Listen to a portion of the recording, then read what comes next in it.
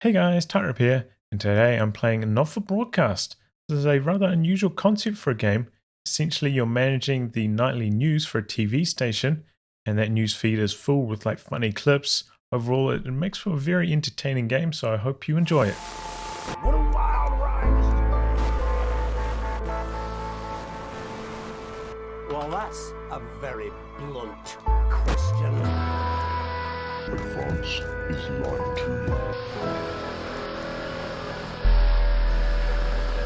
Friends and neighbours, and have confidence that the Alright, team will we're going to be a keep you safe. broadcaster. But now you start to see, yes, the people never happy. It's never enough. Recommended settings, let's go.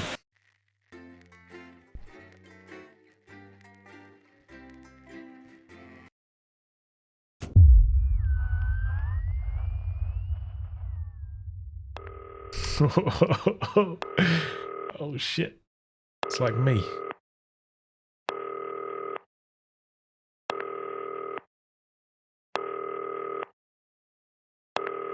Hi, David, I have a call for you. I'm just putting it through. All right, mate. Dave here. Listen, I know you've only come in to clean up the place, but I've got a bit caught up, so you're going to have to run the news tonight. Now, don't worry. It's not hard, and I'm going to stay on the phone and help you. First, I'm going to give you a quick tour of the broadcast room, so if you're not doing it already, look forwards towards all those screens. Right, look up at the top. That coloured bar is your audience. You want to keep the viewers going up and not down. Underneath that, you've got the screens. The one on the right is the broadcast screen. That's what the viewers are seeing at home. It's only a couple of seconds behind the master screen there in the middle. That's the one you control. Now, the four small screens on the left show the different signals coming from the studio, and you can choose between them using the numbered buttons on the vision mixer at the bottom left. Oh. Don't worry. I'll talk you through it and you'll pick it up in no time. Now, have a look to your left. These plugs control everything in the studio. I've left them set up for you, so provided you haven't fiddled with them, all you have to do now is throw the master trip switch and we're in business. Once you've got the power on, face the front again.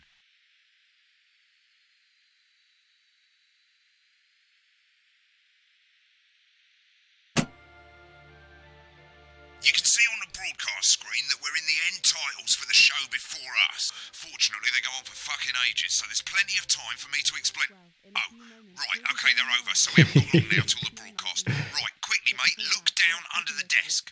You can see a load of videotapes on the left. They're your adverts. Pick any three and load them into the machines on the right. When you've done that, look up to the front again. Take on four old ladies from East Greenwich. Oops.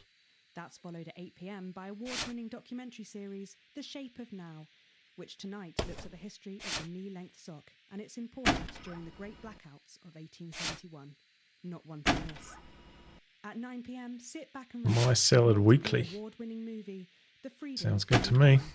Taking us all the way to 11:15, where Right, quick as you can, select screen one. we'll be grilling his guests. Yeah, I thought it might increase our viewing And figures. tonight's Every day. You offer me prawns every day. 10 seconds, everybody. Finally, That's how I at show midnight, love. You're trying to the kill me. National Weather And yet Report you persist. before Going we five, take until 4. But now, it's time to join Jeremy Donaldson for the Good National evening. Nightly I'm News. Jeremy Donaldson. Our main stories tonight. Okay, we're all good. Next is going to be the throw to the news titles on screen 2. There'll be a countdown, but I'll count you in as well. Just relax, mate. It's all gravy. Buys Honest Andy's Totally Independent and corners the flowered market. Top chat. Sports. Top chat. Sports. Wins Sports Personality of the Year. And a spoonful of sugar. Megan will be chatting with movie star Lawrence Might have done that wrong there. about his new movie, The Medicated. And, of course, we'll be going live to Advance Headquarters to hear what the leaders Okay, of the definitely did that party wrong. have to say on their historic Right, button 2 in 3, 2, 1. Lovely, mate. Oh, nailed it. Next thing is to throw back to Jeremy with button 1 when that globe in the middle shrinks down and vanishes.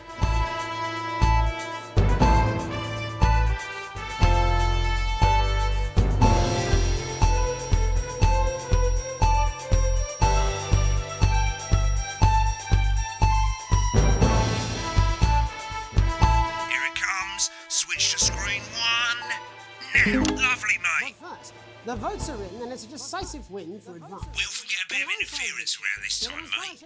Keep your eye on the machine at the bottom right and use the right analog stick on your controller to move the wave up and down, keeping the green bit in the white bit. But critics have accused him of a severe lack of actual policies and of being deliberately vague. Nailed it. The opposition parties have all conceded defeat to Advance's overwhelming mandate, but have yet to appear publicly. However, former Home Secretary... Great, it's going well. All you've got to do now is play the advert at the end of the segment. Make sure you don't play it too early or we'll all get fired. Now the clock at the top is counting you down to the advert. When it reaches 0, press one of the 3 play ad buttons over there at the bottom right. I normally play the first one at the first break and so on, but you can play them in any order you want. I'll count you into it as well, but keep your eye on the clock. R1. Co-leader's acceptance speech. And 3, 2, 1, advert. Now for the break. Play the fucking ad, mate.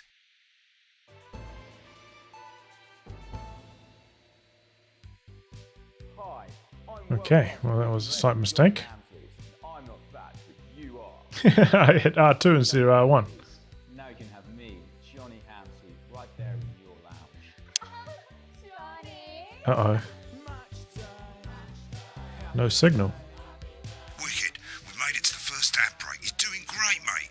But this is where it starts getting a bit trickier. Oh, This shit. next sequence is what we call a multicam sequence, because you're going to be cutting between multiple cameras to keep things interesting. A lot of it's down to personal taste, but here's 3 good rules of thumb. 1, try and keep the shot on whoever is doing the talking. 2, don't stay on the same shot for too long, 10 seconds at the most. So if you're on the person who's talking, try and throw in the odd reaction shot or pull out to the wide shot for a bit just to keep it interesting. 3, don't stay on reaction shots for too long. A couple of seconds is usually enough. Then the audience want to see who's doing the talking, yeah? Stick to these rules and you'll be fine. It's not as complicated as it sounds. You've seen programs on television, haven't you? Make it look like those. Might as well get screen 1 selected now. No need to wait for the broadcast to start. Try and stay ahead, mate. On the break. Quiet in the studio. Thank you so much. 10 seconds, everybody. With Johnny Hamsley. Going in 5, 4, 3. Welcome back to the National Nightly News. Later we'll be hearing from shock election winners Advance. But first Get off, ready to go to special Megan on reporter screen Megan 4. Wolf is here with a star of both stage and screen. Megan? Thank you, Jeremy. Megan Wolf, culture Nailed it. correspondent. And today I have a guest who starred in everything from Shakespeare Right, to go the to shot Blunderclatch film on screen 3 when she says his joined name. today by none other than Lawrence Blunderclatch. Thank you so much for coming on. Oh, my dear, I do hope you believe me when I tell you that being with you here today is among Switch to 2 for the wide now. May I say, having you here with us is among ours. Right, now just try and stay on whoever's Your talking. latest movie, which is called The Medicated. The medicated, yes. Wow, what was that like? Well, as I said to Peter at the Rat, that's Peter Jensen, the director. Give us a look at Megan's reaction. Lovely. Now back to Thunder Twat. I've worked with him on several movies. In time. Thunder Twat. I said to Peter, what a wild ride this has been. What a wild and you know what, Megan? I really meant that. Wow, that is fantastic. And am I right in saying that the character you play in this movie is quite an academic one? Absolutely right. A scientist. Was that a challenge at all? What exactly are you implying? But seriously, yes, you're right. It was a complete departure from my last starring role when I played Sergeant Brock Rockman in Bullet Man. You'll remember that was a true story of one soldier's fight for a love that surpasses all others. A love, of course, for freedom. I think it's grossed over $1 billion, but honestly, who's counting? It's a role that saw you scoop 2 Best Actor awards, if I remember correctly. It's so sweet of you to mention it, but I really am not in it for the awards. This game's Those funny, dude. 3 little statues do take pride of place on my mantelpiece. With all the others, I'm sure.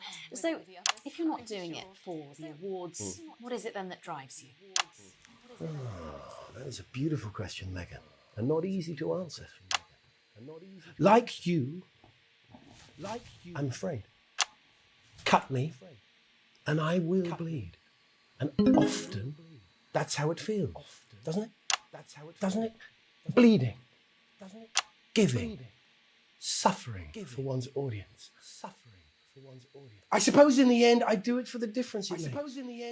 I do it for the people that I inspire. The little people. Been on that shot a bit long. But most of all, I think I do it for the positive change that I can bring about in the world. And today, of course, we're in for some real change, it looks like, in the coming few months. What do you make of this historic election result? Oh, well.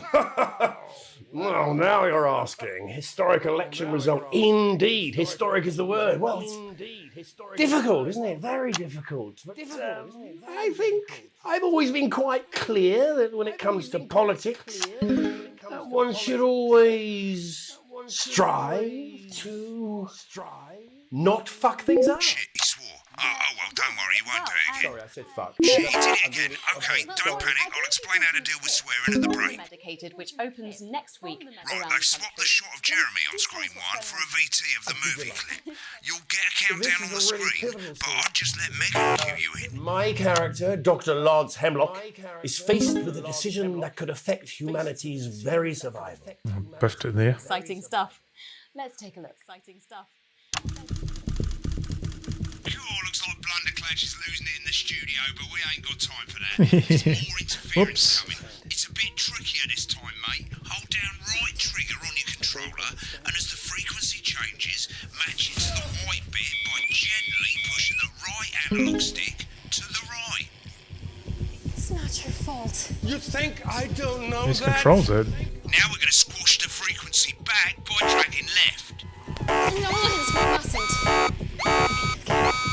Dr. Lance to you, Miss Flanagan.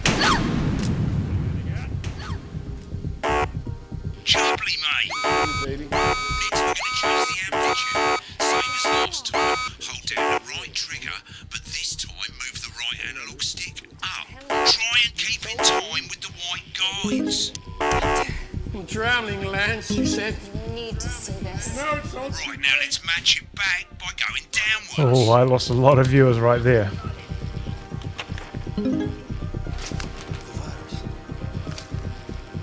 The sterility. This formula. This is the key. Stop it all. Yes! Frankly, mate, you're lucky to still be on the air. Maybe get some practice in. We have to ask ourselves. Oh, still on the green. At the end of the clip, you'll want to play another ad. Remember to use the clock at the top to count you in.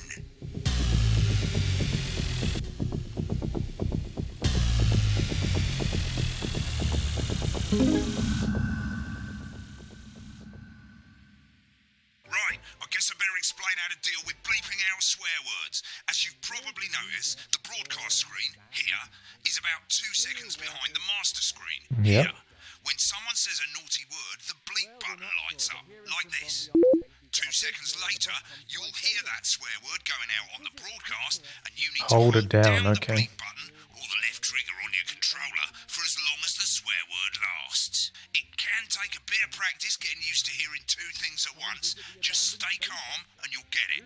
And if you can't tell when to bleep, just above the button, you'll literally be able to see the sound scrolling by.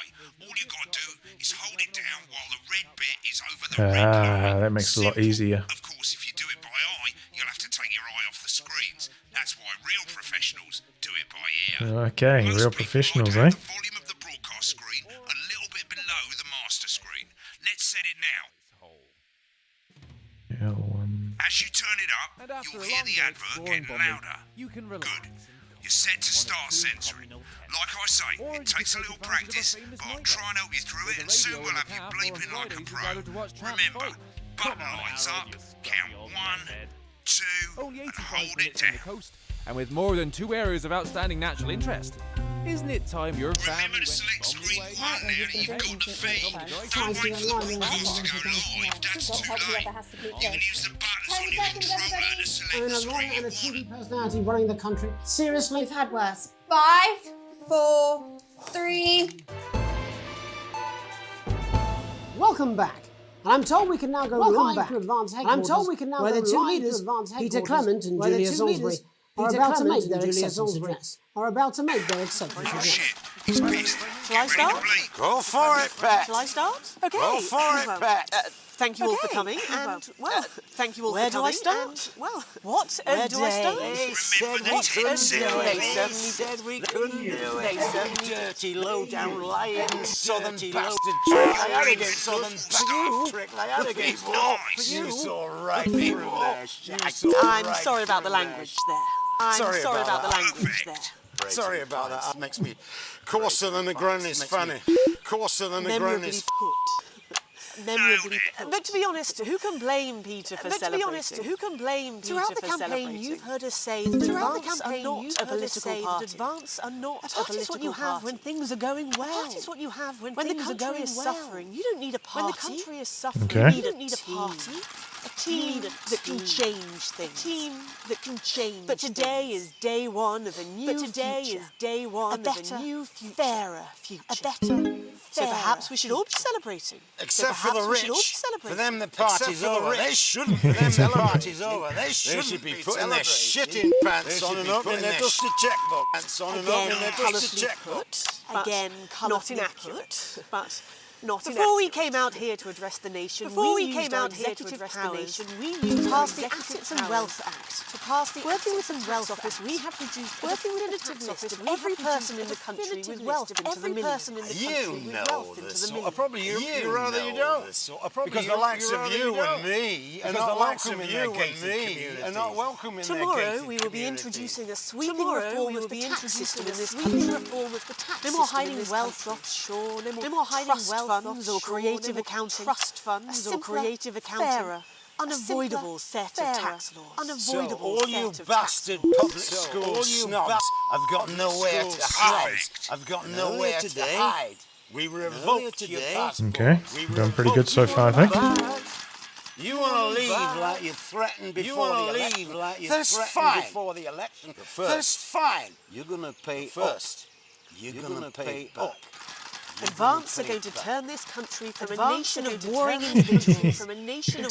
individuals, to properly fund health and education, to raise the living standards of us all. The pundits said we'd have to raise billions. You'll see when we've reclaimed what's ours. That's absolute.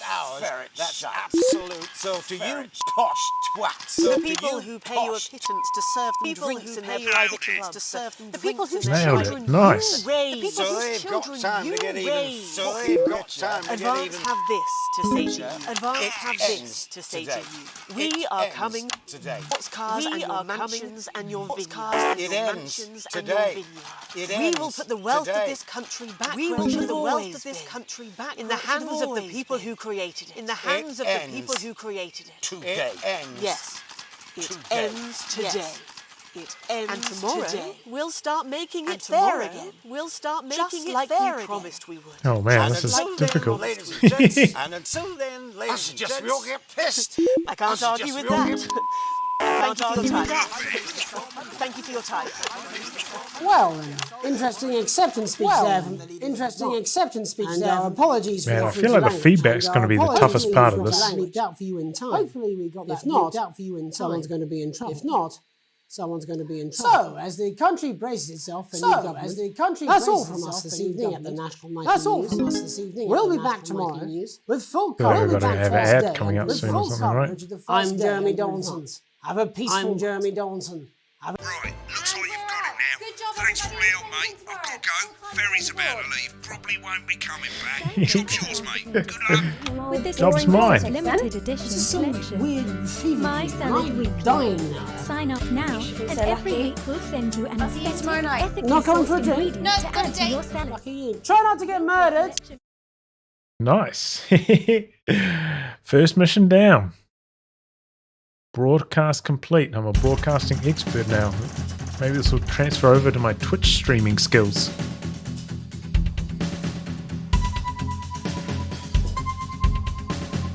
They were already flawless though. Broadcast grade C. I think the feedback section really screwed me over. I feel like I did pretty well apart from that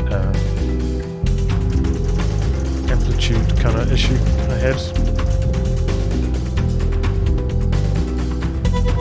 Full wages, current wealth, broke ass poor. Lovely.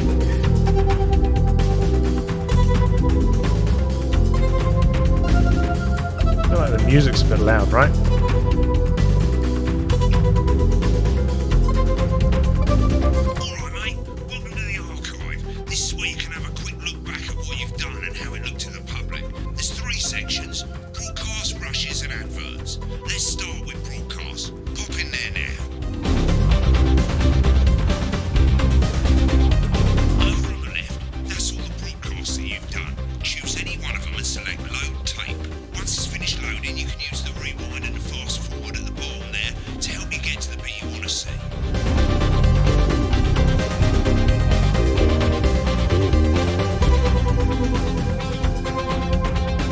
In a few moments, we'll be going live to tonight's national nightly news.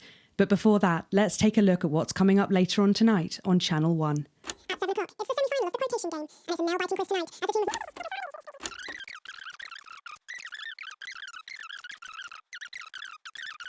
Right. Moving on up, the election win that experts said just independent and corners the flowered market. Top check.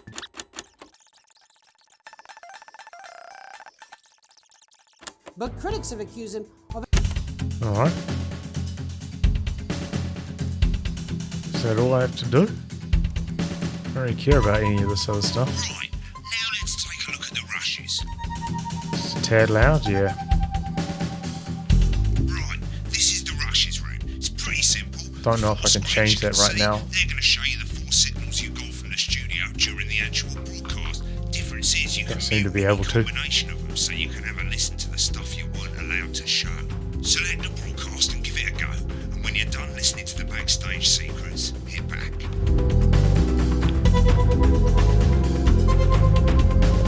If I hit escape, it doesn't really take me to any menus.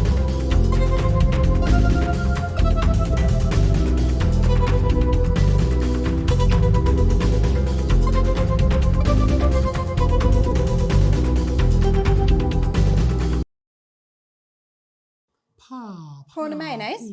You know seafood makes me go out in pustules. Yeah, I thought it might increase our viewing figures. Every day. You offer me prawns every day. 10 seconds, everybody. That's how I show love. Guess they have some memes And yet you persist. as 5, extra 4. footage. It's kind of interesting. Good evening, I'm Jan.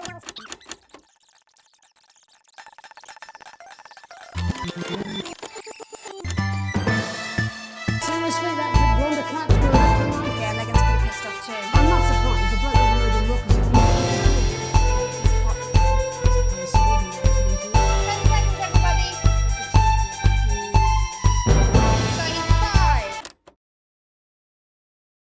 4, 3. Oh, I can mute them. But first, the votes are in and it's a decisive win for Advance. The landslide victory.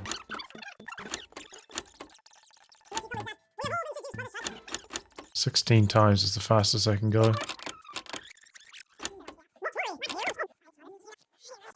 back, everybody. Jeremy, I need you to fill after the ads. What? Why? Wanker Snatch is running late. Oh. I thought I'd ask him about the election. Personally, I wouldn't try to confuse him with any big words. That's the same policy we use with you. I thought that was our little secret. That's all right, he doesn't remember anything I tell him. I'm deeply uncomfortable with your burgeoning friendship. Love you too. Yeah. Interesting.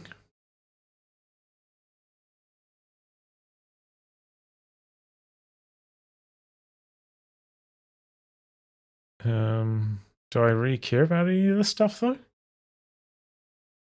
I guess that's where the story's supposed to be, right?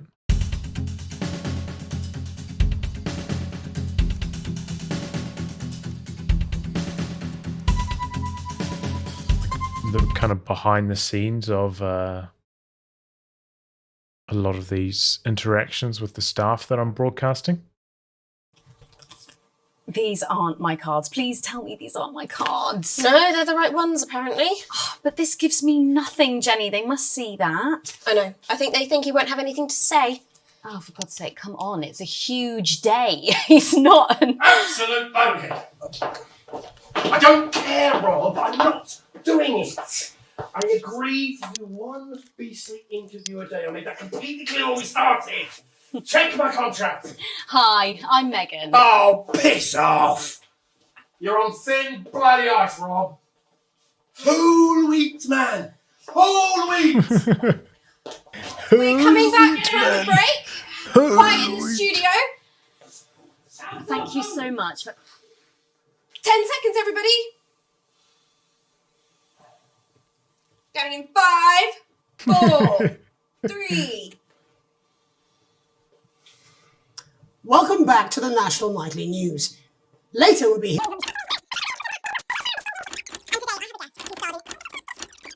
16 times. Any memes at the end of this one as well?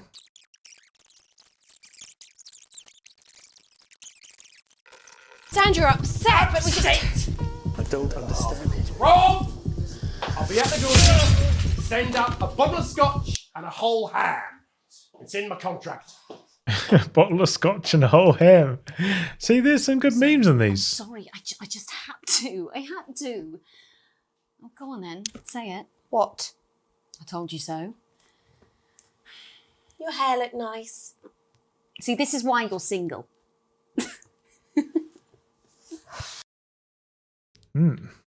See, there's a whole ham. These are memes we wouldn't know about if we didn't watch these.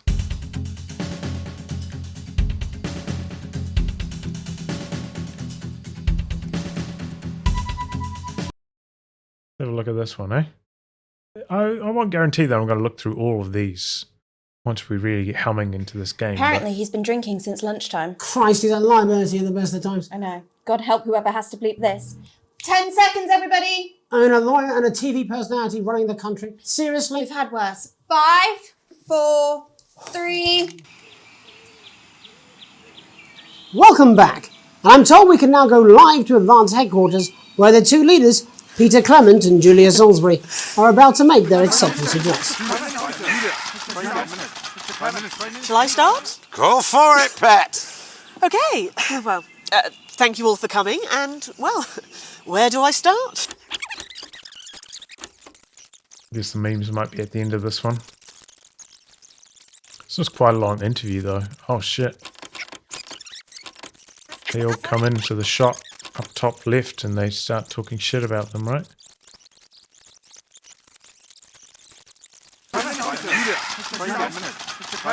Shall I start? Go for it, Pet. Okay, well, thank you all for coming, and... See what they have to say. Am I going to hit the source this morning?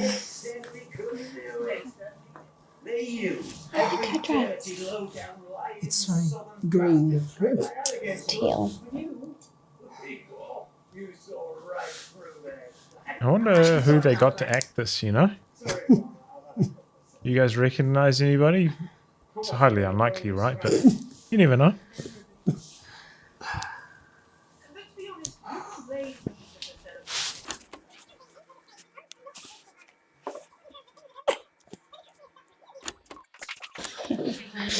Oh, not much. Team spirit. Swearing. Megan's pretty hot though. Not gonna lie. Except for the rich. For them, the party's over. They shouldn't be celebrating.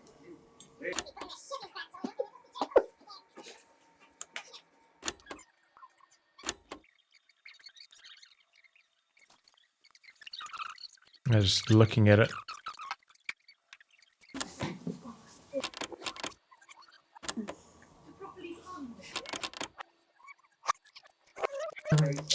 Whatever they are. All right. Continue.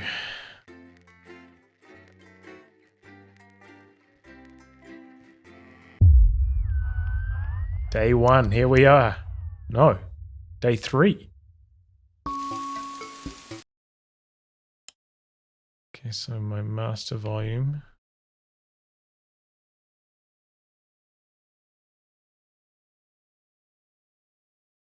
I want to bring that down. I guess I do that with the mouse.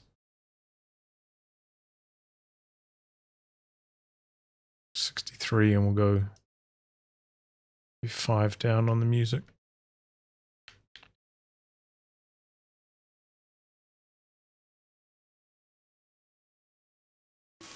All right.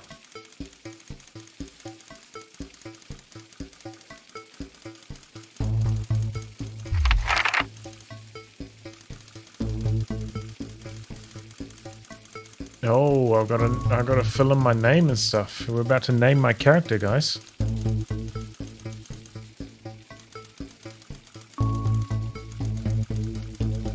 So I'm supposed to be a woman. I've got a husband and 2 children who are in the mid to late teens.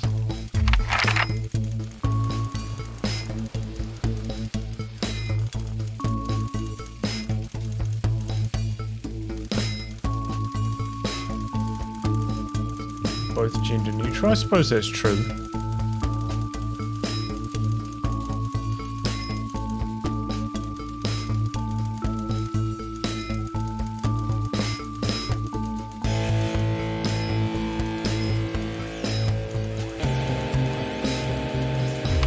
Ease myself in.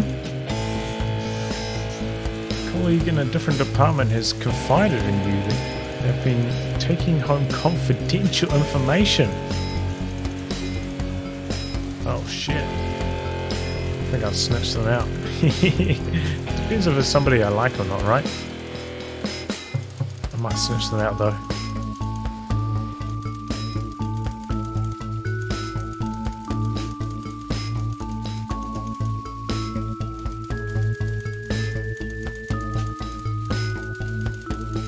What do you reckon?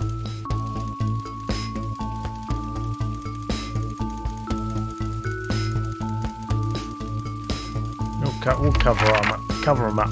Let's do it.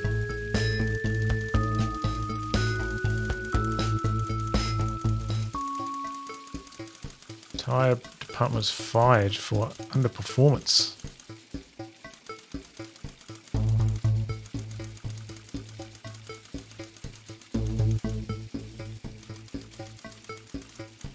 Significantly higher targets, huh? I'll just leave work on time.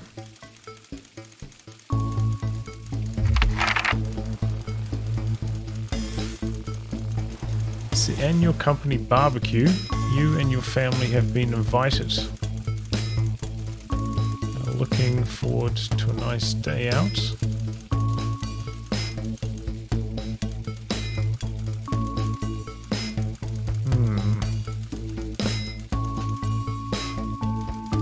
I think I'll be looking forward to the annual company barbecue. I think I'll go. I wouldn't mind missing it, I think. It's my policy on that kind of thing.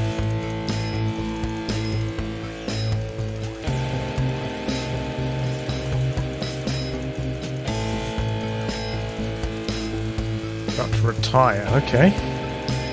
That's my achievements. Good memories. Give an honest review of the pros and cons. Oh boy. Refused to attend my own retirement ceremony, I guess they're giving me.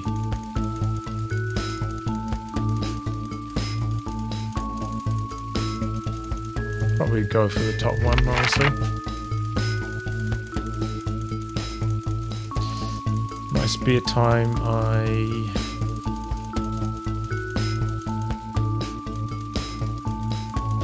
this is me as a theatrical broadcaster, right? Not me as a person now, since I don't have children. I suppose though, technically me making guides for Company of Heroes is the same as encouraging and supporting my children with their hobbies, right? You guys are my children. Sure.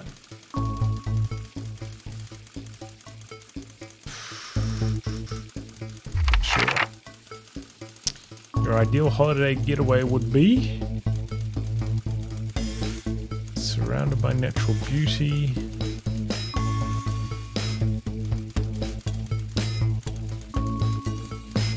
Probably exploring somewhere unfamiliar. Theme parks are pretty good though as well.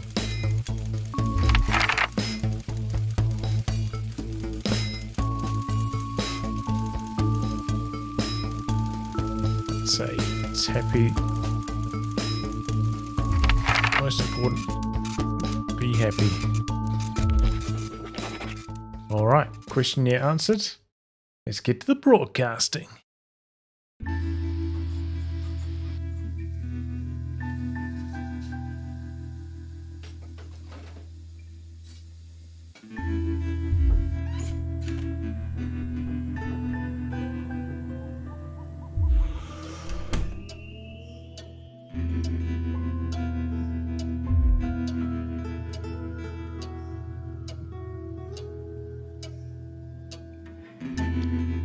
Assets and Wealth Act.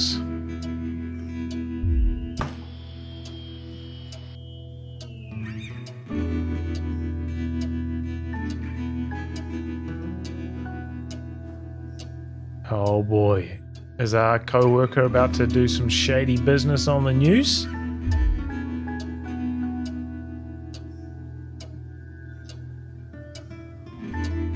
Borrow my passport. What?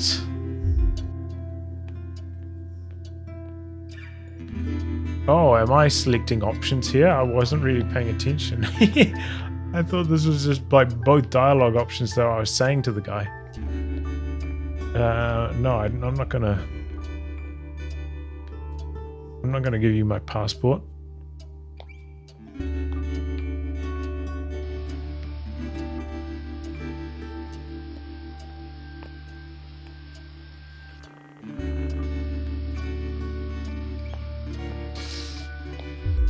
No, you're not taking my passport, mate. No way. We're family. Is this my... Did I miss something? Is this... I thought this was a co-worker.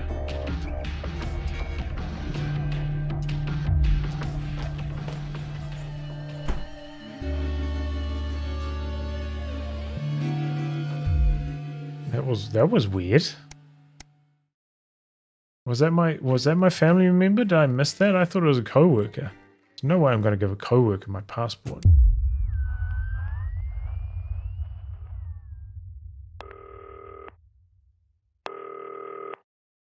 But maybe I misread that. Probably did.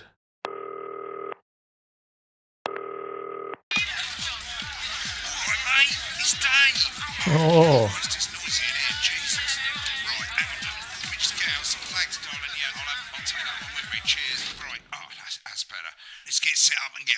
So I can get back to my guests. First of all, let's get the power on. You need to get at least the bottom 4 plugs on.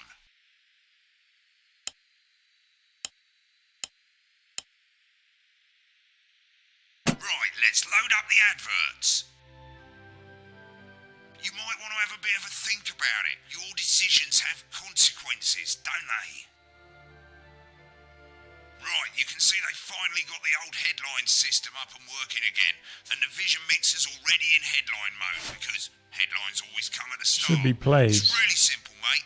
These 2 buttons at the bottom of the vision mixer, you can see they now have A and B on them, and they're to help you pick image A on the left bottom It's coming screen soon to a medium-sized hall near you. screen. That's a good meme. It's really simple. This little clock here will count down the number of seconds you have to make your decision. I don't know what I'm If you doing. make a decision in that time, you're fine. And you can change your mind as much as you want until the clock reaches 0. But if you don't make any decision, you'll be fired before you even get to make another choice. I just want to say one more thing, mate. The pictures you choose to show of these people, well, that's how the public is going to perceive them, and that's going to affect their lives. I didn't. Choose carefully. No, you're my sister's kid. Good luck, mate. If I get time, I'll call you back in the next break.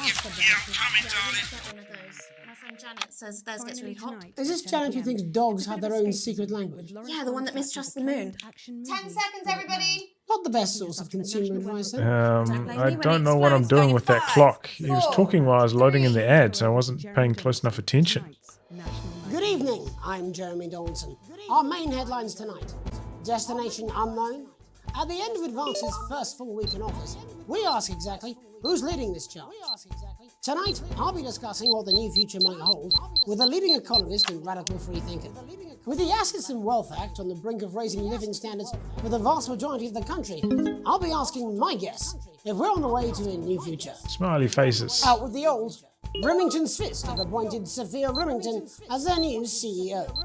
The following photo, taken from our archive, gives us a sense of this influential young firebrand who, at the tender age of 23, becomes the youngest female CEO in history. Sophia Remington's appointment is a risk for the giant mega corporation. Sophia, as our regular viewers Gamble. has always been a wild child and has been romantically linked to several movie stars and sports personalities. In her first press conference this afternoon, Sophia announced a children's toy named Mr. Snugglehouse. Sophia promises it'll be all the rage this Christmas, but concerns have been raised about the product's safety. Making a splash. Intrepid scientist Dr. David Wong and marine biologist Ingrid Swarsborg-Horgensford We'll go for smiley faces again. The recently discovered cave system was previously thought unreachable, but thanks to a new breakthrough in underwater flood technology, Underwater flood technology, huh? the imposing central cavern and the undiscovered plant species it contains. This is, of course, only the latest in a series of successful expeditions for this unlikely pair. In a joint statement about the dangers their team might face, the pair stated, "We will face the plentiful challenges together like we always have." We're doing good. We're doing good. Playing the field. Rumours abound as sporting legend Johnny Hamsleeves is snapped leaving Bush, one of the capital's hottest clubs. The footballer was caught while out celebrating being named Sports Personality of the Year last week, as reported by this the puke. And judging from the angle and velocity of that spray, it looks like Johnny may have been celebrating a little bit too much. I certainly wouldn't want to be his dry cleaner. And grievous bodily charm. With advance promising a radical new position on crime, how afraid should we actually be? I'll be going live around the country to talk with I people who've guess they seen like cut in a different video depending on which you more and more powers select. passing to the police, and less A and or less B. oversight. Are we using an advanced-shaped sledgehammer to crack a nut? All that, and mega move with a group of young actors already experiencing the positive side of the new Assets and Wealth Act firsthand. They'll be talking and performing later. That's all coming up on tonight's National Nightly News.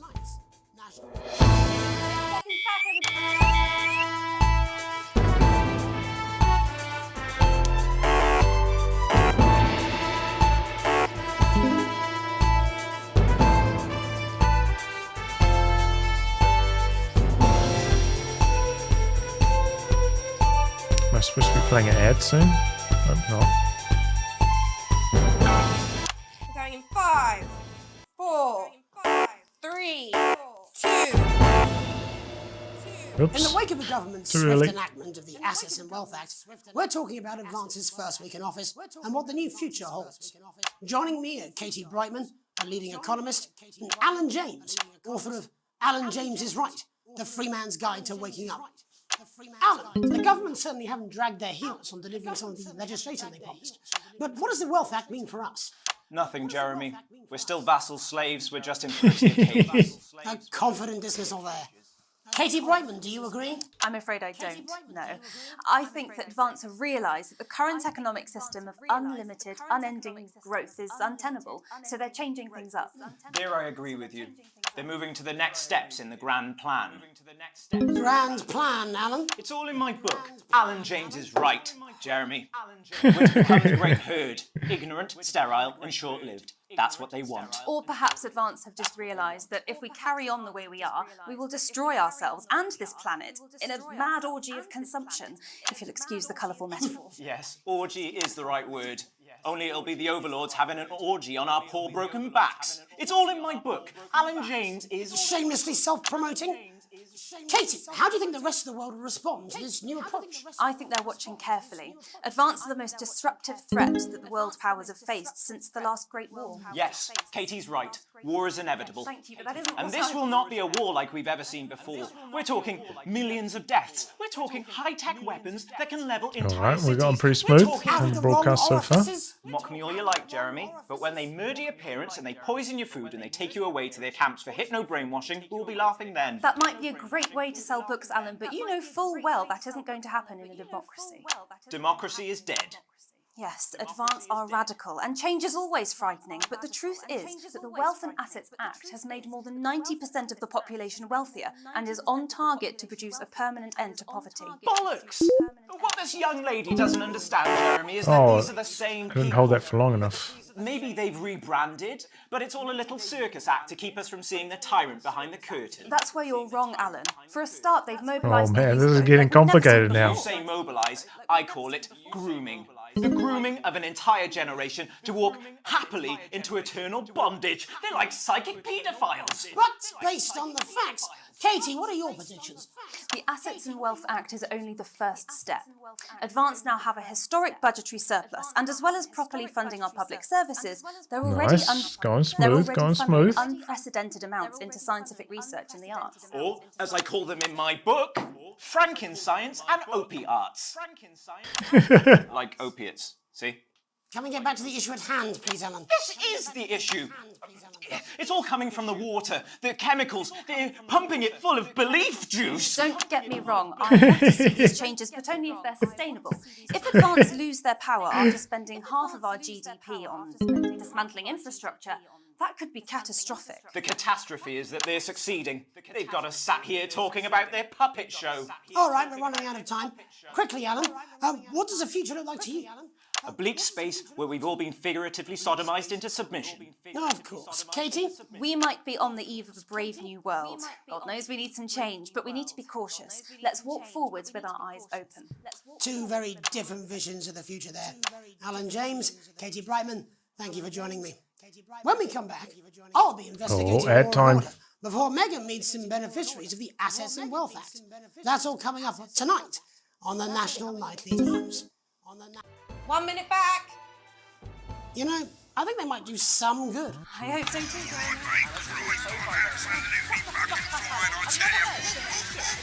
How's it going actually? Fuck it, I don't care, I hate the fucking news. Oh, bloody hell, I love this tune though. Alright mate, see you later, bye! Well, I don't know what she meant by that. I'm flying solo now, lads. No more tutorial me.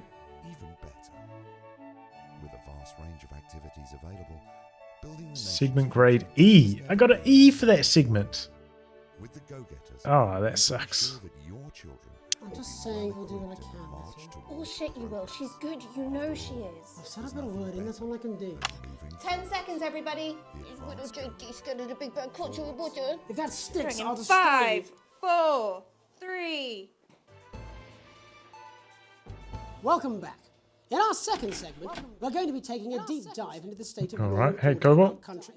Do you know this game? Advance have already tasked what they are calling a solutions team to move this serious social problem to the top of the list. Tonight, we go behind the headlines to meet the people who live with the criminal justice system every day of their lives. First up, we have Gregory Judge, a lawyer who sees the problems close up on the front line. Can you hear me, Gregory? Yes, I've got you, Jeremy. Thanks for having me. What's it like on the front line of the hard face of the cold hand of justice? Well, as you can imagine, I'm nailing Jeremy, it. I'm we're nailing it. massively understaffed in this country. We're working every hour we can just to try and cope with the caseloads on our desks. Which must affect the quality of support you can offer. Well, we can barely keep up with demand, Who's Jeremy. There just simply isn't enough being done at a systemic level to relieve the problem. We need more support from ministers. We need change at a structural level, I'm Jeremy. leaving, Greg. Not a good time, darling. It never is it? I'll be at my mother's. Just hang on. No, the problem isn't a local one, Jeremy. It's nationwide. Just give me 5 minutes. I'm talking to Jeremy Donaldson. Oh, have you mentioned your affairs? No. Well, the affairs of the Justice Department that we should be concerned about. Hello, Mr. Donaldson. Hello, Mrs. Judge. We need We're back in. legislation to relieve the pressure on our public Sorry servants. to interrupt the news, Mr. Donaldson. Can I have a moment to tell my husband I'm leaving him? Yes, I am. Quite the picture of a burdened legal sector. Oh shit, it's getting real. Judge, thank you for joining us.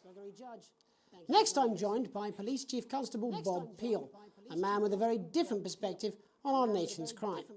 Do you think there's a problem with the system, Bob? I'm sure we all do, Jeremy. I'm sure we all long for a return to the days when you could Interference again. safely walk the streets of your community at night, looking in through windows and generally enjoying your neighbours without the risk of being terrorised by some thug with a knife or cosh. So you feel the streets simply aren't safe anymore? Where have we gone wrong, Bob? Well, that's not a simple question, Jeremy, but I think it all comes down to moral decay. We've diluted our culture and lost touch with our citizen of this once great country. Also, as the vicar noted in Sunday's sermon, we probably shouldn't have banned hanging. Oh my god, I just buffed that section. Moral decay. Oh my god. Keep going to the triangle instead of square. Leviticus clearly states that... Oh, bugger, hang on a moment. Jeremy, a bloody gimp's escaped. Delia, could you give me a little help, please, dear? Did get the sensor going on that one. As I was saying, Jesus... What, there's a dude back there. And just to be clear, you think it's the dude, a bondage responsible for the moral decay? Absolutely, Jeremy. What? Back in your box, Clive. Back in your box. Delia, I really could use a little help with this. Darling, I was saving the badges. Yes, I'm talking to Jeremy Donaldson. Clive, could you put him back in his box? Clive, you know it's Wednesday. You put back in your gimp space. And whose responsibility is it to make a change, Bob? Well, it is certainly not the responsibility of the decent, good, white people of this... Oh, hold on just a moment. Oh, Clive, this is Clive, I am not having this again. He doesn't have any pants on. As I was saying, Jeremy, moral decay. Crime is the responsibility of the criminal, no one else.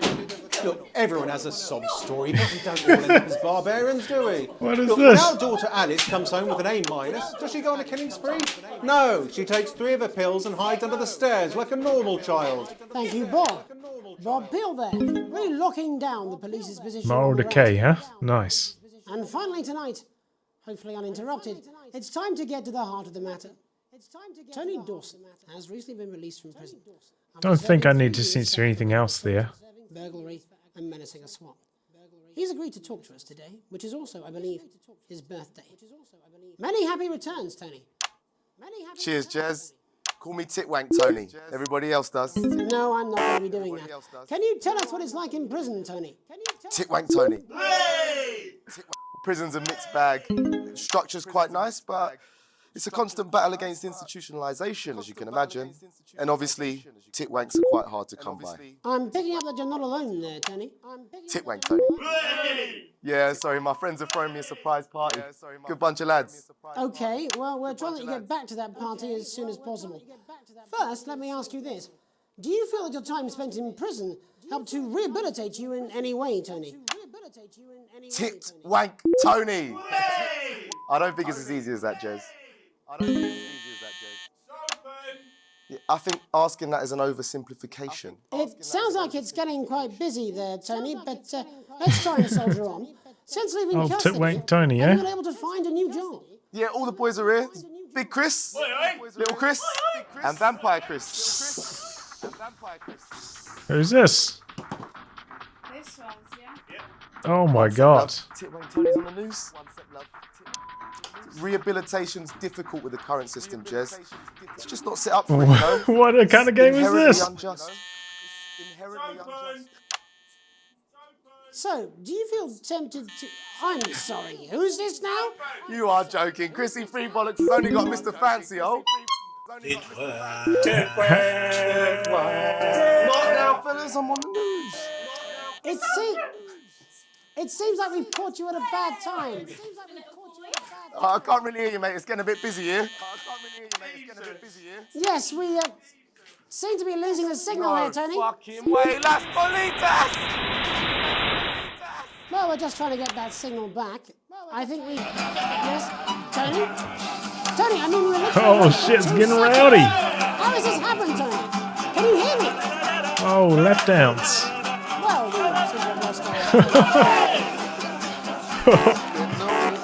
I've managed to glean a broader understanding of the serious and complex issues around thespians. We'll be back after these messages. 1 minute back, everybody. That went well. Yes. I ain't got long enough quite drunk. It's been a great night. In this next section, there's a bit of music. If you edit in time with the music, you can see the result on the vision mixer, and the public will love that. Don't worry if you don't. Segment grade E again. I just had to get those tits in there again, though, you know? One last tip. When the music starts, turn down the broadcast volume. Right, enjoy the music bit. God, I love music. God, I'm so pissed. I think I might go and throw up in a bit. Sure, it's on his way. Come on, it's welcome back. How hard can it be? This is on you. 10 seconds, everybody. We're gonna open on Megan. Camera 2. Going in 5, 4, 3. Welcome's Black, I'm Megan Wolfe, and on tonight's Culture Spot, I'll be chatting with one of the first beneficiaries of the Assets and Wealth Act, a team of inspiring young people from Scritchford Sixth Form College, who today received a grant from Advance to take their play, Hey, Friendship, on a tour of local secondary schools. Welcome to you all. Well, let's start with you two, Harriet and Charlotte Winstanley-Hamilton. Girls, you must be thrilled. We are, Megan. We're overwhelmed, to be honest. And I believe you two are sisters, is that right? Yes, Charlotte's my oldest. I'm the older, more popular one. I'm joking. Harriet and Trey were really the ones who came up with the whole idea. So, Harry and I were shooting the breeze in the cafeteria, and I said, hey, let's actually do something.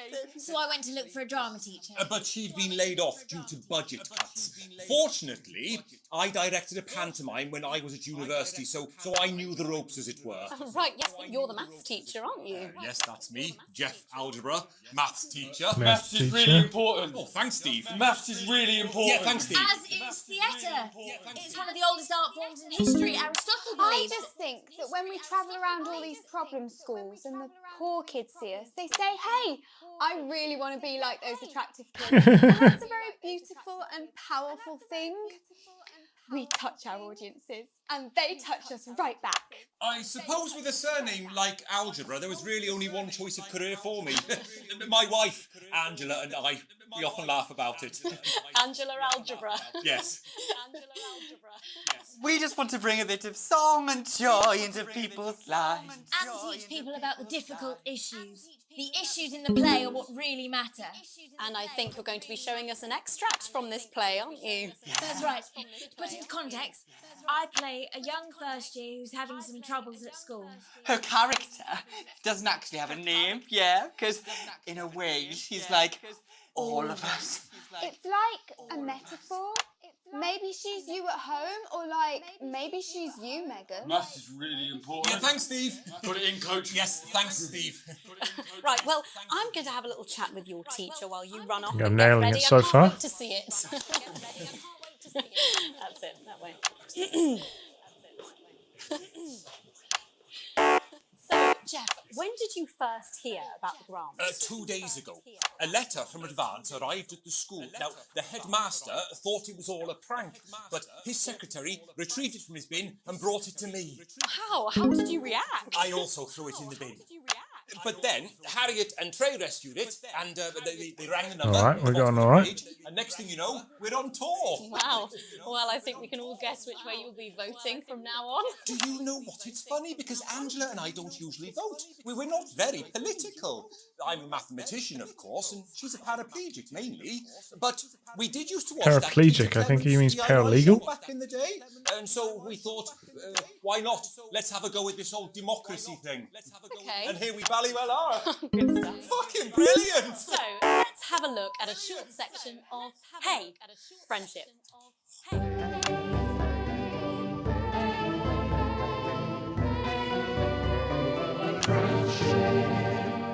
Dear Diary, I'm not sure I can take another day at this school.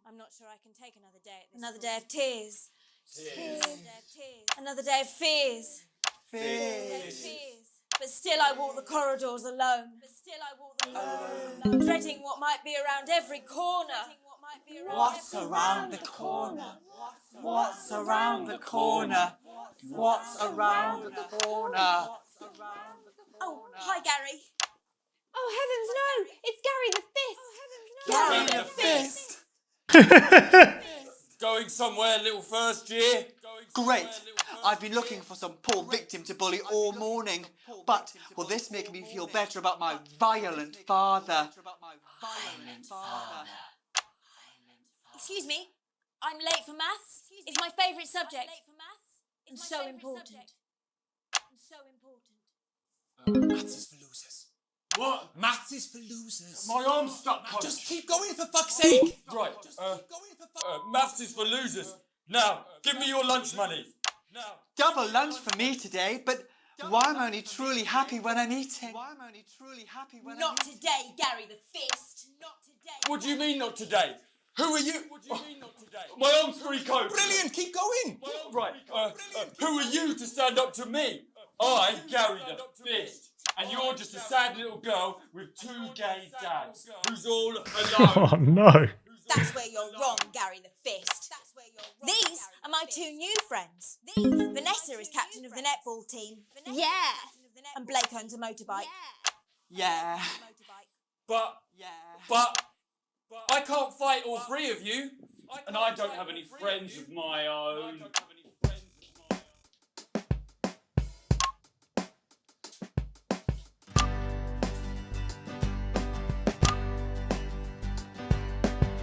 Take a look at me. Take a little look at my face. I could be you. She could be you. And you could be me. Or you could be me. Life can be peachy keen if you work as a team. It's my choice to be mean. So stop now, make a different choice. Listen to that inner voice. Hey, listen up, I won't take no crap. Who said middle class girls can't rap? I ain't afraid of your cruel lads. I'm a mother-loving rebel, but I still love maths.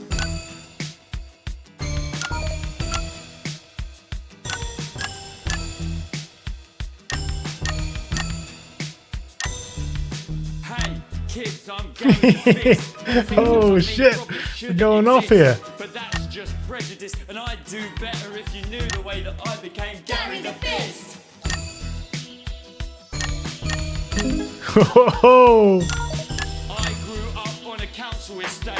The park was hip, but the flats weren't great. My dad used to come home drunk and late, and he'd hit my mum for dinner. He had to wait. Where's my dinner?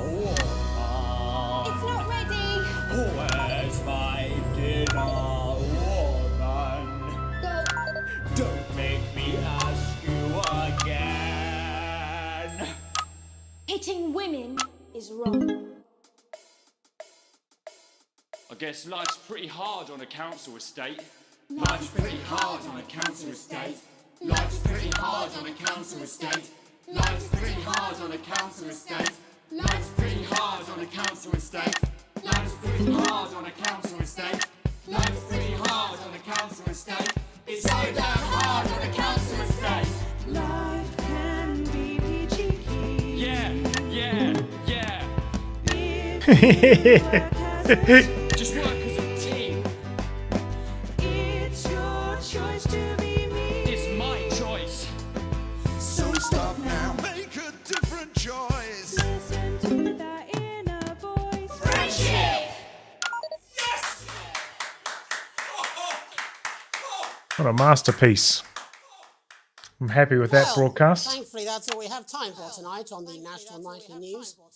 Join us tomorrow night. I'm pretty pleased with that broadcast. That was top-notch broadcasting there. Jeremy Dawson. Have a peaceful night. And we're out.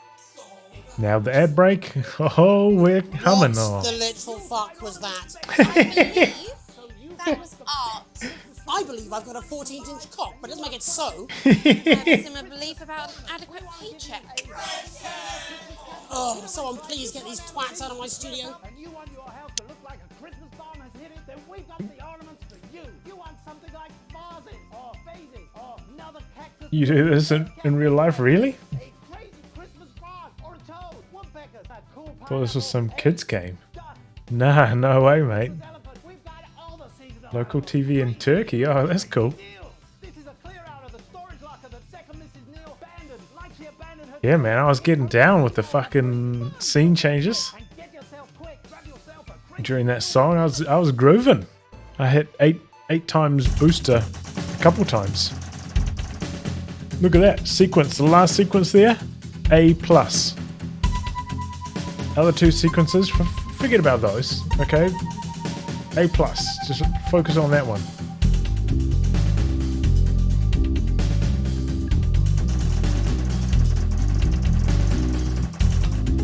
I'm broke ass poor. I don't think I've bought anything with my wages. And I don't really understand this whole world meme.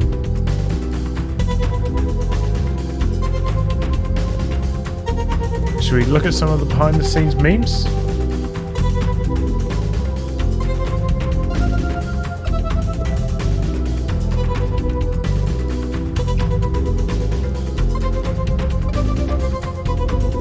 Russia's room. Confirm.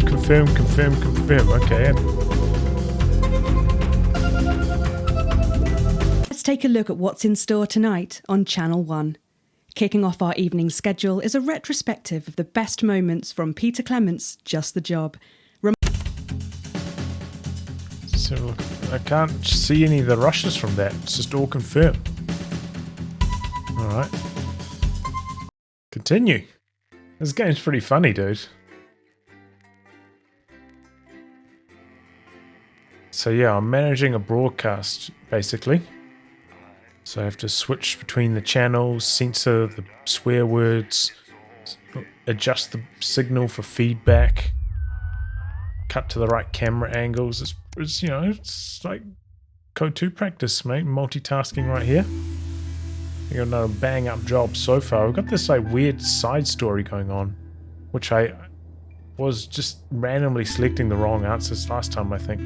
Didn't realize what I was doing. I actually had things to pick.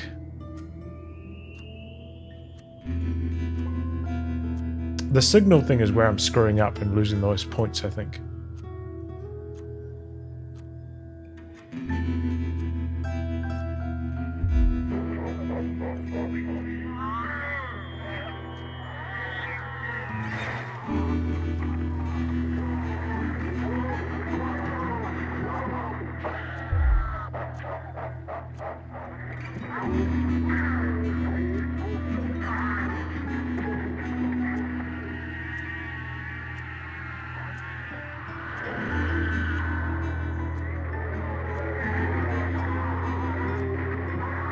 School night? School night? No way, buddy. Not on a school night.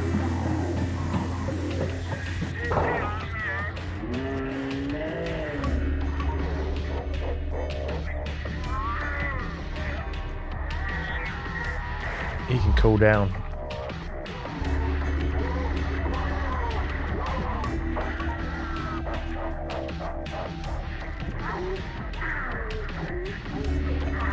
Yeah, he's definitely going to be grounded. No escape from that, mate.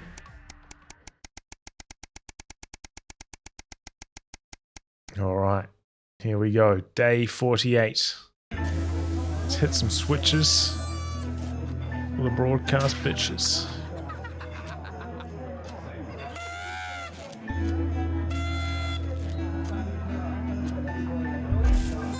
This side story is really weird. I think it said in the like difficulty slider there were more of these story things or something. I don't know, it was weird.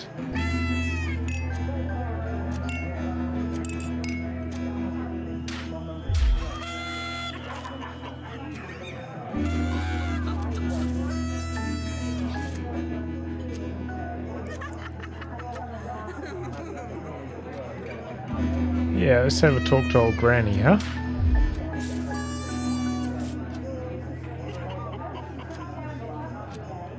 Oh damn, she's losing her mind. She's got too old.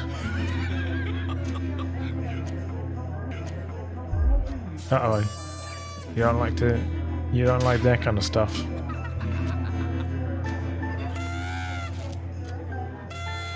Alright, let's make a toast.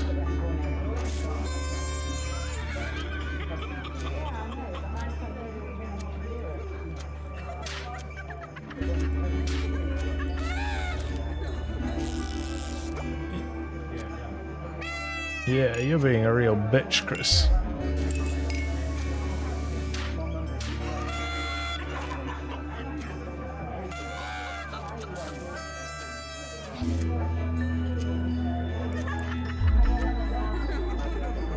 The side story is not very good. I kind of wish it was just broadcasting stuff.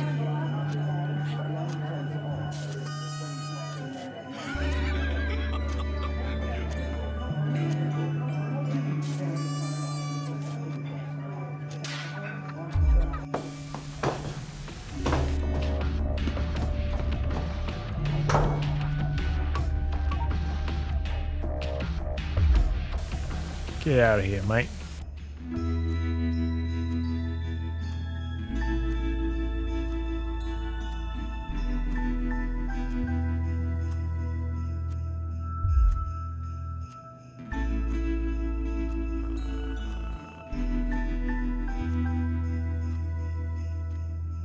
We'll find a way to wake it.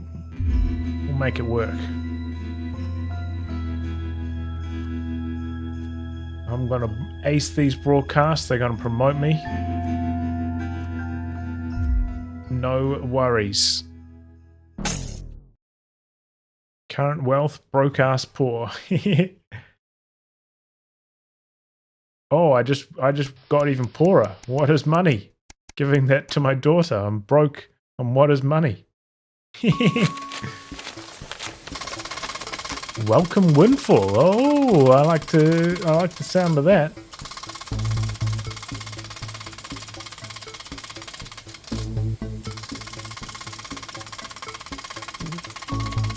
Oh, the new assets and wealth redemption scheme.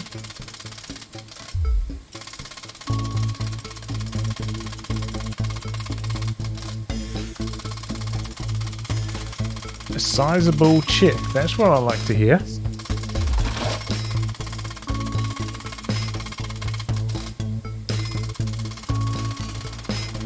Listen slightly. I thought it was a sizable check.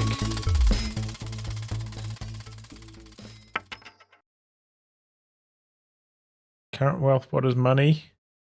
Not worrying every day. Hey! Yeah! Not worrying every day. That's where we like to be.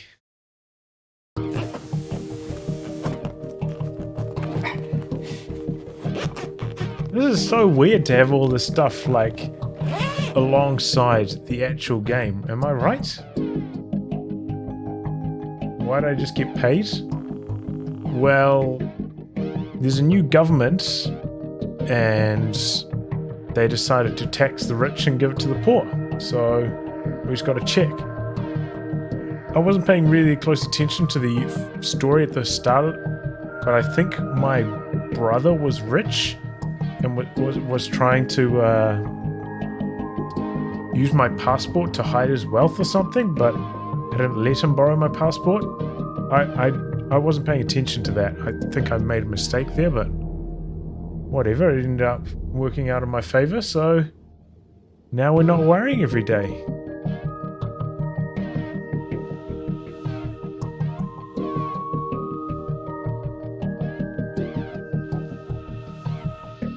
Bit of romance and peace and quiet. I thought I answered the questionnaire initially that I wanted to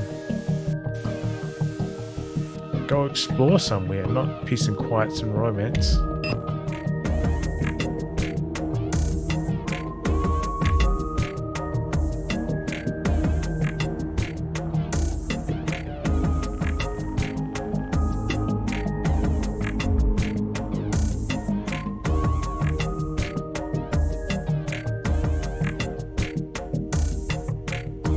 What do you guys reckon?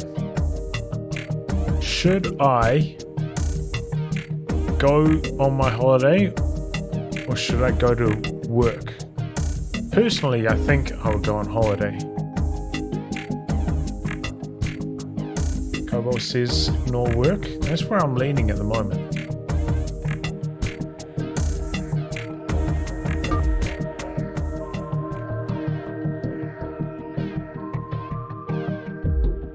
Yeah.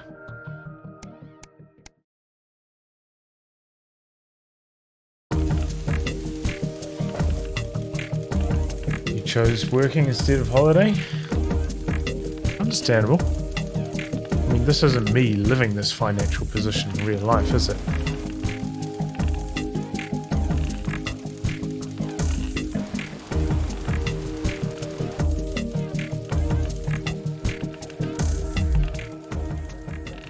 Sour looks from my colleagues. Oh well. I want to have a holiday. It was all planned.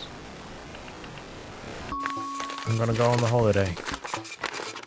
Where's the broadcast at though? Maybe I would have done a broadcast if I answered I'm going into work. I might skip that then.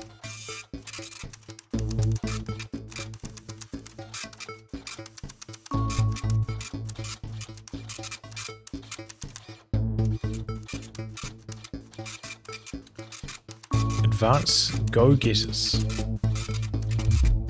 Youth Club.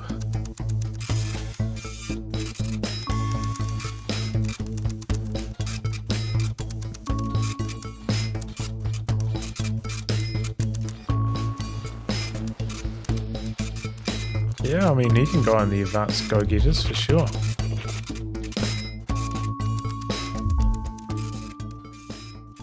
Do you remember all the side stories for this? Did you play this Kobo or did you watch somebody stream it?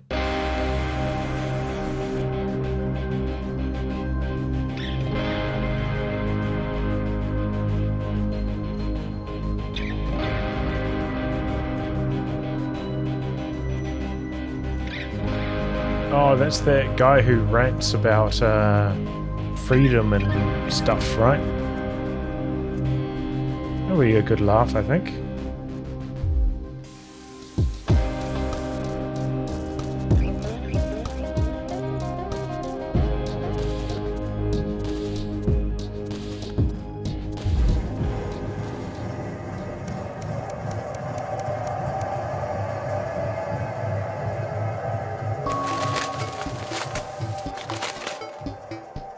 Didn't know there was a side story. Yeah, I mean, I've only done 2 broadcasts so far, the tutorial and the one just before. After almost a year. Or a third of a year of working. This is a weird game. Like the broadcasting simulator is kind of funny, right? But the side story is weird.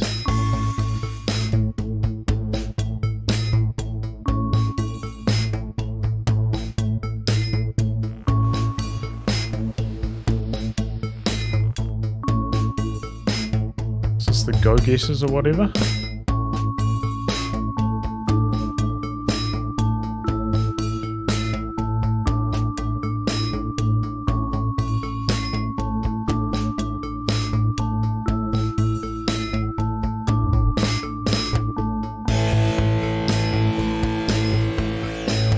Oh boy, here's a big choice. So, select one of 3. Eye of Beholder Incorporated. Neil's Deals. Pleasure Corp. I think I'm going to go with Eye of Beholder.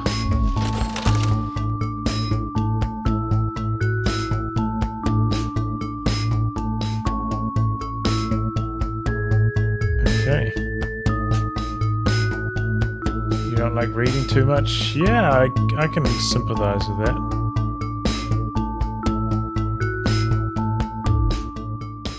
So, with my partnership now, it makes sense for me to try and run ads for cosmetics. I think is the idea, right? What was it? Cosmetics and clothing and stuff?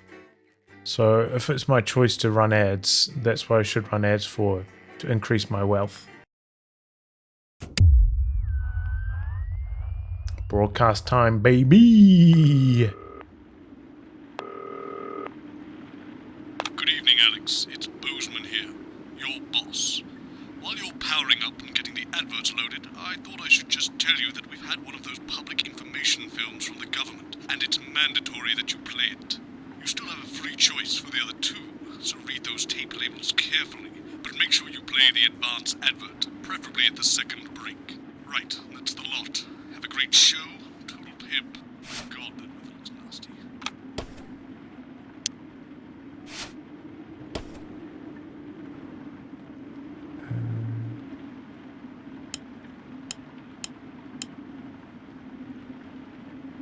I don't know why I talked to you. It probably is a really awful date. 10 seconds, everybody. Like I said, all of you. Did your personality accidentally slip out? Correct. It's going in 5, 4, 3. It's time for the National Nightly News with Jeremy Donaldson and... Good evening.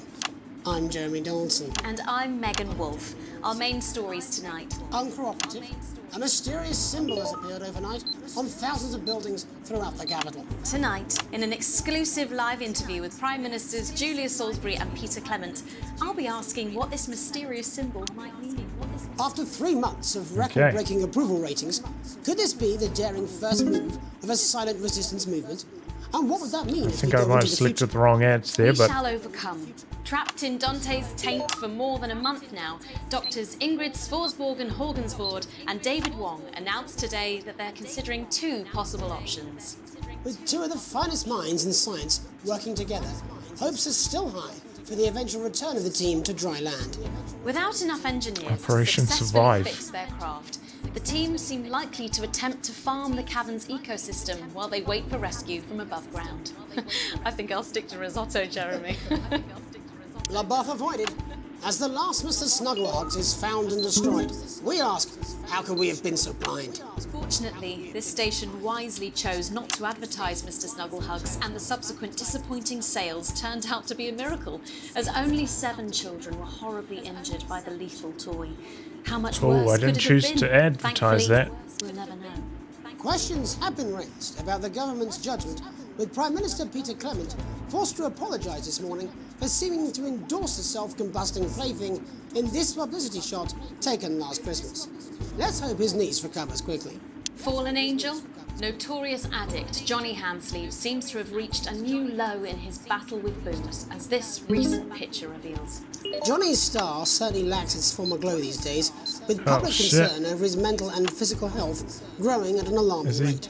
headbutting that guy? Banned from the national squad earlier this year after urinating on a referee during a friendly against East Grinchley, things seem to have gone from bad to worse for Hansleeves. Is his once celebrated role model about to become a bad boy of sports? And radical ideas. In an attempt to put the Mr. Snugglehugs disaster behind them, Remington's Fist CEO Sophia Remington today announced a surprising new project that already has the markets raising an eyebrow.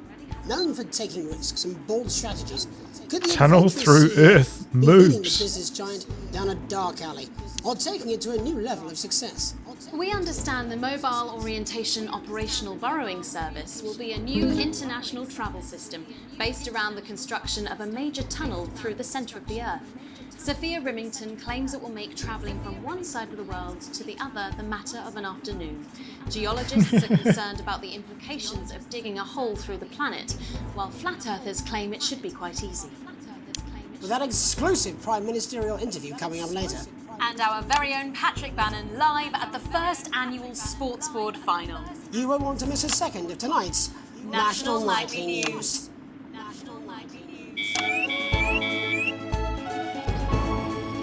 Oh boy.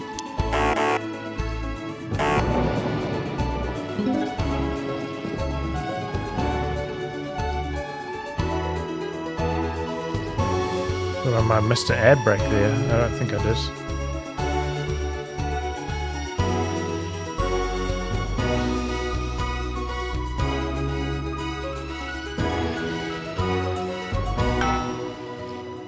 But first tonight, While Advance is certainly proving popular with the majority of the country, who've seen their wealth and standards of living increase that's me, baby. for some, the transition has not been as pleasant. That's right, Megan. The formerly aristocratic members of our society have had to make major adjustments to come to terms with the new regime. Robin Short is in suburbia investigating rumours that these previously privileged people may be planning some kind of protest. Robin? Thanks, Megan. I'm here in Moderate Hatchings to talk to Wentworth and Penelope Somerset Bentley, who were relocated to the house you see behind me after Advance passed the Assets and Wealth Act on their first day in office. Tell me, how are you settling into your new lives? Well, quite frankly, Robin, we're not settling in at all. Our neighbours are whitewatters. It's simply untenable. I hope you'll forgive my language, but it's as steaming as a Wednesday hatch basket with too much spatting. Steady now, Penelope. Sorry, Robin, my sister's under a lot of pressure. She had to dress herself this morning and she still hasn't quite recovered, Robin. My goodness, that must have been quite a shock. She really struggles with ribbons, Robin. Funnily do. Is there a swear word that I need to censor? Big house? This grubby little gaddis spatch only has one staircase. And the breakfast room and the dining room in the same bloody place. Imagine that. Having all one's quiet in one room. One room. Signal's going haywire. I have to You say to the people that censor feel all that these your family swear has had it words. far too easy for far too long, and that these redistributions are both fair and just. I hardly think we've had it easy for fussle's sake. Only one of our swimming pools was even heated. But realistically, what can you do? Well, you've asked the right bloody question, Robin. Thank you, Wentworth. I wasn't the youngest ever editor of the Swinstead Middle School Inquirer for no reason.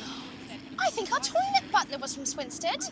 Dear George. Oh, I wonder what happened to him. I remember! Daddy tried to shoot him in the buttocks and he ran off into the woods. No, that's probably my last happy memory, Robin.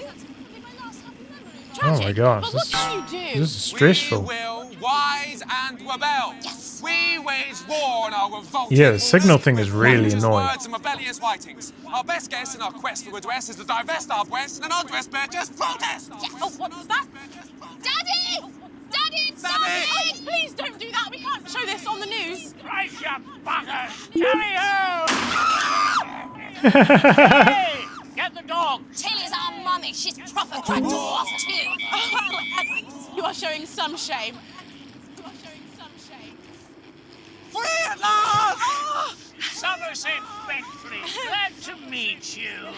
See, the protest has started already. Nice sharp work, boy. Thanks, Daddy. He gets that from me, you know. And forgive me, what are you trying to achieve here? We just want to be footing well fed, that's all. Language, Penelope. We are news, not rules. Sorry, Daddy. We want the world to realise we won't roll over and run away. We will revolt. We will rise again. Yes, we bloody will. Oh, that signal, dude, is costing me the whole game at the moment.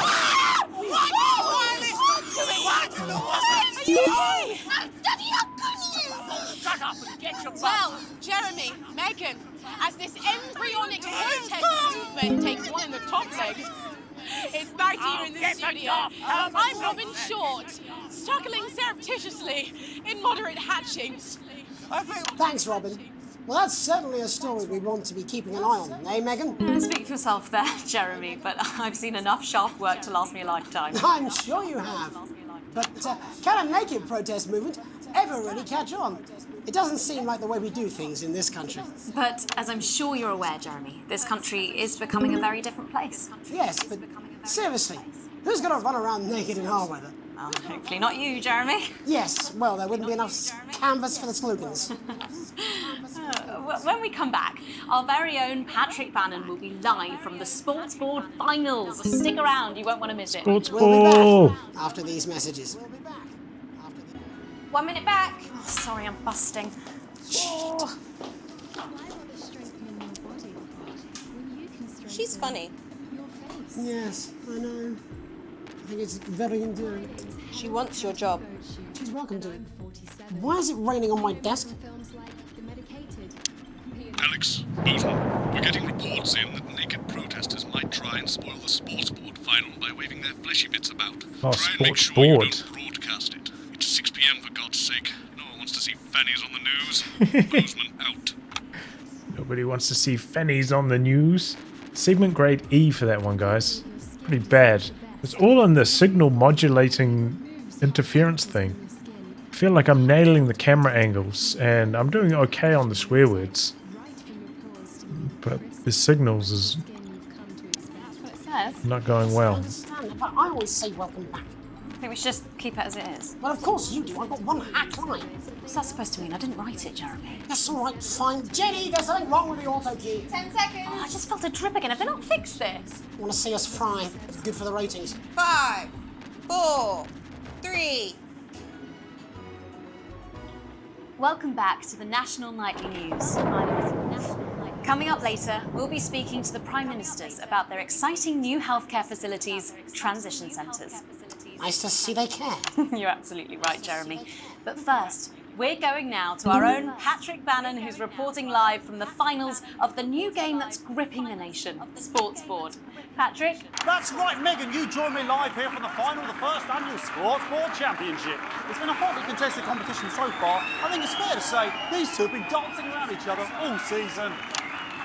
First up, we have Eddie Stryker. She's the more experienced of our two players today. Stryker has got an accuracy of 7, a danger rating of K, and a 12-month driving ban. Stryker's known for her signature move, the Orangi Hamster. And facing her tonight, hoping to prove himself with a career record of 12 outs, 14 finishes, and a divorce pending. It's Mr. Wingspan himself, divorce Tommy, pending? a finger now, Harris. Just waiting on the ref now. The slapping ceremony is taking part. Still going on. And Stryker, of course, first to start as she won the trivia round earlier on by some margin. Harris, perhaps the brawn and not the brains. Stupid. Eddie Stryker. Why are her clothes Nice start wet? there from Stryker. She's determined not to let the nerves show. Not after last time. On to Mr. Harris now. Tommy. Using his arm to pick up the ball.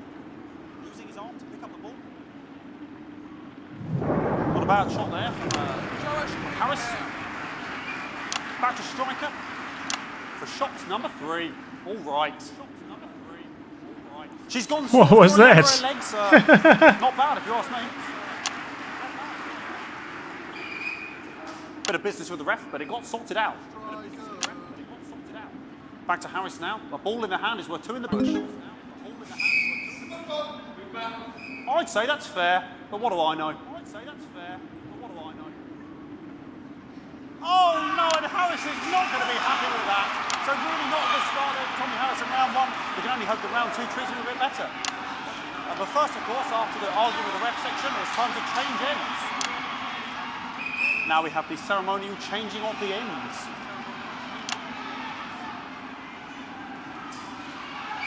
And of course, now they go back to the starting positions, as that makes sense.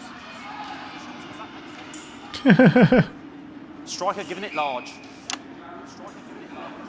Winter round 2 now with Harris. Okay, we seem to have some sort of streak on the pitch. Apologise if we broadcast any of that stuff. She appears to have slogans across her breasts and arms. Oh shit, boobies! Without security, I'm sure we're going to take them out as soon as possible. Apologise if we broadcast any of that. As I said, we're going to get the situation resolved as soon as possible. They're trying to carry on play, but it's proving a bit difficult, and I'm struggling to follow. Because it's quite an eyesore, and women's bodies, yeah. All right, great. Okay, so back into round 2 now, and Harris absolutely determined to close that massive gap. Eddie Stryker. No, it's just some of the tightest play I've seen ever. Harris. And was that the fitted thumb screw? We haven't seen that since the heats. What a brilliant move. Back to Stryker. And we know what that means, ladies and gentlemen. That is, of course, the ground sound. What? Excellent bit of play here on both sides of the bucket. I don't know about you at home, but I'm finding the technical mastering display here absolutely blooming jaw-dropping. The ref has spotted something in Harris's neck or head. And Harris is having an absolute shocker. What a miserable start there for Tommy Harris. But he is a late bloomer, of course, I've always said that. And after all, it is a game of 2 halves, 4 rounds and several subgenres. But now, of course, it's time for the half-time show. Sponsored by Remington's Fist.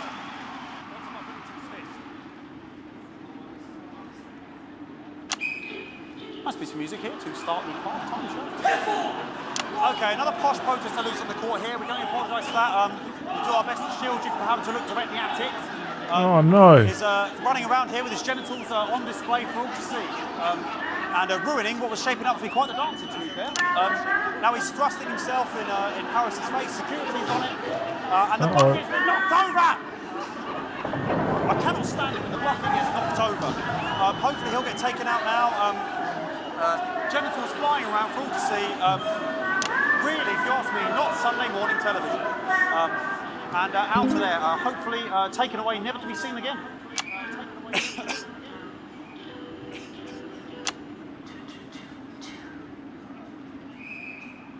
And a lovely finish there on both sides of the bucket. I wouldn't like to call that one. And as we head into round 3, I'd love to know what's going on in these two players' heads. But unfortunately, because of science, we can't.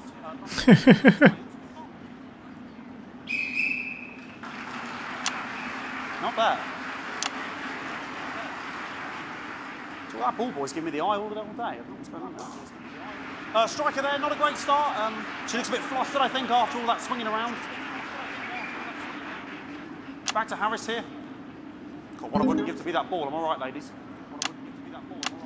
Tommy Harris.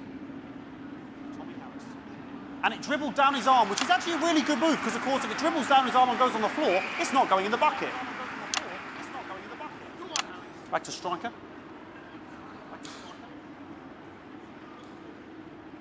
And striker's gone for the animal bonus there, but, of course, perhaps... And yes, Harris has counted with a tiny bell. That is wonderful play. Of course, we've seen that before. Oh, the tiny bell. GG. That could have been the clincher. What a massive shame. Harris to serve now. Harris, of course, undefeated by Kestrel in his last 4 battles. Here we go. Tommy Harris. What a scrub. The little bell. Unstoppable. Not bad there. He threw it quite far away from him, which is quite a good idea. Very clever there. Perhaps a little contact. Caution from the referee, who's being, if you ask me, a little bit harsh. Ellie Striker. And she's let the nerves get to her. What the hell was that? You hate to see it, don't you? You cannot believe it. Oh, for God's sake. Okay, like... Oh, boy. I think there's some genitalia in there. Breasts and genitals for all to see. I mean, there's only so much you can do. They're sort of everywhere. Oops. Oh, boy. I'll try and carry on. The players are trying to carry on, but of course it's difficult because these protesters are... Why are the cameras pointing at them the entire time? Oh, now the censoring that time. Yes, very good. Take them away. Bloody wasters. Absolute wasters. Bloody wasters, isn't... Oops. Oh, boy. No, that's all right. Oh, jog on! It's an absolute bloody... Okay, and now we're going to go into the final round. And of course, as it's a Tuesday, the final round is a mime round. Who could believe it? Nice imaginary shot there from Harris. Really high-level play here from 2 absolute juggernauts of the sport. The bucket getting moved back to its proper place. About time, if you ask me. She's juggling it around from her hands. Interesting. And she's put it in her mouth like as if it was an egg. And now she's and she spat it out. She did the egg spit. So a wonderful move there, quite late on, from Striker. But she's in it to win it. On it like a car bonnet. On it like a car bonnet. I don't think I've heard that one before. Tommy Harris here, having a bit of beef.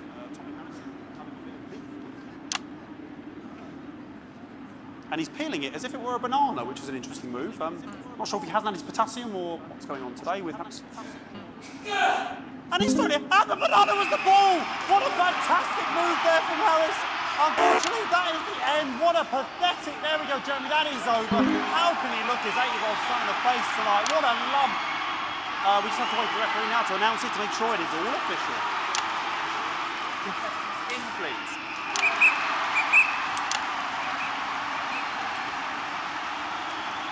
And the winner of the first annual Sports Board Championship is... Everyone! Okay, the ref has decreed once again a win for everyone. Win for everyone. What a scam. I'm going to be celebrating tonight with my wife and children. Another wonderful victory for me. Here come the on-site security to collect their medals. They're 6th and 7th respectively. And thanks again for watching the Sports Ball Championships. What more is there to say? I'm Patrick Bannon. Looking forward to celebrating tonight. What's going on with those other switches? Back to you in the studio. Patrick Bannon there had an extraordinary final. Historic sports board, Jeremy. I didn't know you were a fan. Yeah, I can wrench a doubler with the best of them, I'll have you know. I certainly wouldn't bet against you. When we come back, I'll be talking live with Prime Ministers Julia Salisbury and Peter Clement, who apparently have a big announcement you wouldn't want to miss. That's coming up after these messages. 1 minute back. Fucking microphone shot me. What? Fucking microphone just shot me. Where's that sound guy? Everything okay? Oh, the mics are just trying to kill us now, apparently. You'll be fine. You're unshockable. I'm immune to your cheap flattery. I'm wearing you down. Boozman again.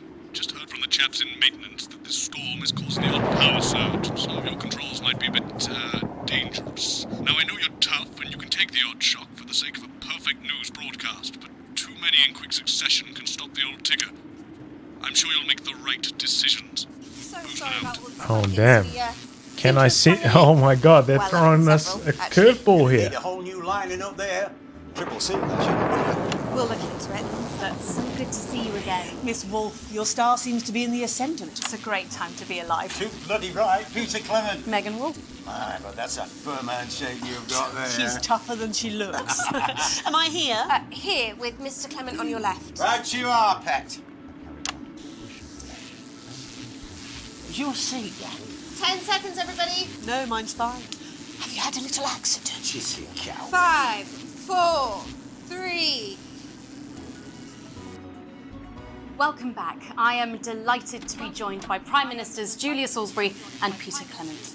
Welcome to the National Nightly News, Prime Ministers. Oh, please. It's just Julia. Oh, shit. You don't believe much in titles. It doesn't seem very advanced. We're delighted to be here. Well, firstly, I should ask how you feel about the graffiti that's been springing up across the capital. Should we be worried? Oh, no. No, you definitely shouldn't be worried. Well, not unless you've got a fatal paint allergy, anyway. But yes, it does seem that there are still some people we haven't been able to help. You know, whingers mostly. People who've yet to benefit from the many advantages of the new future. And you know, Megan, as my old mum used to say, there are some pissants who just don't know how to be happy. We're working hard to reach these people, find out what they're angry about and how we can help. The door to my government is always open. Someone's tripping on me. Oh, no. We didn't come here to talk about what may yet turn out to be some alternative arts project. Which we no doubt will have funded. When we want to talk to the nation about something far more exciting. Yes, your office briefed us that you have an announcement to make, but they were being surprisingly secretive about it. Let me ask you a question, Megan. Oh, okay, it's not usually how it works, but... What scares you? I mean, really scares you? It's death, pet. She's talking about death. We're all afraid of our deaths. It's part of being human. Sorry, are you saying that Advance have cured death? That'll be a vote winner. Yep, that's definitely a drop there. But while we may not have cured death, we hope we found a way to make it much less scary. And much less painful and much less expensive. Look, which is me close-up camera, Oh, okay? sorry, Yeah, I got you. You're on the close-up, buddy. When I was 13, my mum came and got me from school. He had to go to the hospital. My granddad, he collapsed that morning. So we'd all to say our goodbyes. When I went in to see him, we were all frail and pale. Have to switch away from the close-ups after every 10 seconds or so. And he'd been fit as Otherwise fiddle. the audience gets bored, you know? He said to me, Peter, he said, it's the right time. I don't ever want to be a burden to the people I live with. Was that the last time you saw him? Nope, 3 days later we were back home. He lived with us for 9 miserable years after that. He had to be fed with a rubber spoon. He had a commode, so he'd just take a shit right there in the lounge while we were watching football. He wouldn't even wait till half time. That sounds... It was awful. It was awful for us, and this is the point. It were awful for him. He could see it was destroying me, man, watching him slowly fade away. And he would beg her to turn off his breathing equipment at night, but she couldn't. Or she wouldn't. It were a crime, you see. And she didn't want to lose the children, as well as her old man. No family should have to suffer like Peter's did. Are they legalizing euthanasia? Is that what they're saying? The health service is today opening the first of 300 new transition centres. The transition centres will handle everything for your last days. The legal, financial, medical and emotional costs are all catered for and paid for by the government. So even the poorest citizen gets to pass on with dignity when they choose. And that choice is important. This is a service only for people who choose it. For people who feel they've run their course and don't want to burden themselves or their families with a slow, long, humiliating decline into an This microphone package has given me electric shock. Are you okay? I don't know. I think it from my asshole. Oh, we're still on the air, Peter. No, yes. Sorry. My apologies. Oh. Are you not worried that this new system might be open? I might have mucked that up there. Sorry, I've got sapped again. Can I get a little bit of help here, please? That the older generation might feel somewhat... Jesus, a Rochelle face fucker! That one was massive. Right, no, this bastard's coming off. That the older generation might feel somewhat coerced. Coerced into spending their final days eating gourmet food and drinking fine wine and luxury spas and gardens. Look, I am perfectly capable of my grandmother with a rusty trap. Prime Minister, please watch your language.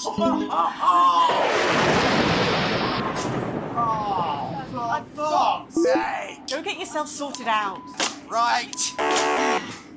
We're launching a government information film tonight. It should tell your viewers everything they need to know. You really do move at a breathless pace. It's hard to believe you've yet to be an officer here. Oh, Megan, we're only getting started. And on that note, thank you both so much for being here. Jeremy.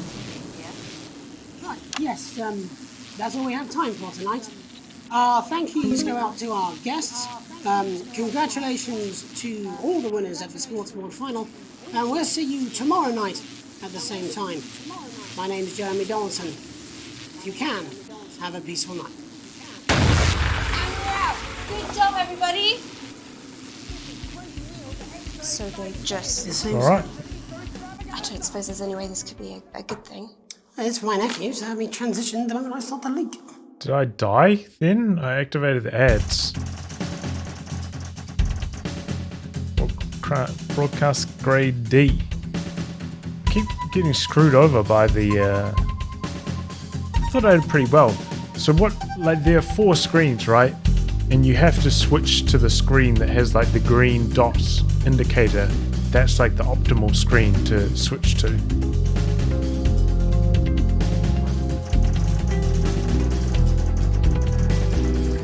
A slight dock to pay? No.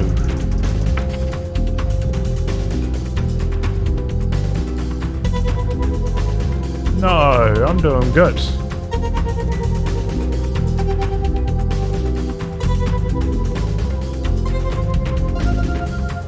How dare they?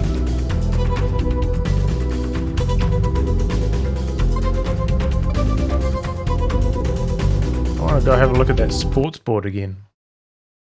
How do you guys feel about that? Sports board, that was loaded with memes. I think when the woman came in right at the start, I think I actually saw some uncensored Yes, I understand that, but I want... breasts. Which is not what I'm looking for, but...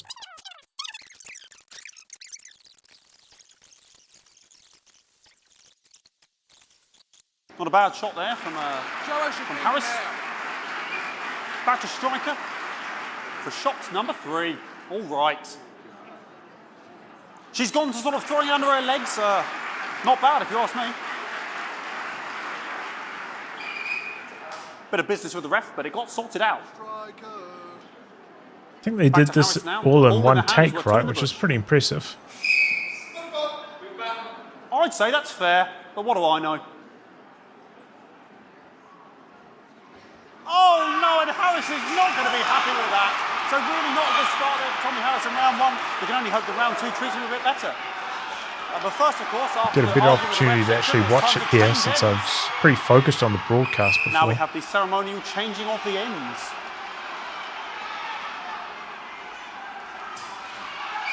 And of course now they go back to the starting positions, as that makes sense. Striker giving it large. We're into round 2 now with Harris. Okay, we seem to have some sort of streaker on the pitch. Apologise if we broadcast any of that stuff. She appears to have slogans across her breasts and arse. Try and ignore all of that. Security, I'm sure we're going to take them out as soon as possible. Apologise if we broadcast any of that. As I said, we're going to get the situation resolved as soon as possible. They're trying to carry on play, but it's proving really difficult, and I'm struggling to follow because it's quite an eyesore. And women's body, yeah. All right, great. Okay, so back into round 2 now, and Harris absolutely determined to close that massive gap. Eddie Striker. No, it's just some of the tightest play I've seen ever. Harris. And was that the fetid thumb screw? We haven't seen that since the heats. What a brilliant move. Back to Striker. And we know what that means, ladies and gentlemen. That is, of course, the ground sound.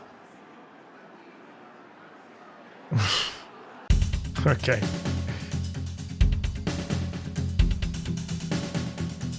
Well, that was pretty fun. Maybe I'll return and play this again some other time.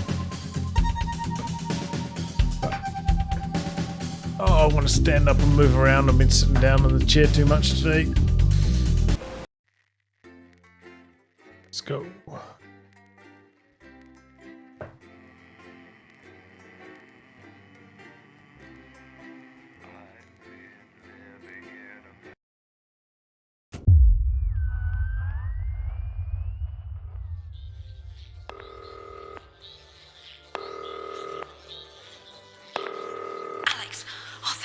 alive. It's Jenny, the floor manager. Are you okay? Alex, you need to get it together. Look at the broadcast screen.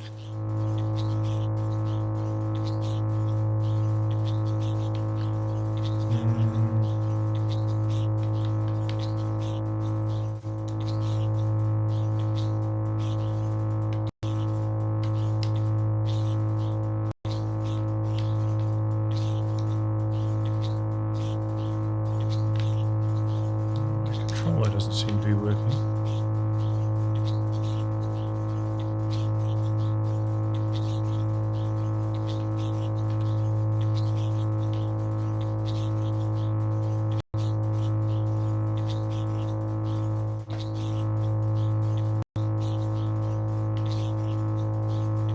I have to restart this. Just look at it. That's all we've been putting out since you went down. You have to fix it now. Look left, Alex, out the window. See? They're all over it, little bastards. You're going to need full charge to clear that many off. Hold down the big button until it's fully charged, then release it to zap the little fuckers.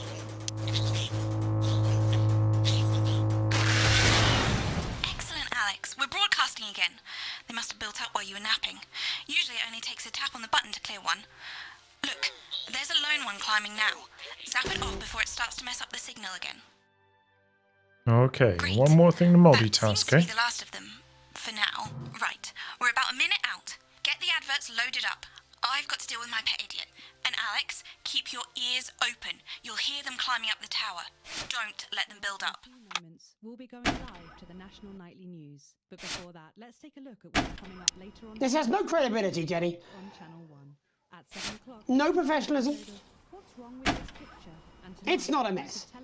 Everything is where it should be. It's ramshackle and characterful, and I'd expect you to know the difference. That's followed at 8 p.m. by Of course Megan's place looked lovely, but I can't see it, can I? Thanks, Jenny. How's lock-in with the boyfriend going? Decided to take his chances on the wild streets, eh? Rather than endure another romantic comedy. Jeremy, Jenny says your hair looks stupid. Yes, I can hear her. She says she's not talking to you. Yes, I know, I can hear her. Shall I count us in? Make it so. Okay, 10 seconds. Break a leg, everyone. Preferably a furry one. 5, 4, 3. It's time to join Jeremy Donaldson. Good evening, I'm Jeremy Donaldson. And I'm Megan Wolfe. Our main stories tonight. Snugglefucked?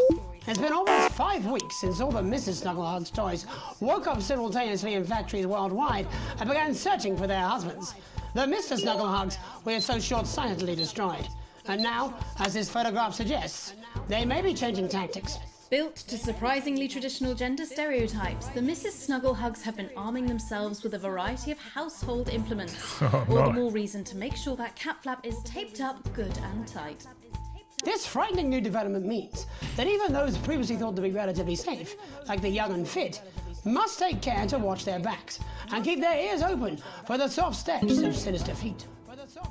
Going stir crazy, with no signs of Mrs. Snugglehug's batteries running out, and the government lockdown now in its 31st day, domestic relationships across the country are taking some unexpected turns.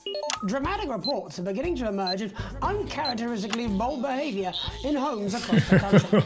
And we're not talking about the model planes that occupy so much time in the Donaldson household. With dating options limited, many house sharers, in particular students, are finding solace in co-tenants they'd previously rejected as unfuckable, indulging in an activity that has become known as snuggle tugging. Old dogs, new tricks. Bad boy celibacy Johnny Handsleeves announced today that he just can't wait until this lockdown's over so he can start his new career.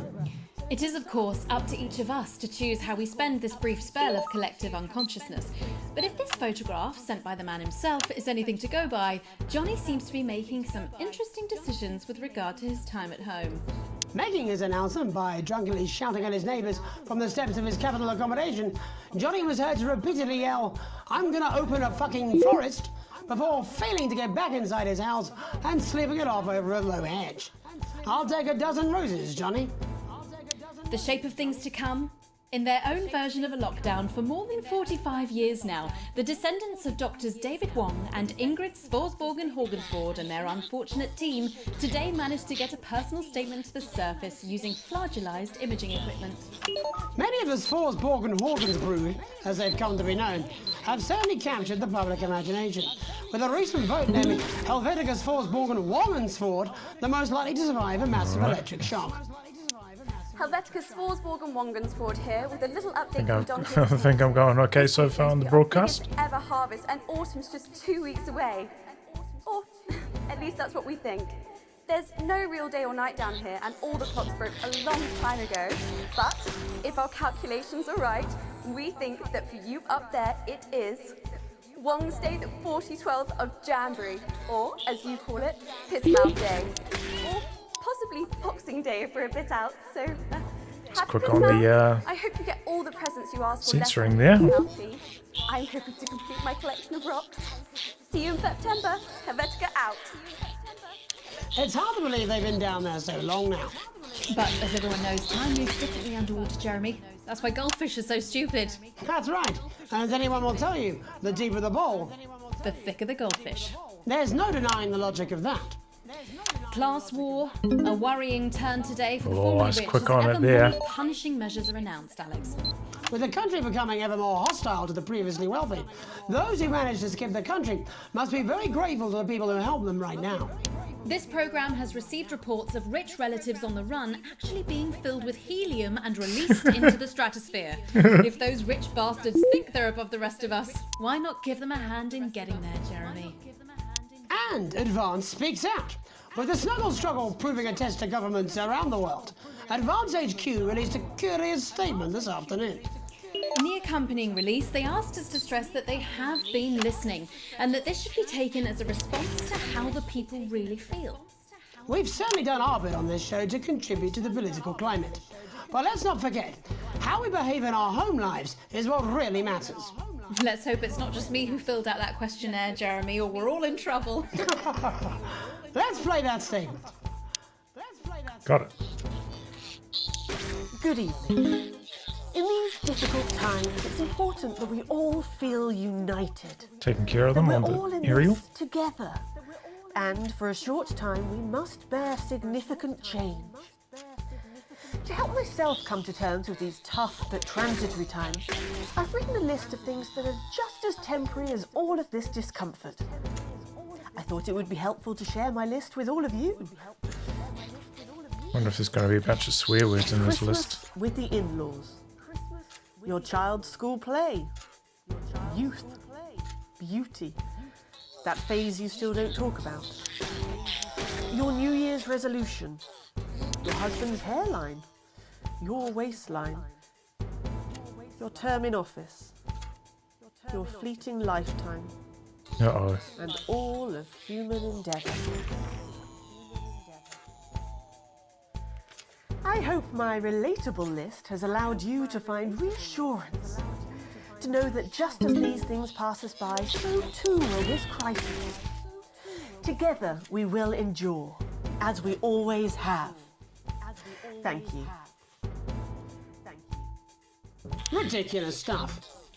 Later tonight, Jeremy will be probing heartthrob reporter Patrick Bannon, while I take a deep dive into some controversial opinions with two familiar faces. And then, in our third segment, and presumably because our editor is also working from home, there's going to be a bloody quiz. I can't wait. Don't do that. And in a moment, Jeremy Grumpelson and I will be asking controversial Grumpelson? CEO Sophia Remington where it all went wrong. And psychic scientist Dr. Delia Lywell will be joining us, presumably to provide a bit of false hope. Maybe she'll tell you how you're going to die, Jeremy. Too late. I'm certain it happened months ago. That's all coming up on tonight's National Nightly News. Brilliant. What? She's not here. She's probably counting the noses. Oh, they're supposed to run the edges then. Oops.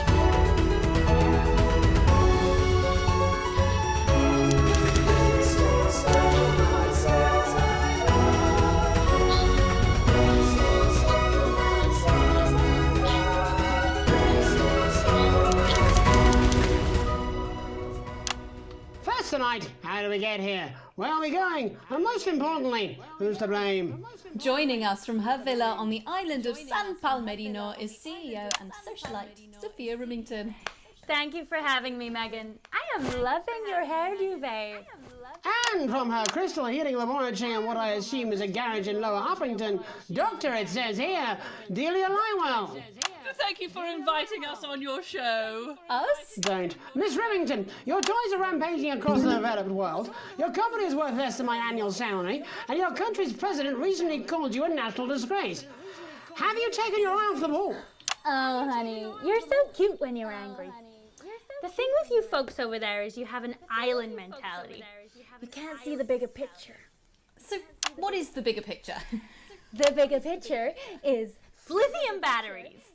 Our toys have been running for upwards of 71 days now with no signs of them slowing down whatsoever. Imagine what that means for the future. It means we don't know when the hell this lockdown's going to end, doesn't it?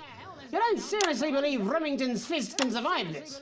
Lithium batteries are going to change everything. Lithium? Tiny ogre. They're going to power our new transport system, make technology portable. Hell, they might even take us into space. But how can you make them with everyone at home? Oh, don't you worry about that. Thanks to the work of thousands of tiny hands, they're already pouring off the production line. Times are good for Remington's fist. But surely you have no future. Excuse me, hello, yes, if we might. This is our area of expertise. What, multinational economics? The future, Mr. Donaldson, to which we are all connected. Yeah, okay, I'll bite. Why not? There's clearly nothing better to do. So, what does your scientific process tell you about the future of Sophia Remington, Doctor? We see her on a balcony. Foreign soil, but not foreign land. An age will pass. Fascinating. Wasn't it just? Delia, you are amazing. We have to fly you out here to the island to do that for my guests. They're gonna love you. Unfortunately, all flights are grounded because of your tiny, deadly stowaways. Not all flights, honey. Dee, call me. And you, Maggie. The more the merrier. Bring your swimwear. Miss Remington, you seem completely ignorant to the seriousness of the situation. Do you take any responsibility at all for the global crisis? Careful! It's a trap. It's not a trap. Why are you helping her? She seems fun. You bet your ass I'm fun. Please answer my question, Miss Remington. Listen, are lithium batteries the most incredible invention the world has ever seen? Probably yes. But, in fact, who am I kidding? It is definitely yes. But will they last forever? Probably not. One day, all the Mrs. Snugglehugs will just stop. It'll be like a miracle. And then we can all go back to the grand tradition of buying products again. Because I really don't mind telling you this, it is really hitting our bottom line. Except for sponges. We seem to be selling an assload of them. Dr. Lywell, do you have an indication of when or how this might end? Well, it's not an exact science. Not even a real one. But our senses tell us that there will come a day when there will be clouds in the sky, the grass will be rich and verdant, and the birds will sing at dawn, and that shall be the day when we walk forth again. I find that strangely comforting. That could literally be any day. Well, let's hope it's soon. Clouds, grass, and birds. That's literally every day. Let's hope it's not too soon.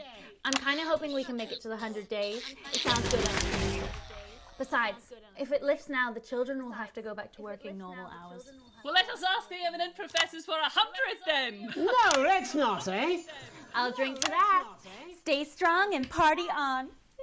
Sophia Remington, Dr. Delia Lywell, thank you for joining us. When we come back, Oh, we'll be nailed reaching it. out around the country to see what's really happening out there. Don't go away. We'll be back after these sandwiches.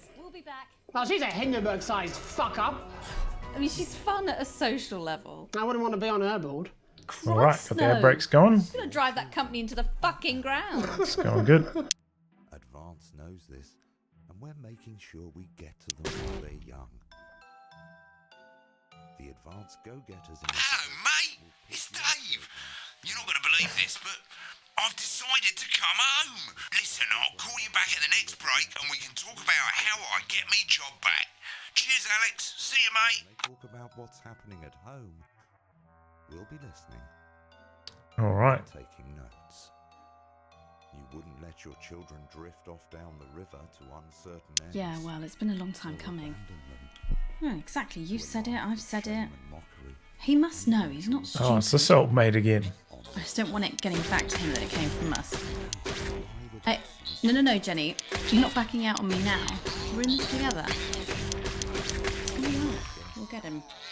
I've made the cake, you're on the balloons. I've got no idea how old he is. 40? 17? Yeah, ready. Okay, coming back. In 5, 4, 3... Welcome back to the National Nightly News. I'm Megan Lynch. Now it's time to take a trip around the country to hear how the lockdown might impact the nation from some friendly faces. Joining me are respected academic Katie Brightman and author of Alan James's Kites, Alan James. Thank you for joining me. It's a pleasure. Thanks for having me, Megan. Thanks, Megan. It really is a pleasure, Katie. I enjoyed our little heated encounter. I wish I could say the same. So first off, Katie, how are you coping? I'm holding up okay.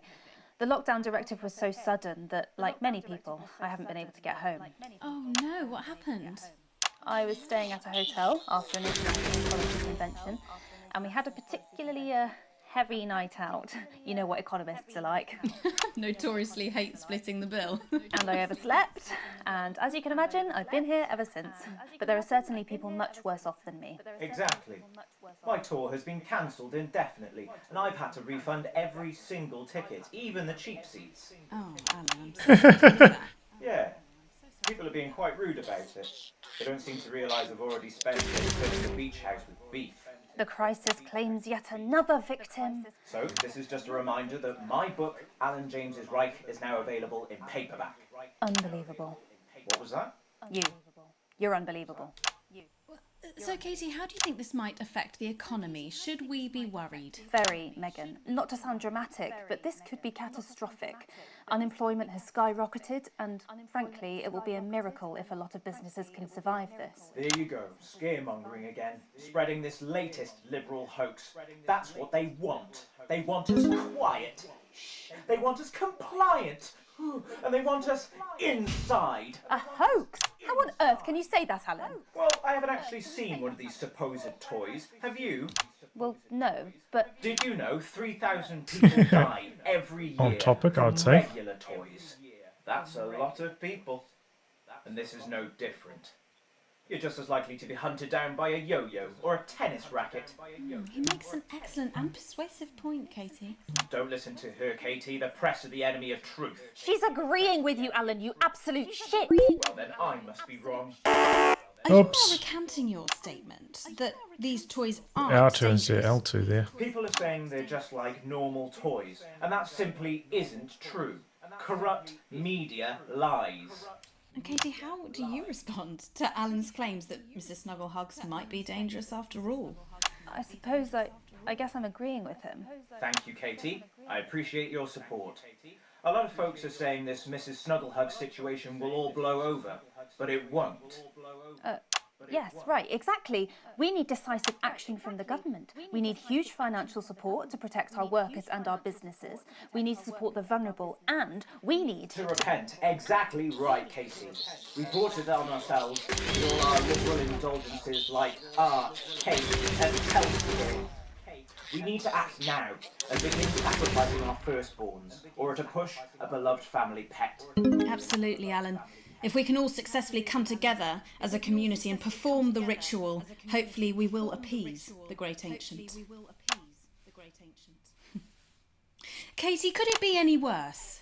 Luckily, over the past few years under Advance, they've invested heavily into health, so the system can actually bear the strain. Is it lucky that the Llama Lords have unleashed a horde of man-made monsters on its own people to conceal the enemy within?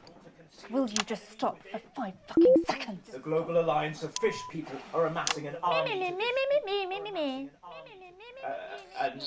amassing an army to kidnap our children.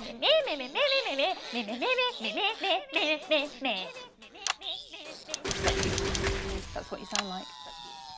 That's what you sound like. But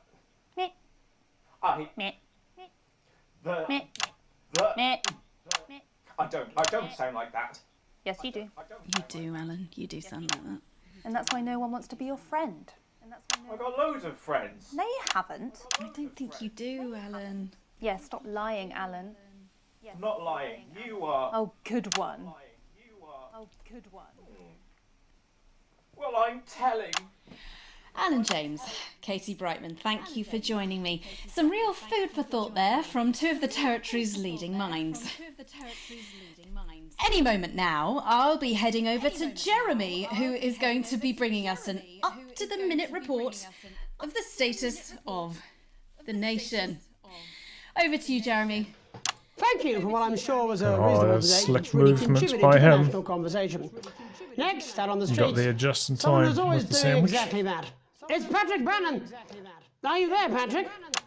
Hello, Jeremy. Yes, hello, I'm here. I'm here live. Apologies for the quality of the broadcast today. Couldn't find any cameramen or women brave enough to come and join me, so I'm out here on my own. Right, and can you tell us what it's like out there? Yep, I can. It's as you can see behind me, the streets are currently completely deserted. My question, Jeremy, is just how long? I mean, could there be danger lurking just around the corner, waiting to end the fledgling career of this young, promising journalist before his full potential is even realised? Will he die, underappreciated by management, and frankly, if you ask me, very, very much underpaid? I don't think there's any danger of that, Patrick. What's that on your jacket there? Well, that's actually a sponge. What I've done here is made a snuggle-proof jacket, Jeremy. The network didn't bother sending me any PPE, so I've been forced to improvise. In fact, showing the sort of resourcefulness that would make me an ideal candidate for, I don't know, for example, an anchor position starting whenever they'd like. From your point of view, Patrick, just how safe are our streets? Not safe at all, Jeremy, not safe at all. I'd recommend people staying inside, following government advice and not putting themselves at any risk at all. unless, of course, like me, it's for groundbreaking journalism reasons. Mm-hmm. And just where are you, Patrick? I'm in the street, on the street. Which street? I think I'm struggling to hear you, actually, Jeremy, there. Which street? Which street are you on? Oh, which street am I on? I don't think he's on a street. Oh, God. I'm just looking for a sign. There it is. I'm on Bannon Avenue. Bannon Avenue? Yep. Bannon Avenue. Yeah, no, I can hear you fine. Yep, I'm on Bannon Avenue on the sign, it says there. Like Patrick Bannon? Oh, yeah, that is like, that's strange, that's a weird sign. I don't know what's going on there. Where are you really? I'm on Bannon, Alright, fine, I'm not on Bannon Avenue, I'm at home, to be honest. I'm in my bathroom, technically, but, you know, I couldn't face it, to be honest, mate. It's, you know, it's terrible out there, I don't want to go outside. They're everywhere. I'm sorry for lying. We don't expect any less of you, Patrick. Can you hear that sound? What was that?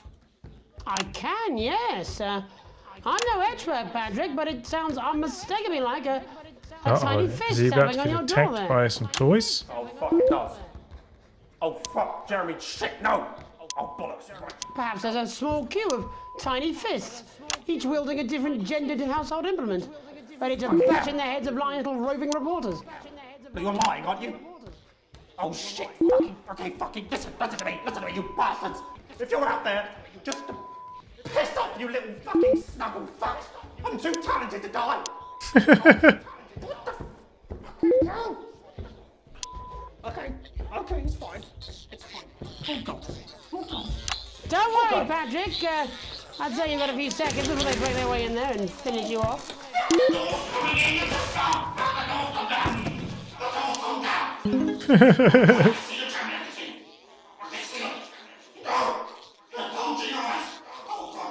What do you see, Patrick?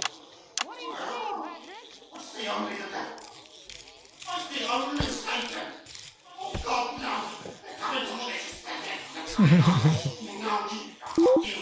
fucking little shit.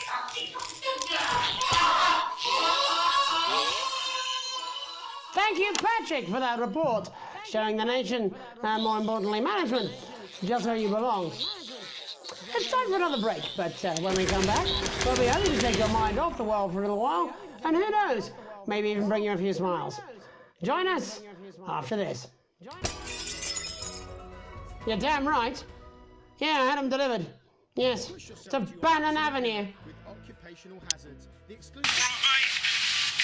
Nailing it. I think that was a real good broadcast segment.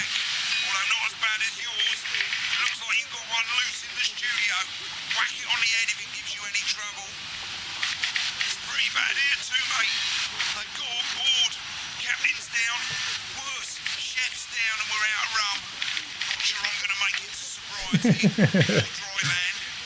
I had a missus, I'd ask you to tell her that I love her, but to be honest, I've kind of pissed my life away, mate. Still, at least I'm outdoors, eh? Alright. What are we doing next?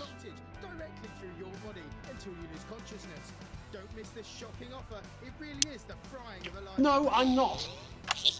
I'm not going to. I don't have to. No, you're being a child. I'm not. I'm not. I'm not. No? Oh, 5, 4, 3. Welcome back to the National Nightly. Well, welcome back anyway. We know isolation isn't easy, so finally tonight we have something a bit different for you. Even though some people felt it's not our job to entertain the public with absolute nonsense, other, more important people overruled those people. So it's time to find out who will National Nightly win and who will National Nightly lose. So, how do we play? Well, joining me is a man who knows all about playing. It's Tommy Harris. Hello, Tommy. All right, Johnny. It's good to see ya. And how are you finding the lockdown, Tommy? What do you mean lockdown? The enforced isolation of everyone in the country. Ah, yeah, I think I heard about that actually, yeah. You're in bed, Tommy? Yeah, you called during nap time, so... Of course, that's my fault. Nap So, time. why don't you tell us how the game is played? Well, it's pretty simple, Jeremy, you sausage. I'm going to ask contestants You for around the sausage. territory 3 questions about what else, yours truly. And those people are going to get a chance to win a very special prize. And what are they playing for, Tommy? Drum roll, please. Jeremy. Oh. Thank you. This.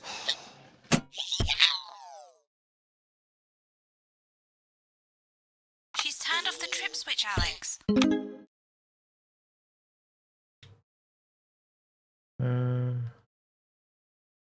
Prize, Jimmy. I believe we have Angie on the line. How do you feel about winning this man's old pants, Angie? I've never been so excited, Jeremy. And can I just say, I love you. Both of you. Well, you've said it now, haven't you? Oh, Angie, I love you. In a way. Tell us about yourself, Angie. Well, what can I say? My name is Angie. Always has been. I'm a human woman. And my dental hygiene has been described as acceptable. Brilliant! Right, well, shall we get this shambles on the way? Absolutely, John. Can I get 30 seconds on the clock, please? We haven't got a clock. I did ask for a clock. So, Well, why don't you start, and I'll stop you when it inevitably becomes unbearable to watch. I love it. All right, here we go. Time starts now. Question 1. When is my birthday? The 13th of August at 7:19 a.m. That is absolutely correct. Question 2. What? I said, what is my favourite colour? Crushed praline 4. Correct, the colour of my nipples. And finally, Angie dear, what is my star sign? That's a trick question. You were born outside of the human understanding of the cosmos. Unbelievable, that is correct. Stop the clock.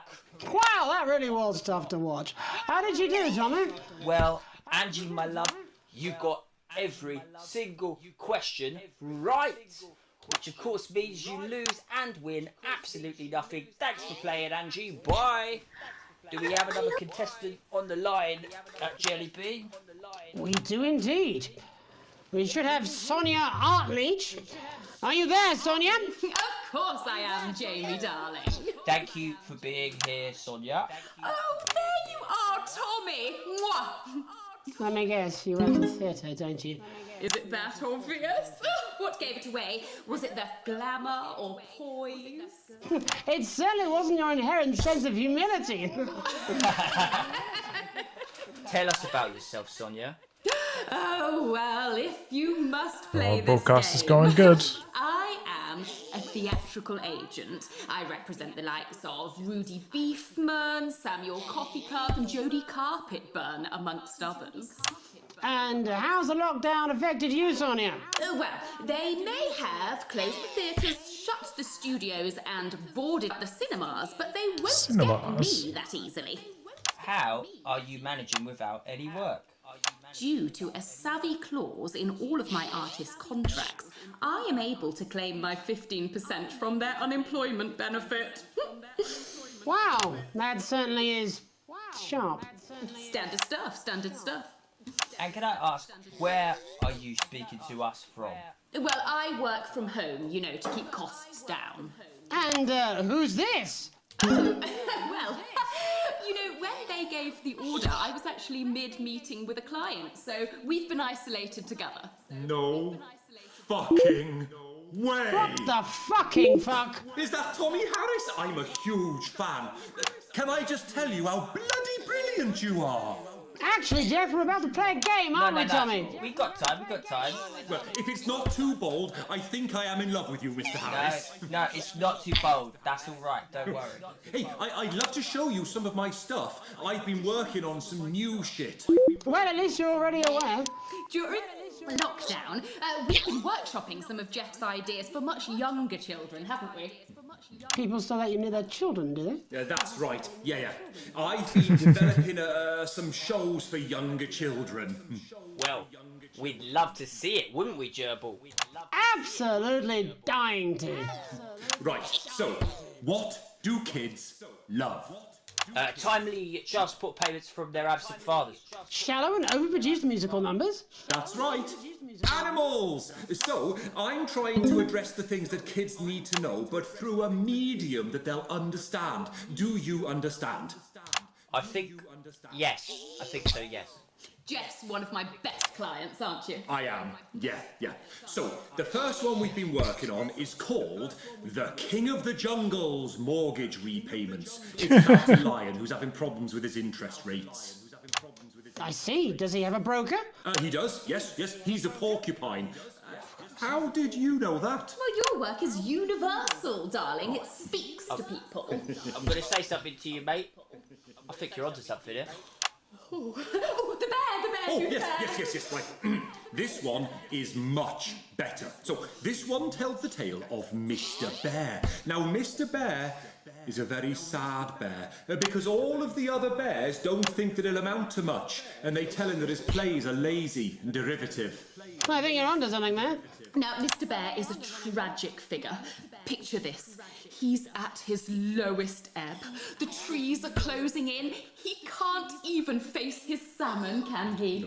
But then he meets someone that will change his life forever. This is fucking gripping. That's right. He meets a wise old octopus who takes him under his wing and says, "No, Mr. Bear, don't be sad. You're not like all the other bears. You have this ambition and these dreams." Such fucking dreams. I think I love you, Jeff. And what you need to do, Mr. Bear, says the octopus, probably doing an 8-armed gesture or something. What you need to do to find happiness in this crazy old forest is you need to set yourself more realistic goals. It's called Mr. Bear Lowers His Expectations. Wow, you really have taken yourself to new depths. And what do you want children to take away from this? Oh, fuck shit, fuck. What? I said a more realistic worldview. Are you all right, Jamboree? It's Jeffrey. My name is Jeffrey Donington. No, stop. How does it end? We need to know how it ends. Well, all the animals learn a thing or two about inevitable mediocrity. Mr. Bear settles down near to his parents' cave, stops trying to make his band happen, and he goes into bear telemarketing. Becomes a bear maths teacher. And we end... We end on a big musical number. Oh, there's dancing. It's very repetitive, so it's catchy but not too challenging. Well, if you like, I could go and get my boombox. Yeah, I might be able to... Hang on, can we get Angie back? Why not? The more the merrier, as they say at orgies. As they say at orgies. Right, I'll just fill then, shall I? Coming up in a moment, it's the world premiere that nobody saw coming. Lights! Or wanted. At all. I can only apologise in advance for what we're all about to endure. You turn this shitting thing up. Well, there's all sorts of creatures down on Danny Doodoo Farm. Like wise old Mr. Octopus with way too many arms. There's Mr. Pig and Mr. Cow, they're always in good moods. But that's 'cause they don't know they'll soon be sliced up into food. Mr. Bear, what's that over there? That's where your hopes go to turn into despair. Mr. Bear, what's that over there? That's where your dreams go to die. Mr. Raccoon wants to go to the moon. He'll end up as a bus driver soon. Mr. Porcupine thinks he'll read the news at 9. He'll end up as a janitor who sinks a turpentine. Mr. Tiny Mouse thought he'd own a massive house, ended up in a bedsit where he can't control the louse. Mr. Horse thought he'd go into professional sports, now he's an alcoholic and he's on his third divorce. Mr. Bear, what's that over there? That's the place your life becomes an endless questionnaire. Mr. Bear, what's that over there? That's where your hopes go to die. Lower your expectations. Maybe you could get a job in telecommunications. No matter how you try, you'll never reach the League of Nations. The best you'll get is middle rank in trading operations. So lower your expectations. You'll never win an Oscar, so there's no congratulations. The future that is coming will not meet specifications, and no amount of visualizations will save you from your own deterioration. Mr. Bear, what's that over there? That's a tramp who thought he'd be a multi-millionaire. Mr. Bear, what's that over there? That's where self-esteem goes to die. Mr. Bear, what's that over there? That's the disappointment that is waiting everywhere. Mr. Bear, what's that over there? That's where your schemes go to die. That's where your dreams go to die. That's where dreams go to die. Thanks all for what I'm sure is bound to be a classic of But now, let's see how it's really done. That was a good one. Before we wrap up the news tonight, I just wanted to spend a moment talking damn. to you directly. A final thought, if you will, just for you, Alex. You see, I know you think it's gotten complicated back at the old homestead, but there's something you should know. You like to think you've got the family rule, the feelings have cooled, and you're just ridiculed. You think you're even-handed, but there's nobody fooled. You clearly love your daughter more. You like to think you've got it under control. Well, if that was your goal, you better re-roll. Did you have a few too many at the watering hole? You clearly love your daughter more. Now Chris and Sam are broken, 'cause you're too scared of the law. And Charlie's getting angry, locked behind his bedroom door. But Susie thinks you're perfect with that holiday abroad. And I've gotta say, you clearly love your daughter more. One more time for a peaceful night. Yeah, you clearly love your daughter more. And that's news. That's all we have time for tonight on the National Nightly News. We'll be back tomorrow when Jeremy will be wrestling an alpaca and I'll be naked. I'm Megan Wolf. Have a treacle night. Oh. Oi, just give me that beer. I'm fucking famished. Nice accent. So I guess we're just winding down time now until... What is that piss? Do you think I'd be happy with that? You're out of your mind.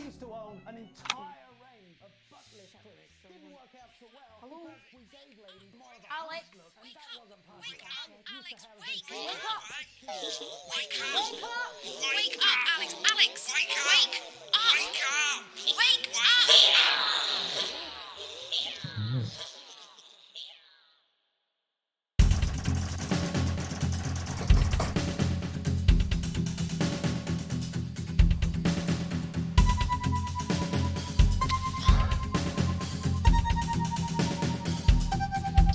Science DDA+.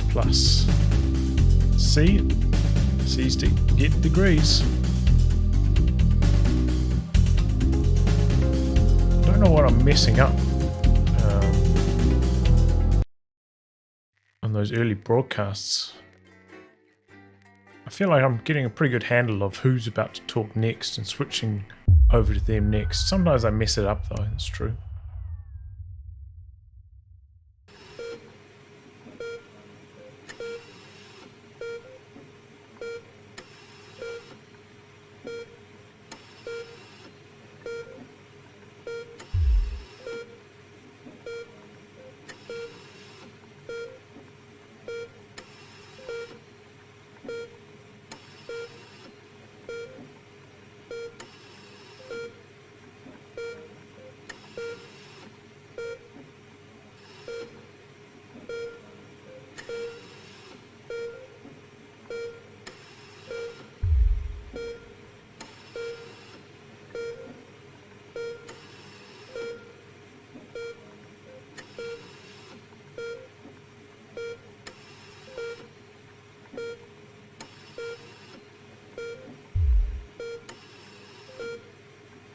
I'm not going to read out all these text things.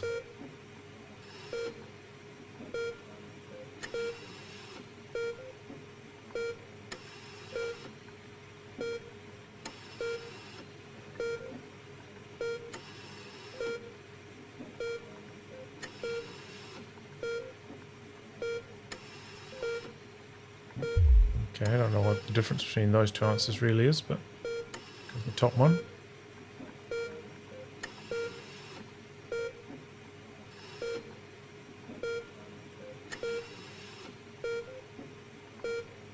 Oh shit. My mum's losing her mind.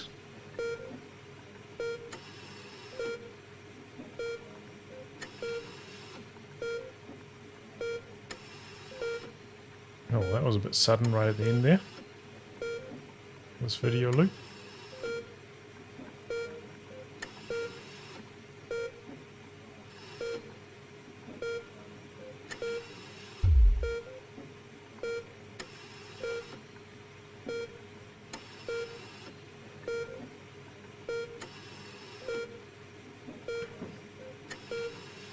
What did I do to end up in hospital?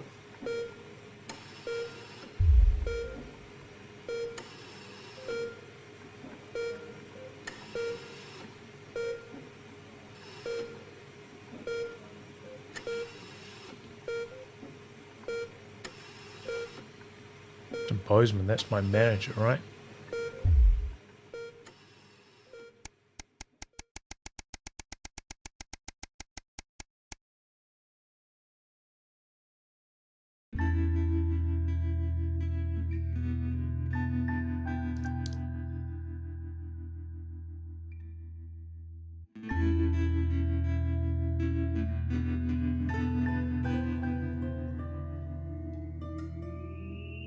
Very careful not to say he or she, always they, trying to leave the genders of the partners ambiguous, right?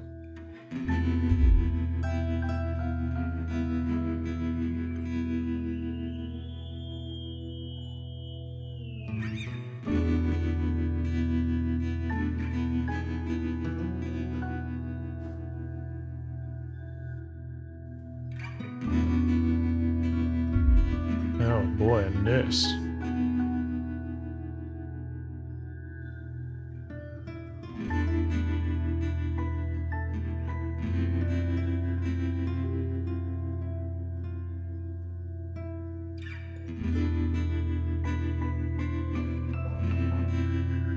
Oh boy, what do we do here? Pay for the care of our mother? Or the other option? The other option is that, like rest home thing, right? That the government were talking about implementing?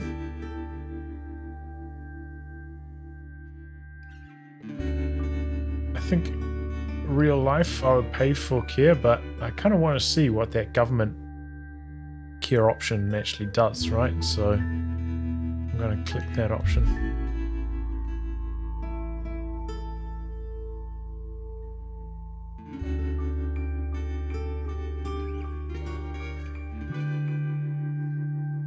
Here we go. Sending her to the gallows.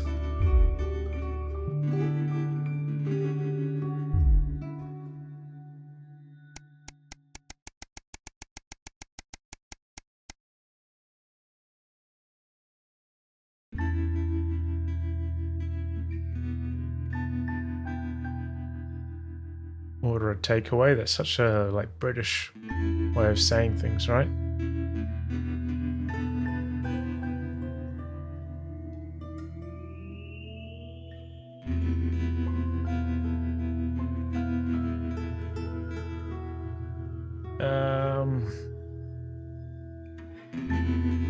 Let's go with a historical drama.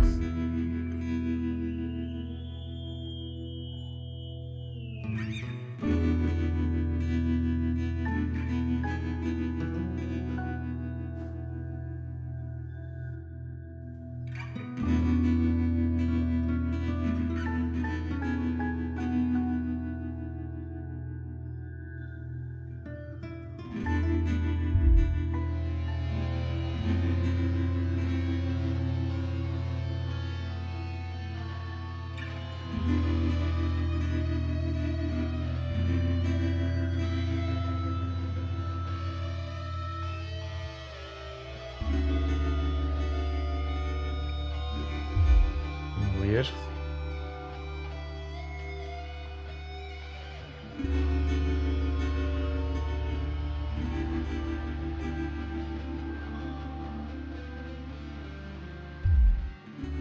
Some of these side quest options are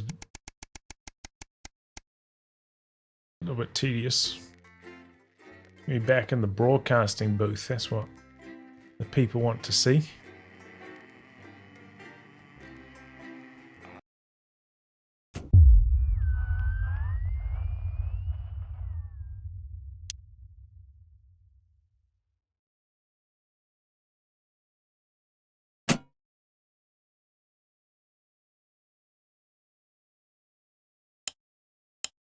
Problem? I want her fired today, now. Don't worry, Kath, it'll be all right. No, it won't be all right, Kath. Moves. Pack up your weapons of optical destruction and get out. Moves. Sports board. Love sports board. I mean it, Kath. Stay where you are, Kath. Oh, we don't have any third ads. Oh boy, it crashed. Uh-oh.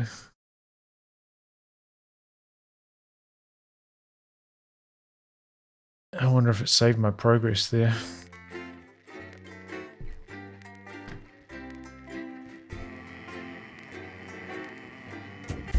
Good evening, I'm Megan Wolf. And I'm Jeremy Dalton. Our main headlines tonight.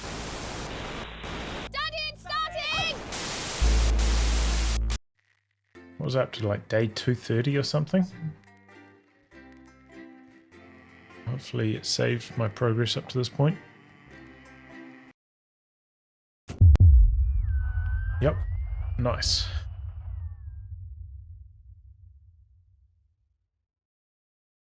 Okay.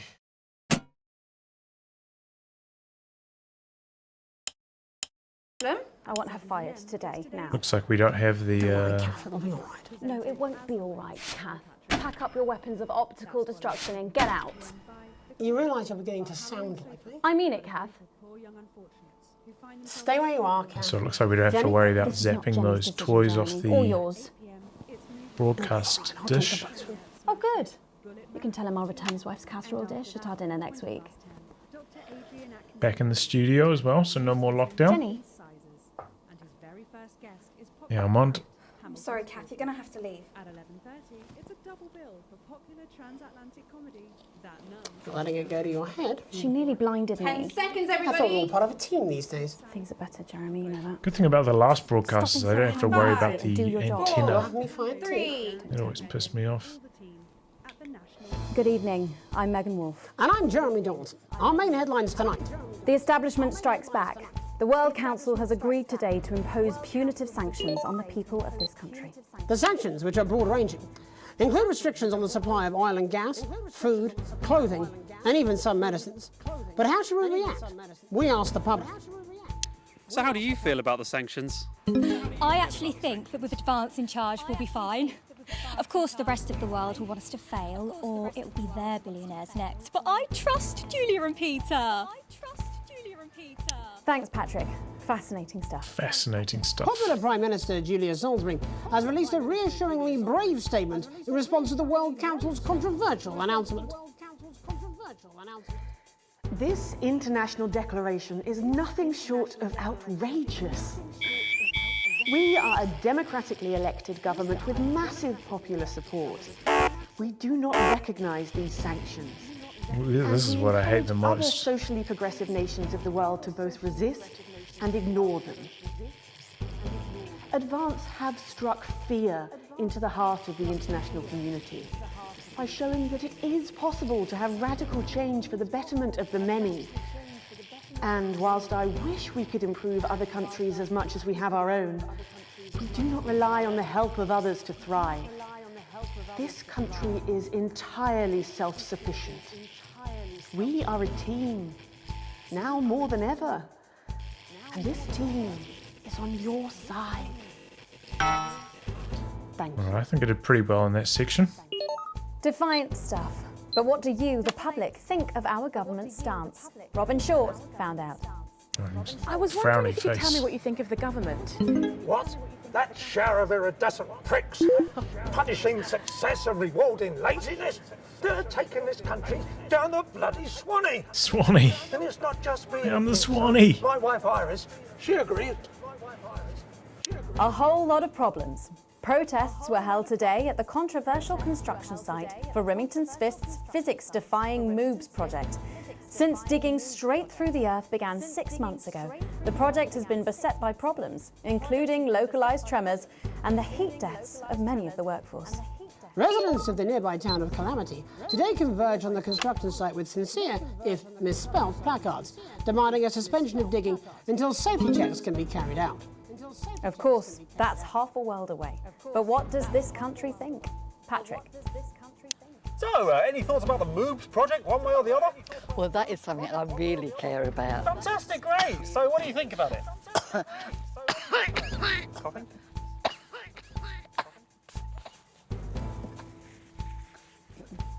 So yeah, the MOOBS project. Well, ever since Harold grew his, we've had much better options on Tassel Tuesdays. No, we're not talking about that, are we? We're talking about the tunnel through the earth. Oh, stupid of me. Well, in that case, I don't really care. I'm indifferent now. A momentary lapse of reason. Commuters across the capital found themselves somewhat bemused by the latest stunt by controversial protest group Disrupt. In a baffling start to the day, commuters found performers outside every major station, all dressed and posed identically. Smiling Whether on we're this one. supposed to be amused or intimidated is anybody's guess, Jeremy. But most commuters didn't even stop to notice. Well, as long as it's not some grand contemporary dance, it's probably harmless. But how do we all feel about Disrupt and their eclectic tactics? Robin found out. How do you feel about Disrupt? Oh, well, now you're talking. Ruddy hero, showing us not to take it lying down like Iris here. So you both feel they're a cause worth supporting? Well, Iris doesn't speak on mine, but we're pretty sure there's still one in there, aren't we, love? Wherever it is, Oh it my loves gosh. Disrupt. This old man. Fighting the odds for our freedom. And what could possibly be wrong with that? Do you need me to get you some help? Feast or famine. Resourceful doctors David Wong and Ingrid Sforsborg and Horgensford today announced their first successful harvest in Dante's taint. Although they can currently only grow a few fungal strains, the scientists seem to be staying positive, as the following picture shows. The undauntable scientists chose to try and survive in the cave system while the complex rescue operation inches Going with forward. frowny face on this one. Let's hope they like Stroganoff. But with Advance planning to spend an eye-watering amount of public money on the rescue craft, we asked Patrick Bannon to find out what we should all be thinking about the accelerating costs. This rescue is going to be expensive. What are your thoughts on that? Well, I don't want to sound cruel, mate, but fuck them. I mean, if they found some rare rocks down there, would I have got a share of the profits? Nah, of course not. So why am I expected to pay now it's all gone tits up? Are you going to pay? Are you? How much do you want? I think of, oh, God. I am not a number. Applications finally opened today for the new Advanced Team Membership Cards, a scheme by the government to allow fast access to all the new public services being introduced daily. The team membership cards are entirely voluntary, but will be recognised as legal identification by all major organisations, including the police, banks and, rightfully, pubs and bars. And of course, there's no charge, Jeremy. It all seems too good to be true. Well, you've always been a cynic. But most importantly, what should you, the public, think about the new team membership cards? Team membership cards. Oh, yeah, fantastic. I'm applying today. I mean, why wouldn't you? What are these protesters doing that they don't want us to know who their names are? Besides, have you seen the savings you can get? I'm getting one for the little one as well. Oh, how adorable. Yeah. Gonna be a proper little team member, aren't you? Yes. He smiled. He smiled. And finally tonight, getting stuck in a shameless attempt to cash in on his bad boy status, shamed celebrity Johnny Hamsleeves announced a new line of real ale at a press conference earlier today. The new brew, entitled Headbutt Ale in reference to his controversies of last year, promises a night you'll pretend you regret. Or possibly a night you'll pretend you remember. So what should we all think of Johnny's latest attempt to market his notoriety? Patrick? Oh my God, fantastic! Wise words there. Later tonight, in a bit of a switcheroo, it'll be Jeremy in the culture chair, spitting rhymes with popular rapper Jay Zus. And then we'll both be chatting with a familiar team of thespians Oh, set here we to go. take the nation Get ready by on the storm. triangle. Again. That's all coming up on tonight's National Nightly Nightly News.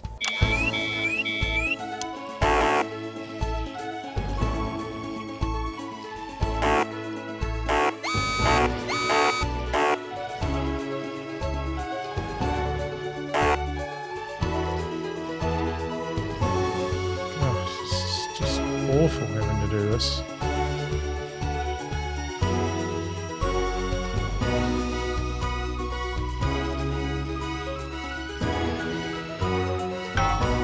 First tonight, thankfully, some news as we return to our main story. They agreed Oops. that punitive and potentially illegal sanctions should be imposed upon this country. The sanctions, which come into effect immediately, aim to stop the flow of food, fuel and even some medicines from reaching your pockets. Tonight, we have guests from across the continent to discuss this unprecedented situation. For Advance, Peter Clement is at his home in Lamfordshire. Are you there, Peter? Yes, I can hear you, Jeremy. Thank you for having me. A momentous day, Prime Minister. Are you shaken? Oh, I don't scare that easy, I'm afraid, old son. And neither do the people of this country. Well, joining us is Ivan Vodovich, Foreign Minister of Urkistan. Ivan, thank you for being here. It's a great pleasure. You, Megan Wolf, are like strongest guard or labour camp who wake up inside body of crazy, expensive prostitute. In my country, you will be worshipped as a god. Okay. Minister, as one of those arguing most strongly for these sanctions, how do you feel about Advance's defiant stance? Advance is like man who think he have big career in movies land, when actually he in dirty sanitarium, screaming at mirror and holding tiny penis in hand. He's clearly not from Svenland, and we have like some of the cleanest mental health care facilities in the continent, yeah? And welcome to Svenland's Minister of Mojo, Björk. I'm sorry, we don't appear to have your surname. It's just Björk, yeah. We don't use things like socially divisive surnames here, yeah. Minister? It's just Björk, yeah. Right, Björk. Your country spoke in favour of Advance at the World Council today, but you were noticeably absent when it came to the actual vote. Well, what a surprise. The hippies didn't show up for the fight. Actually, that's quite racist, because if you must know, we were going to go to the whole, like, boat thing, yeah? But it's actually the Festival of Feuerlands here at the moment, where we honor the old generations. So, like, we all had to work our grandparents clean, yeah, whilst the boat was happening. clean? That's like a really, really time-consuming process, actually. You're like sissy man. You have this expression, sissy man. It's like man with tiny penis who like to wash more than once a week. Actually, that's quite homophobic, yeah, Oh, because... stop winding him up, Ivan. We're not back at the Grange now. Sorry, Jeremy. Ivan and I used to play golf back in my media days. Yeah, he always wins. Nothing gives him greater pleasure than grinding people's gears. The more publicly, the better. Peter, you're like man with tiny penis who think he have tiny penis, but actually he discovered that. Oh, could it be? No, it's tiny penis. I Ivan's just worried that when the rest of the world sees how well we're doing, they'll notice all that dosh that he's got squirreled away. Because that's what these sanctions are, Megan. They're the last pathetic gasp of an establishment in collapse. Wolves at the gates, Ivan, old mate. Good. You can join others on my wall. Actually, in Svenland, we have like serious animal welfare legislation. And like my friend Helge, she got arrested for killing a butterfly that was hovering over her fuel thing. I mean, in English, jam sandwich. I used to know a girl called Jan Sandwich. She was a right cracker too. I wonder what became of her. We seem to be wandering a little from the news here. It's human interest, Jeremy. The real people behind the headlines and all that. So if you're watching, Jan, give us a call. Yeah.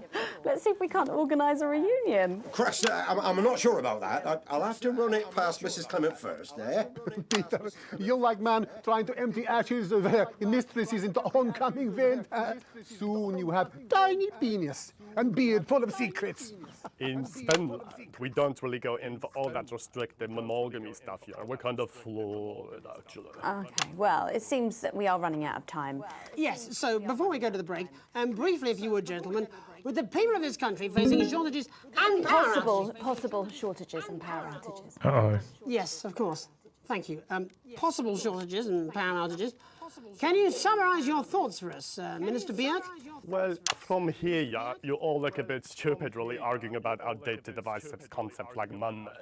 In Finland, we replaced currency with a system of bodily fluids back in the 1970s, and that's like really hard to sanction, actually. Thank you, Minister Votovich. Your country is like man who think he invented perfect trap for giant Newton hairy bear.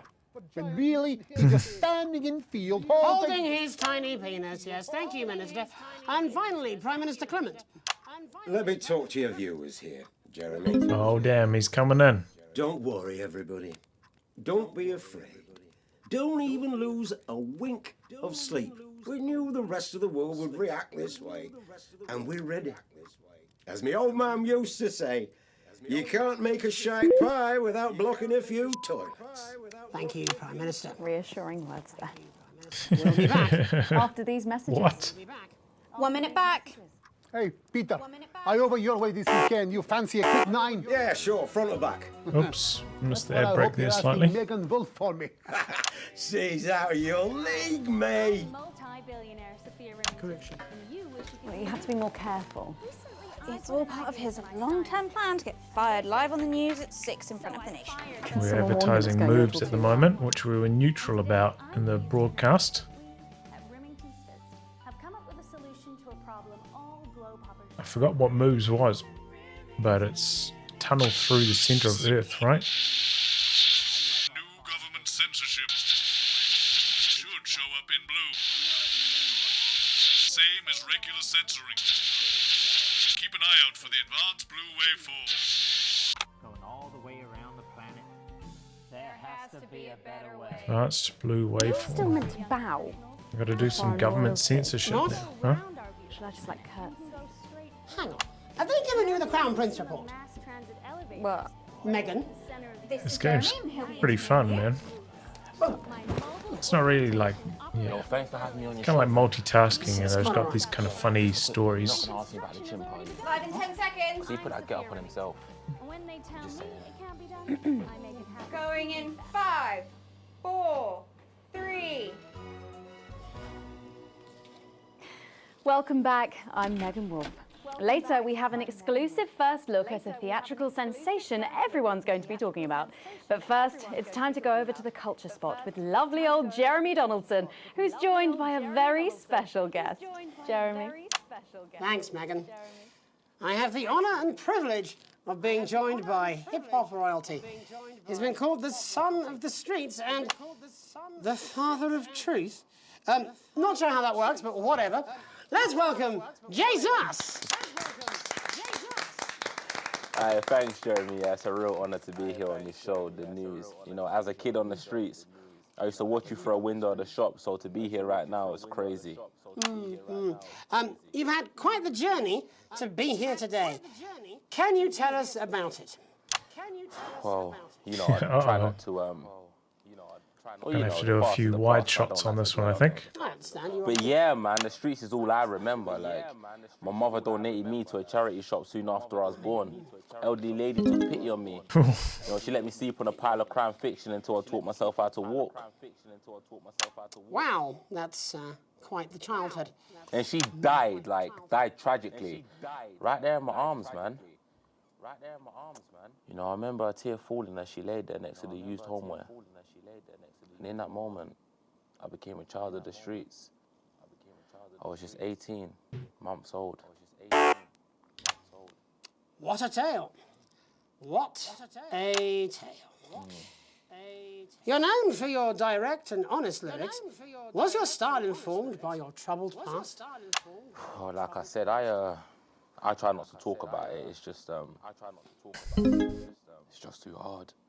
Of course. But my first album is about the story of the first 4 times I stole, so I wouldn't starve.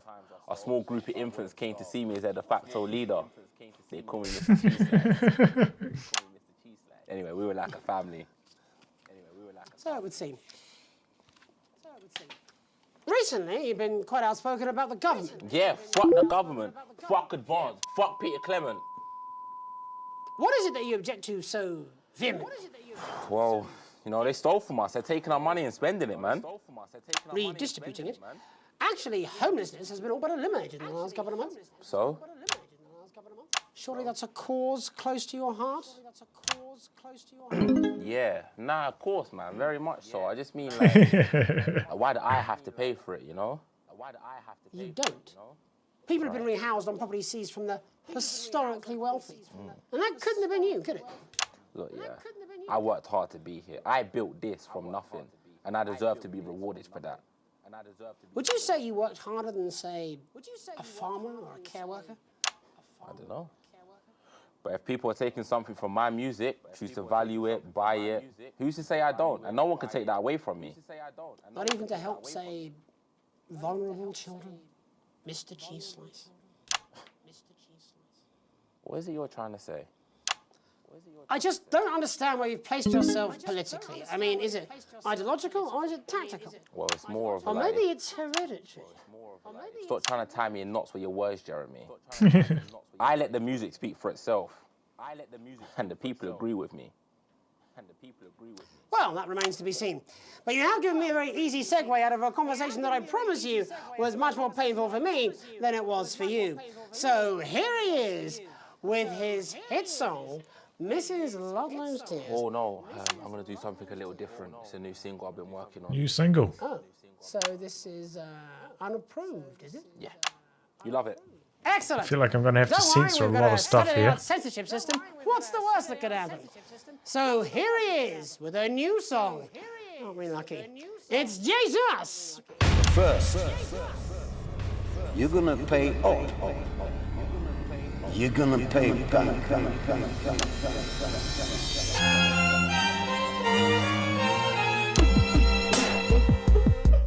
Well, we're all different races from many different places. At any given moment, only one could be the greatest. So you can feel elation from your participation. Still 2 leaders in this motherfucking nation. Now we're getting sanctioned, talking about expansion. Why does Julius require a massive fucking mansion? So fuck all your schemes. I don't need your freaky team, and I don't need your help to achieve my fucking dreams.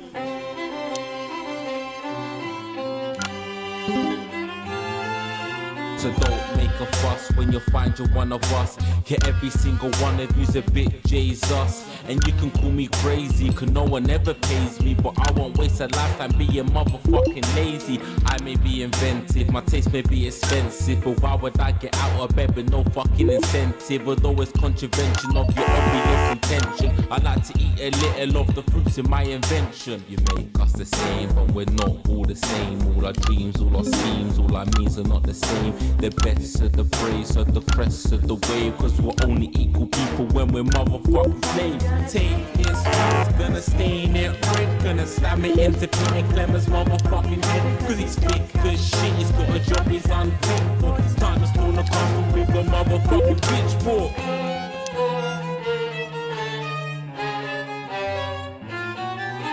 So this is for the snub ones, the push and the shove ones, the folks that feel the burden of their motherfucking loved ones who had plenty like a motherfucking Bentley, the ones who now finding that their bank accounts are empty, the ones of aspiration who had to flee a nation, the ones who built a business out of dreams of perspiration. There's all sorts of people, the good and the evil. It only takes a glance to see we're not all equal.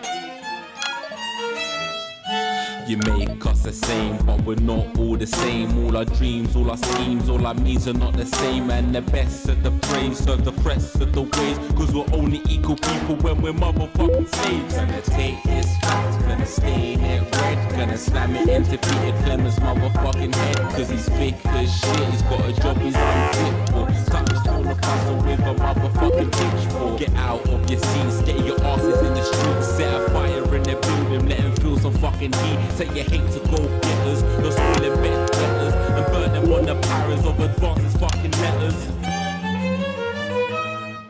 Gonna take his facts, gonna stain it red, gonna slam it into Peter Clemens' motherfucking head, cause he's thick as shit, he's got a job he's unfit for. Time to storm the castle with a motherfucking pitchfork. Chase that dream, you don't need a fucking team, and advance his little dances aren't as harmless as it seems, cause they're stale and corrupt, then your anger erupt, then your hearts and your minds in a fist to destruct.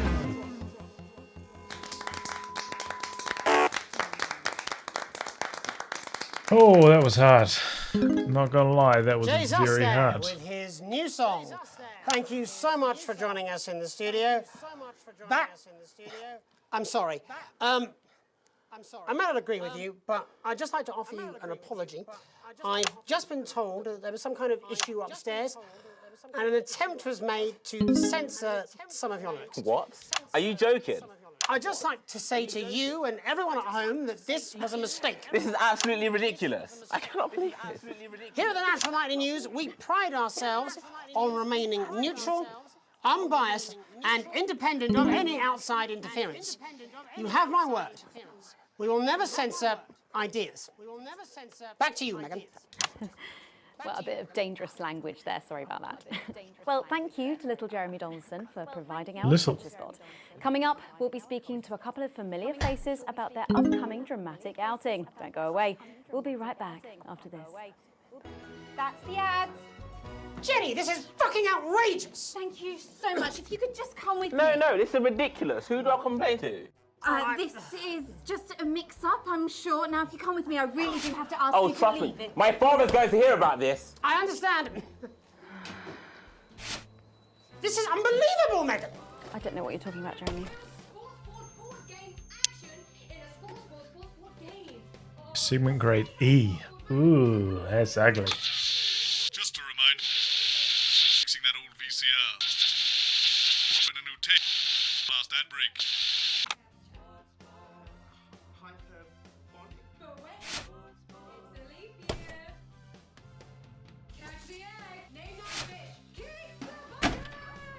All right, we're going to have to go back onto A for the next ad break.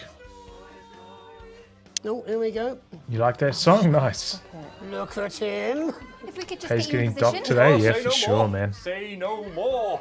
Megan, Jeremy, Segment you E. remember E Mr. for that segment is Algebra? really bad. And Mr. Harris, and this is Ms. Radin. What? Philippa, please. You're back together again, eh? Who'd have thought it? Perhaps a lower order demon. Yes, it is awfully exciting, isn't it? Right, okay then. We're going live in 10 seconds, opening on camera 1. Sorry. I'm on camera 1 already. I'm locked and loaded. 5, 4, 3. I think I find the censoring part the hardest, honestly. Welcome back, and no, you're not mistaken. Sitting across from us are some very familiar faces. You really are too kind, Megan. It was only a yogurt commercial, but I'm still proud of it. Here to talk about his new show, we're joined by National Treasure Tommy Harris, the National Theatre's Philippa Remington, and National Deficit Jeff Algebra. It's so lovely to have you all. Tommy, would you like to tell us about the show? You know what? I'd bloody love to. It's about me. It's about my life. And where did the idea come from? So, right, picture this. Their legs akimbo, mid-session, sweat is pouring out of me like an immense hog. And then Cindy comes in, she says, Pete's on the phone. That's Peter Clement, the Prime Minister. Yeah, Pete's actually a really good mate of mine. Oh, is he really? Yeah, no, he comes to training sometimes. He's actually a pretty good goal sweeper. Anyway, so, yeah, Pete, he says, Toby, he thinks my name's Toby, see? He says, how would you like to spread your message of team spirit and cooperation across this fractured nation? How would you like to really make a difference in these desperate times? What did you say? Yeah, right, yeah. So, Jeff, the question on everyone's lips is, what in God's name are you doing here? Well, after the success of my debut work and all the people that I've touched, I knew that I had a career in theatre. I've always been an admirer of Tommy from afar. So when my manager phoned and said that I'd been offered the gig as director, I was ecstatic. I whipped my trousers off and got straight to work. Why did you do that? I do all my best work with my trousers off. Yeah, I've been told that too. No, I wouldn't say so. Right, Tommy, sorry, would you just give us a sense of what the show is actually about? It's about how hard it's been for me and some of the struggles that I've faced. It's like really getting to the heart of how tough it is to be me. I call it Tommy Harris. Jesus, that was hard. Catchy. We actually have some clips of the process of the show. Would you mind telling us what's going on here? Yeah, so the show is built around two things that are very important to me. It mixes scenes from my life as well as epic fantasy retellings of scenes from my life. But Dad, you promised you'd come to my graduation. Oh my God, this guy sorry, sucks. Son. You're an embarrassment. But Dad, you promised you'd come to my graduation. Back, demon! Back to the hells! Back to the hells! Philippa, what's it been like co-starring with Tommy Harris? I've always dreamed of treading the boards at medium-scale regional theatres, Megan. And for once, this show really gives me something to sink my teeth into. What's different about this show, then? Tommy, Mr. Harris's show really lets me show my tremendous range as an actor. I've always suffered from typecasting, forced to play the same tired characters in every god-awful yogurt advert or godforsaken soap opera or, God forbid, a pantomime. But, you know, this show has really let me just go there. Jeff, the viewers at home will be dying to know exactly what is it that you bring to the show? Oh, good question. I think these guys would agree with me when I say that it's my steady hand on the tiller, my arm round the shoulder approach that's really brought the production from strength to strength. Absolutely right. Jeff's contributions are immeasurable. He was our rock. Can you give us a sneak peek of anything else that might be in the show? Yeah, all sorts, yeah. We've got lots of exclusive first-hand experiences of Tommy's time in the underground sports board scene. And some epic fantasy retellings of Tommy's time in the underground sports board scene. Oh, I've got a sports board ad coming up next. Oh no, I already showed a sports board ad. And am I right in saying this was officially commissioned by the government? Yeah, all paid for by the taxpayer, which, you know, to be honest, was actually a lifesaver, really. Yeah, I think it's fair to say that without Advance's support, we'd have had to cut the finale. Which, frankly, would have been a travesty. Oh, God, Jesus Christ! Gotta pay for that CGI somehow. Absolutely. The metaphor. For what? Death. And the public are footing the bill, are they? Too bloody right they are. Between the cost of my tour bus and the dry cleaning of my ties, I'm barely scraping a profit here. Amazing. And where can the folks at home come and see this for themselves? We're performing all over the nation. And people can see it for absolutely free, all courtesy of Advance. Isn't that incredible, Jeremy? Yes, it's unbelievable. Well, thank you all so much for coming. Next time we see you, no doubt you'll have taken our jobs. That's all we have time for tonight. Join us tomorrow when I'll be interviewing the world's most attractive horse. Oh, no. I'm Jeremy Donaldson. And I'm Megan Wolfe. And from all of us here, have a peaceful night. That's the ads. Let's get reset for tomorrow, please. Hey. Now the We ads. must stop bumping into each other like this, eh?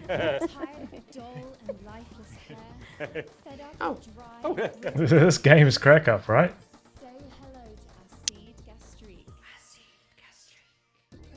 A plus. Oh, that was a good one. Made up for my E, perhaps. Oh, maybe not actually. Oh, still with the C. How is it that that always ends up being that way? I think it's because when I adjust the frequency or whatever, I just like tank the broadcast and I lose so many points. I feel like I'm pretty good at changing the cameras and okay at doing the music stuff, but I was bad at the censoring there. Full wages though, somebody said I was going to get docked, right? No way, buddy, full wages.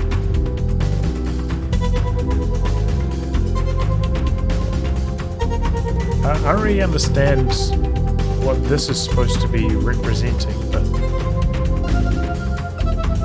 you know.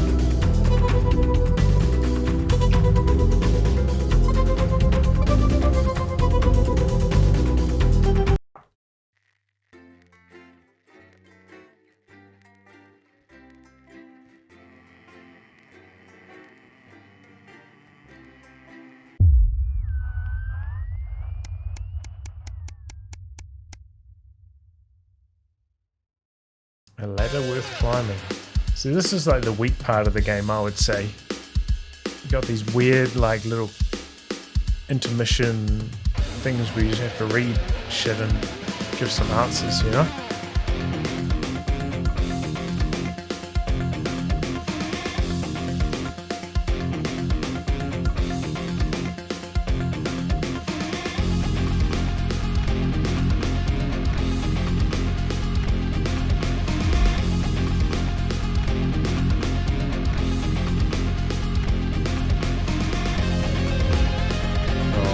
My son, right?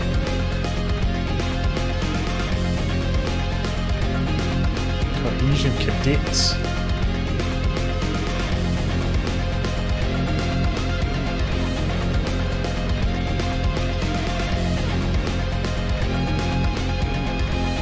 Alright, he's a cohesion cadet. Nice. He's getting brainwashed with the best of them.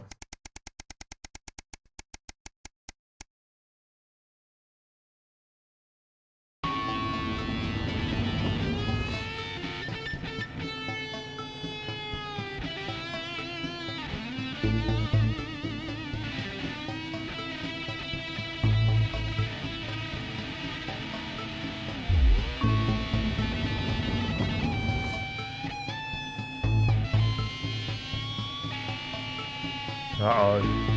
Checkpoint.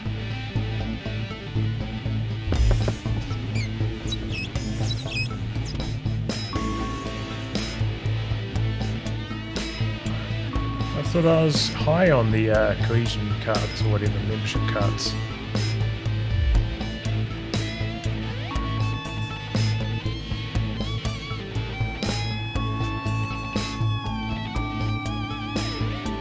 What do you guys reckon? I'm on board with the cohesion cards.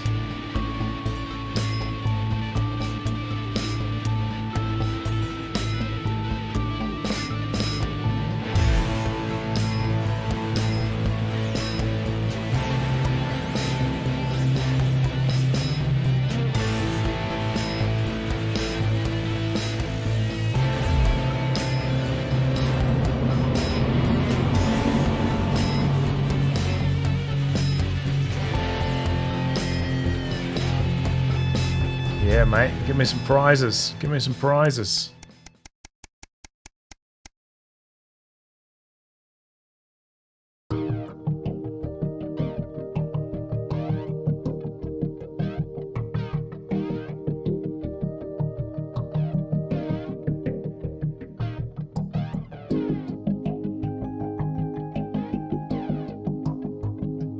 Okay, I gotta do a gala now.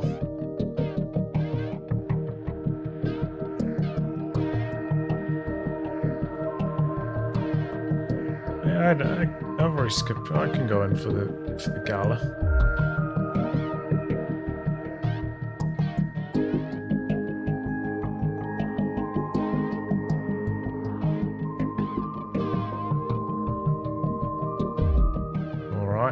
Gala time. Let's do it.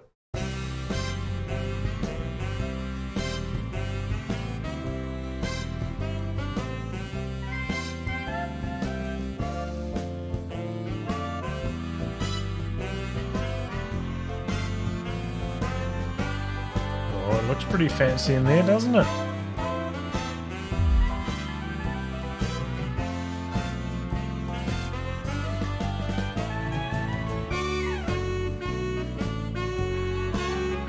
This music sucks though.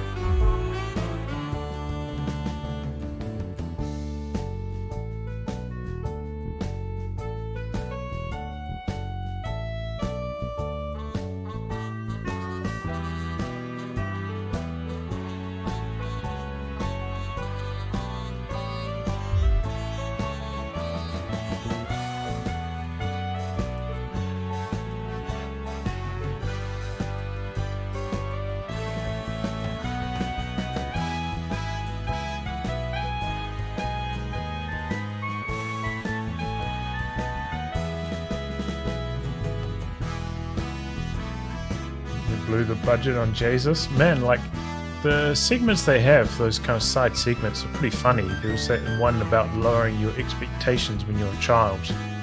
That was pretty good too. This is a pretty good game, like, you know, lots of little funny skits like that.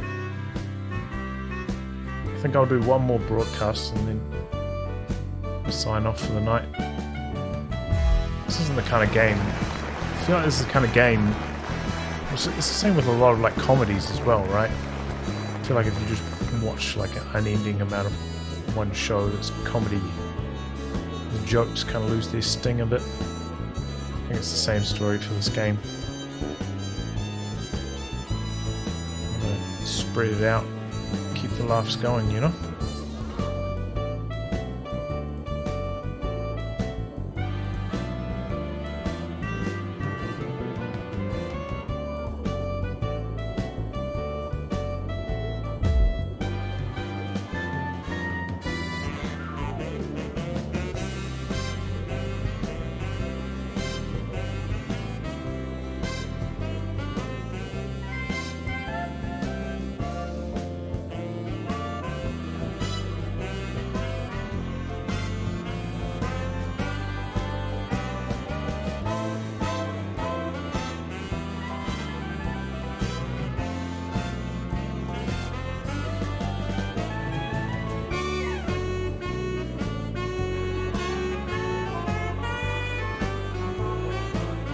I think I'm in favor of this advance, right?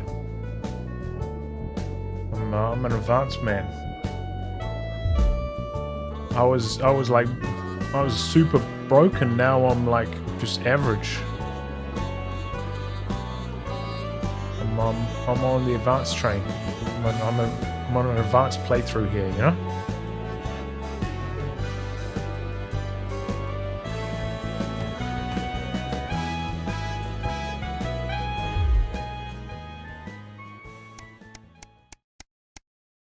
Yeah, I mean, I don't think I'd ever discuss politics IRL, but in this playthrough, you know, I'm shipping my mum off to the rest home, and I'm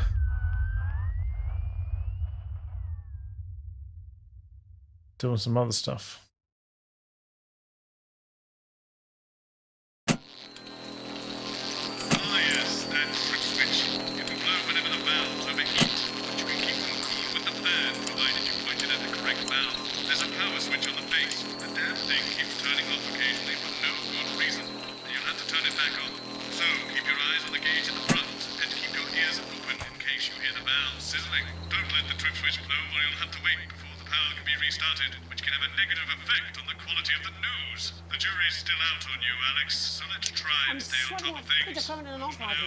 Hey, we're working on it. What, you've got someone to hose down the sun, have you? Yes, they've just strapped on their wax wings. Classical illusions are no substitute for air conditioning. You know, I genuinely thought you'd be in a better mood today. She's not even here. Yes, but he is.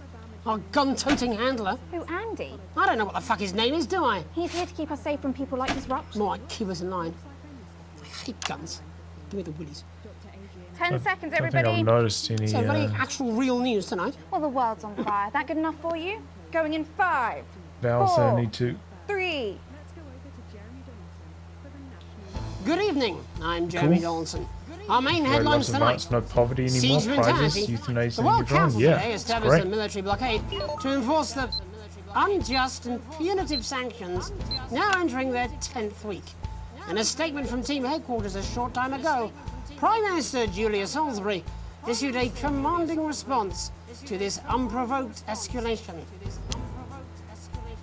The regrettable decision taken by the World Council this morning have left the citizens of this country isolated and fearful.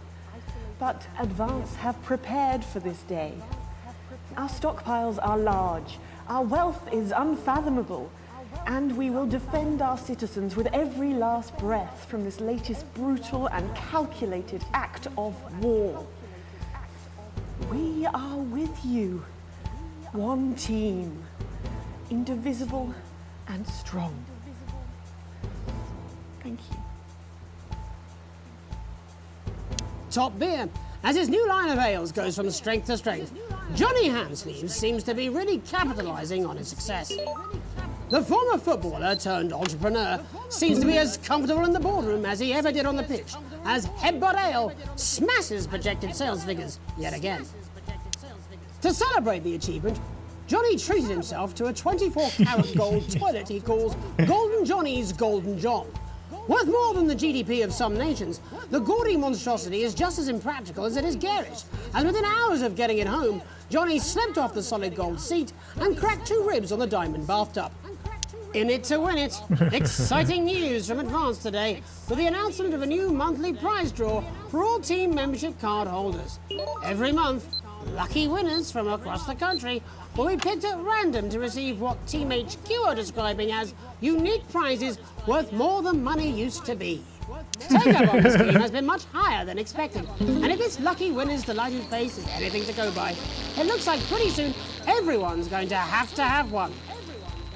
Hellhole, as construction on the hotly disputed Moves project is halted by the discovery of an ancient burial ground. Speculation today as to the nature of the corporation's next move. The revelation that the transport system was being built through a site of such spiritual and cultural significance rocked Remington's fist last night.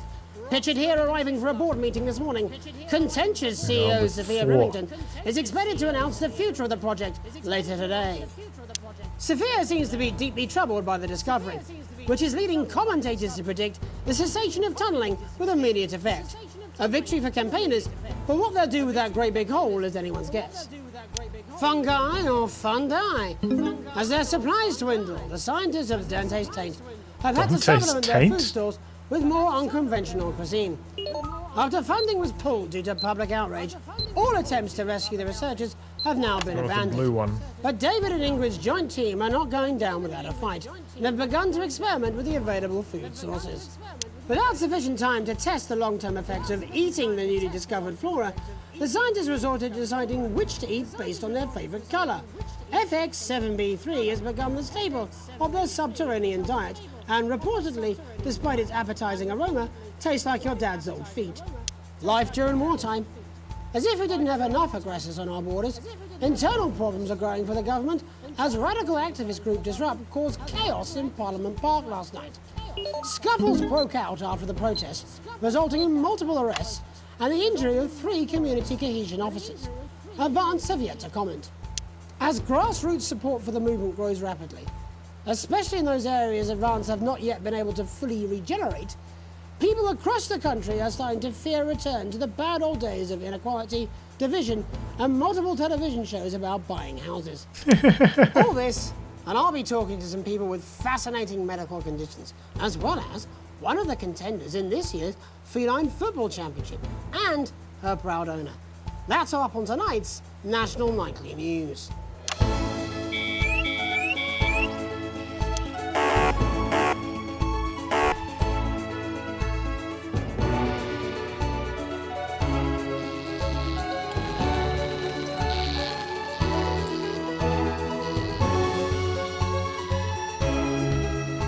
I hate doing the frequency stuff.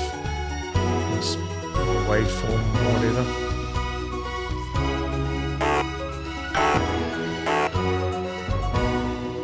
But first tonight, our team of correspondents has been dispatched to every corner of the country to see how the people of this great nation of ours are coping with this unprecedented hot weather.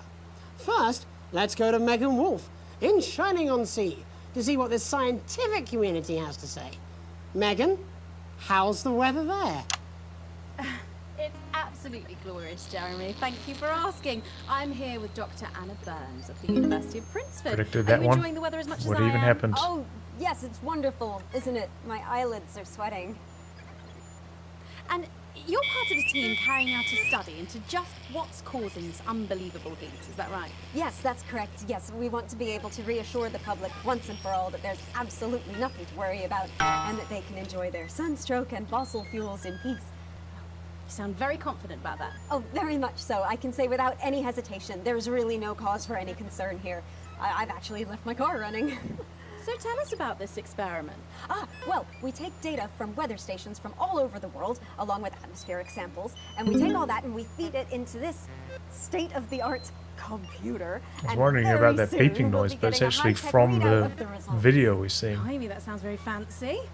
I should just say, none of this would be possible without the generous support of Remington's Fist. This is all thanks to their unrivaled investment in our future, and may I just say, complimentary personal anecdote. Oh, here we go. And, as expected, How'd the fan everything is turn off? absolutely fucked. Hang on. This can't be right. Right, but obviously you said a second ago that everything is absolutely fine, so... Well, actually, under concern level, it just says, why, God, why? We should be celebrating these wonderful results, I think. Nailed that one. Nailed we need it. to Absolutely evolve nailed that gills one. within That's my 40 best years. frequency alteration Just so says, far, I think. Shit. Look at you. This is meant to be a celebration. Can't go around looking like that. Shit, there you go. shit, Much shit. better. Can I just say thank you again to Sophia Remington for providing all of this. Everyone, we don't have long. Time is running It's out. running out. Absolutely right. That is all we have time for. Abandon hope and return to the forest. There you are. Enjoy that. I'd like to thank Dr. Burns for just one opinion on the climate. The sea will reclaim us all. There you have it, Jeremy. Proof, if proof be need be, that everything is just fine. I'm Megan Wolf, here with science. Back to you. Megan Wolf there, attempting to do some actual news. Next, heads over to Robin Short, who's in Scritchford with some of the winners of this week's team membership lottery. Robin? Thanks, Jeremy. I'm here in Scritchford with Gary Failsafe, a janitor at the local school, and Amelia Jackhammer, an aspiring poet. Both of you were drawn at random from those who hold team membership cards to receive this week's amazing prize. How do you feel? Filled with fervent euphoria. Yeah, good, yeah. And all that we had to do was fill in a quick form or two. Wow, that sounds so convenient, but we're all dying to know. What have you won? That's right, Robin. I've won dinner with Julius Salisbury at one of the capital's top restaurants. Oh, mate. Ooh, He's swanky. getting undressed. I've been invited to Peter Clement's house to help him dredge the gutter in. That's absolutely terrific. You must both be over the moon. I've written a poem about it. So, can you tell me about the moment when you first heard the news? Well, I was battling against a particularly difficult floater, probably one of the sixth formers, when the headmaster came and found me. I was involved in a similarly brutal conflict with a particularly arduous stanza. So you were both polishing turds? No, I don't like to polish them. I like to keep them intact for my collection. Oh, Oh, yuck. how unexpected. I don't polish turds, I write poetry. Potato, potato. So, Gary, Do you think Peter Clement's going to let me keep the contents of his downpipe? there's no harm in asking, I suppose. Would you like to hear one? No, thank you. Gary, when you signed up for team membership, was it in hopes of winning the lottery, or were there other reasons? I like a flutter, of course, but no, the boss said I had to sign up to keep coming into school. Very sensible.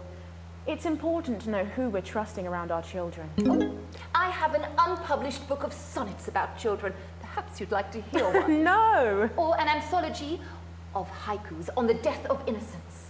I'd rather hear about Gary's turd collection. Really? I thought you might say that. Oh. Are you all right? Yes, it's coming. It's inspiration and it's delicious. Right you are. Today on the show, there's no news. Just a man who keeps multiple poos. Here, this big one's my favourite. See how it's fibrous, really lovely texture. Oh, Would yuck. you encourage other people to enter for their chance to win? Well, if it's colour you're looking for, take a gander at old Blue Eyes here. The national news lost its way when it covered some crap on a tray. Some of these are quite rare. Maybe that was unfair. And that's all we have time for today. Back to you, Jeremy. Thanks, Robin. What a lucky pair they are.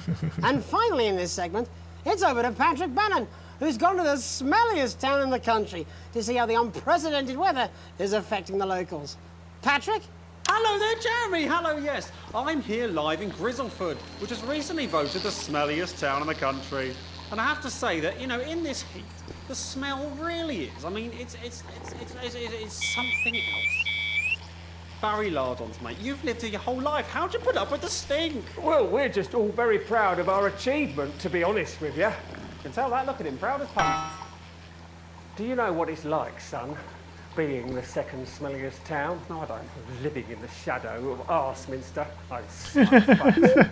But who's laughing now, eh? Tell you what, not me, that's for sure. So what happened, mate? Right, the good people from Remington's Fist came in and saved the day with their factory. You're talking, of course, about the newly built flour factory. Yeah, they gave us this big presentation on jobs and growth. But as soon as we heard about the stench, we paid them whatever they wanted to put it here. Does the stink not affect your life in every way, Barry? I mean, perhaps if you're filling in a tax return or I'm on completing point the with physical act the of cooling love. fan. It's strong at first, but you get used to it after several weeks of your first bout of sickness. The judges were very impressed. So, what's the sickness? Oh, that's nothing to worry about. It takes a few minutes before you develop any symptoms. Now, folk are saying something about the production line and how they dump carcasses directly into the water main, but I think it's probably the fume valves on the high street. On the high street? Should I see a doctor? What are the symptoms? Well, the first one is asking stupid questions. Folk experience a loss of inhibition. Fuck off, do they? When was the last time you brushed your teeth, you stinking old tramp? Next recording is a period of randomly bursting into song, followed immediately by delusions of grandeur. Oh, that's not really a problem, little song of my life. Hello, it's sexy Patrick Bannon, and he's wearing sexy shorts now. Oh my God, look at me. I'm like a stallion. I'm gorgeous, why didn't you tell me? I should take my shirt off. You know what? I'll even let you touch me if you want. That will be the bout of undeserved self-confidence. Love the Bannon, feel the Should Bannon. be getting undressed on the news. Oh man, what's the point? And the ennui. All that's left now are the hallucinations and unconsciousness. Nana Dottie? Was that you? Why are you made out of elbows? You know I don't eat opinions. Oh, don't worry, folks. Once he wakes up, he'll be just fine. We'll just find a place to stick him where it won't matter how many times he evacuates his bowels.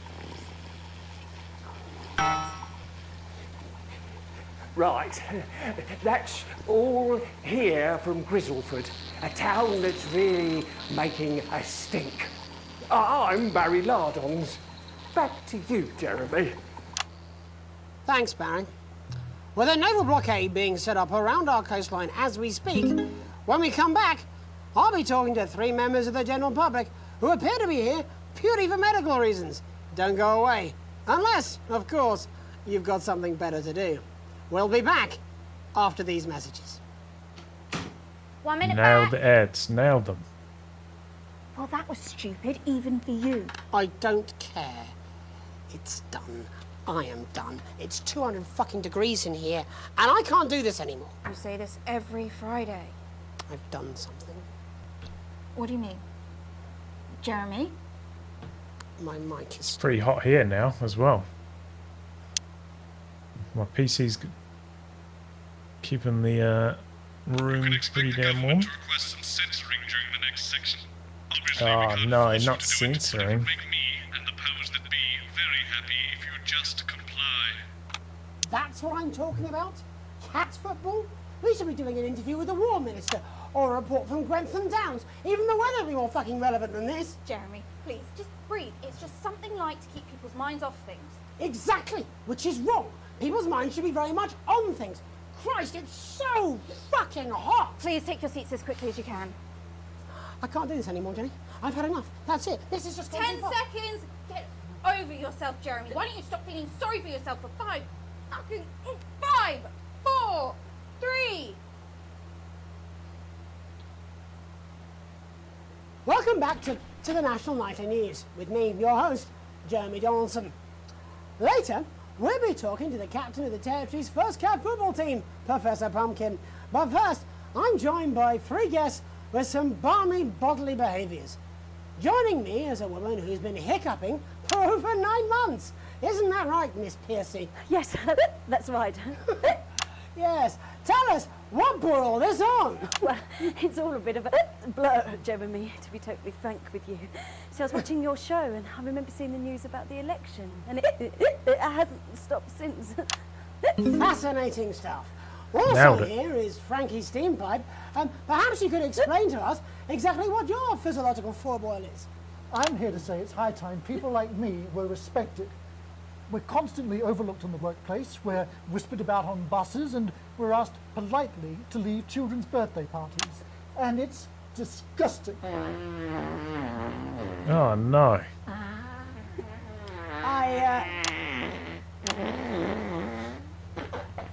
I'm sorry, my bowels have comic timing. And finally, I'm joined by a man who answers every question honestly, even when it isn't aimed at him. How do you cope with that, Mr. Truman? With a combination of booze, self-hatred, and hardcore pornography. Is that Not according to my therapist. Well, in that case, let's speak to Rose. Tell me, how does the hiccuping impact you? I get shushed a lot, which is hard. At work, they've asked me to stop answering the phones. It's really affected my confidence. Well, I find it really fucking irritating. Do people tend to believe your story? Fuck no. Actually, I've been surprised at how much support I've received. And Frankie, why have you come here today? Because my wife left me, and I was hoping that the fame would win her back. We've started a group for people with ailments deemed broadly comical by society. It's called Take Us Seriously. That's right. And we bloody well mean it. And who's joined so far? A bunch of fucking losers. It's just us so far. And how much success have you had? Well, we've seen some real positive changes. I don't want to toot my own horn, but it's been a runaway success. Shit, not a single person come to our fun run, and all of our leaflets fell in the canal. Well, Miss Piercy, some people are saying your condition was actually caused by the shocking events of that night. What do you think? Come down, Mr. Donaldson, that's absolute rubbish. What it'd be like to have a pair of tits. Could you? I'm sorry, it's very hot. What was I thinking? That you're a team fuck puppet? No. Or a sellout cunt? Apologies. Just a reminder that he can't help it. And hey, if this isn't live television, then what is it? Fuckfest of propaganda masquerading as journalism. Right, Frankie, Rose, tell us, how can the viewers get involved with your cause? Yes, we're holding a sponsored run in Capital Park next weekend. It's called the No Smiles 13 Miles. No, it's called the No Laugh Half. What did I say before the show? That it was the team pulling Jeremy Donaldson's strings. No, I didn't say Well, we that. may have to end that there, unfortunately. What a harmless bit of fun. Steady on! This is exactly what I'm talking about. We demand respect. Yes, well, later, I'll be talking to Professor Pumpkin. A ginger tabby with a world-class pair of penalty paws. Is that really necessary? No, it isn't. Let go. Not you. Unhand him at once. Enough! That's enough! Get him, Jeremy. Enough! What are you doing? Trying not to piss myself. Alex, cut. Don't you dare! Don't you fucking dare cut the ads before I tell you to. Now, you in the broadcast centre, Bozeman's little scapegoat, you listen to me. You cut the ads before I tell you to, and I will kill every single person in this studio. I am thinking about what I'm doing. I've been thinking about it for a long time. We all should be. Oh, Christ, it's so shit. fucking hot in here. Do you remember when we used to do the real news? Oh, the Before it was viewership's all lottery pumping up. winners and bloody cat football. We are on the brinks of a siege the likes of which the world hasn't seen in hundreds of years. The enemy is at the gates, and I'm stuck here talking to these three fucking idiots. I think my hiccups have stopped. You three, get the fuck out of my studio. Go on, now, go, before I change my mind. Jenny, lock the doors. Lock the doors. Yes, Jeremy. Now. Good. Yes. Now. Right. You in the broadcast centre. Alex, you listen to me. You pay attention. Now, I'm sure you've already loaded up exactly what you're going to play in the commercial, but today is going to be a little bit different. Look to your right. Yes, really. Look to your right. There is a VHS tape, and I want you to load it into one of the machines, and when I say so, and not before, you play it. You've got about 15 seconds, so I wouldn't waste any time. Now, all cameras. All upstairs appreciate there may be lives at stake. They want you to know the official policy of this channel is that we do not negotiate with terrorists. Just think before you act. It's either one-sided or banal. We're going to show the other side for a bit. For a bit of fucking balance. Like the good old days. Alex, play the fucking tape. Here it is. I don't want to hurt. Played it about 2 seconds too early. I will not hesitate to start by killing this man. Now, reset the system for the third segment. I imagine the ratings are going to be through the roof. Segment grade A+. Makes up for my last D.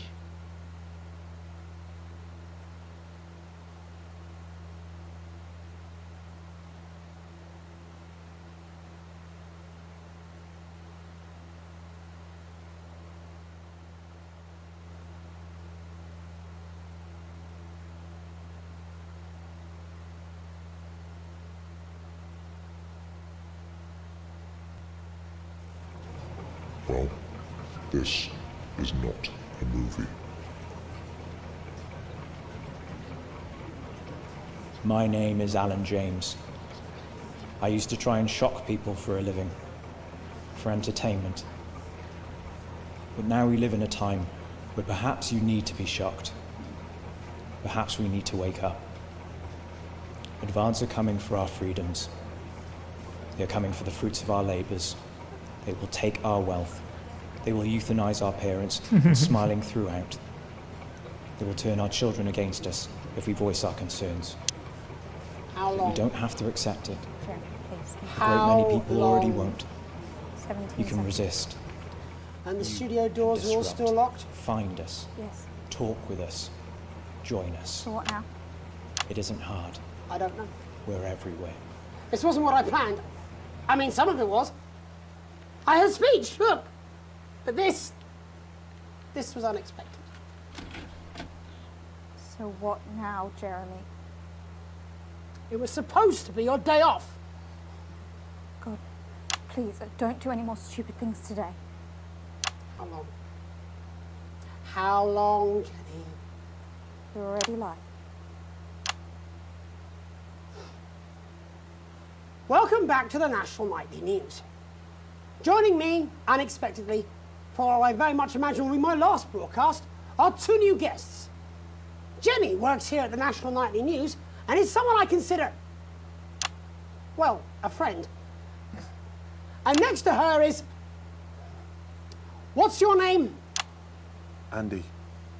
Andy's a policeman. Only we don't call him that anymore. He's a community cohesion official. Officer. Sorry? It's Community Cohesion Officer, CCO. And how's that feel, Andy? Being rebranded?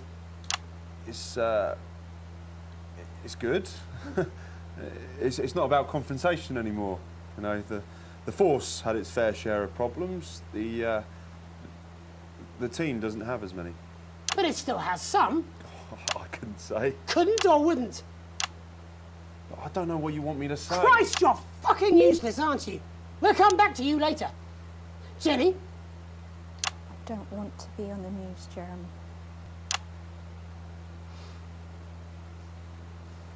That's perfectly understandable. You'd want to do this. Jenny, why did you join the National Nightly News team? I always wanted to work in news. Yes, but why specifically this programme? The National Nightly News. It was She's the news spy? everyone trusted. Was? Is. Do you really want to quibble semantics at gunpoint? Is there something else you'd rather discuss? Well, there is a great big Alan James-sized elephant in the room you seem to be ignoring. What do you mean? I saw your face when that hood came down.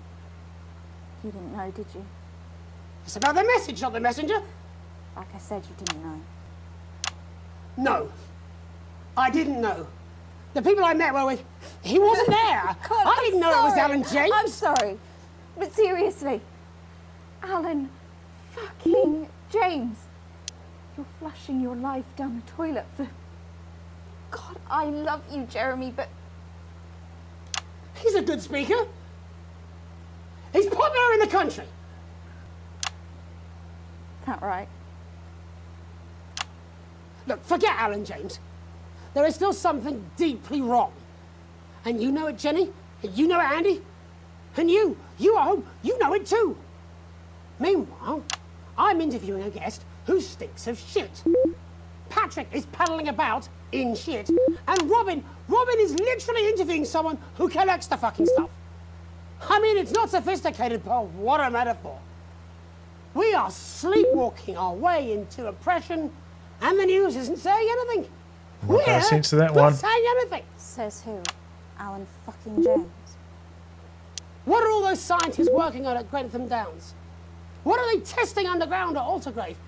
Andy, your turn. Make yourself fucking useful.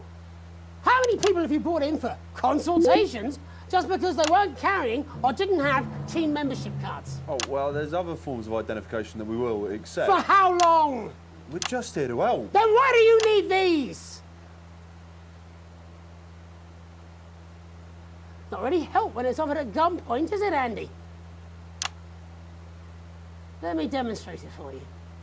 Let me help you. You eat these cards with my notes on it, and you'll probably digest a fact. That'd be helpful, wouldn't it, Andy? Knowing a fact? What? I don't understand. Do you want my help, Yes, Andy? yes, whatever you say, yes. Security are here, Jeremy. Eat it. What? Eat the fucking news, Andy, or I'll force it down your fucking throat. Jeremy, stop. Go on. Really? Eat it. Eat it, you fucking bully. Jeremy, stop. They will kill you. Please, don't make me watch that.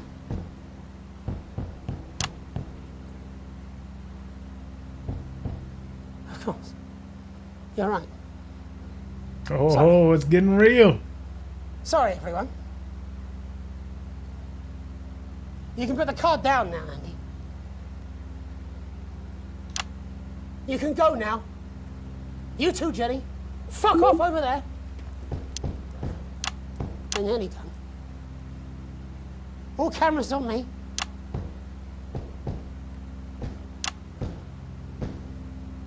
This new regime of ours is so seductive. I understand that. But before we all hand off our freedoms, should we ask to whom we're handing them over? Don't you want to know what's being done in your name? How many people were transitioned last month? A record high. Again, if you care. Shouldn't someone ask Advance how they plan to deal with this blockade? How many years or months of supplies we have? Why aren't we asking these questions instead of whose shit is this? There's a cat backstage dressed as a fucking goalie, for Christ's sake. He's even got the little gloves. Anyway, that's why I arranged for you all to see that broadcast in the last break. I didn't know it was going to be him, but I guess that just about sums it up. We are all up Ship Creek with a paddle made of Alan fucking James. Christ, it's all so fucking pointless. I was going to quit tonight. Take a holiday, try something else, out of the limelight. Maybe try having a relationship. I hear they're nice. Never tried it. I loved the news. And now, well... God, Jeremy, don't! I've tried my best to be honest with you, but this just isn't the news anymore. And I'm sorry. Ads. I've lost this fight. Alex, think of the consequences. I've let you down. Please, we can't show this. Cut to the ads. My name's Jeremy Now! Donaldson. Do it now! If you can. No way, mate. This one's going out to the broadcast. Have a peaceful night. Jeremy!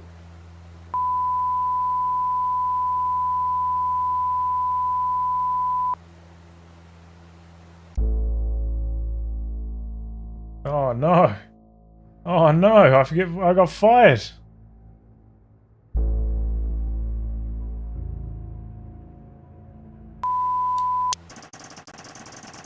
Okay, there we go. I got the ads in there. They were kind of bugging out. I pushed it like 4 times. Broadcast grade A. I think that's my best so far. Full wages. Things are looking up. Oh, shares are down.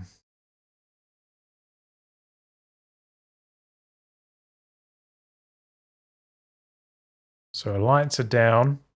Resistance are up. People love the news. Guessing that's what that means. I didn't really understand this until now. I don't think I remember seeing the resistance or whatever it is. Their symbol. Anyway, as I said, that's it for today's session on this game. We're continuing on here.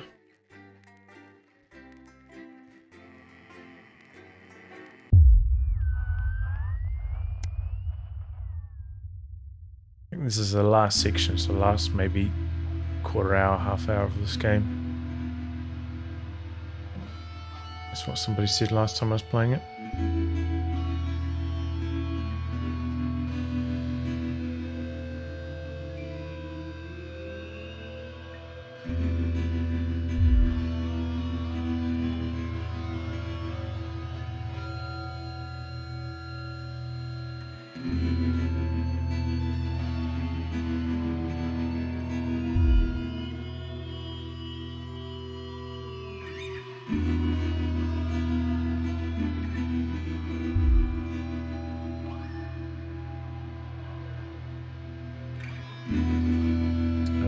My son, he's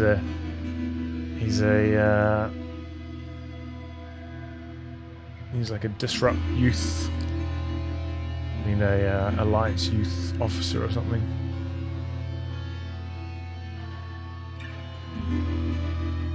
He's been brainwashed. That being said, I was on board with the alliance up until the latest fiasco, so fair enough.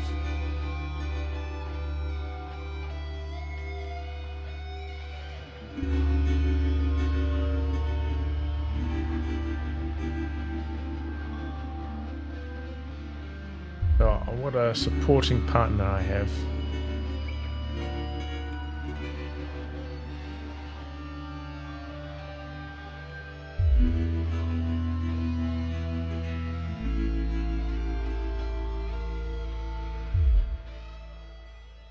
Had to show that on the news.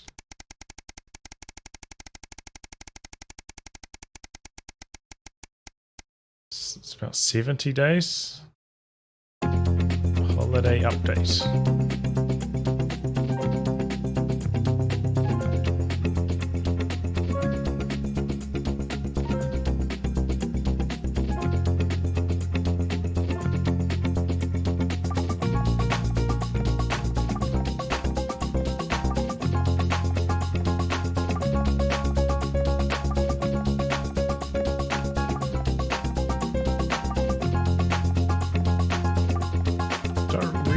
Who Susie is anymore.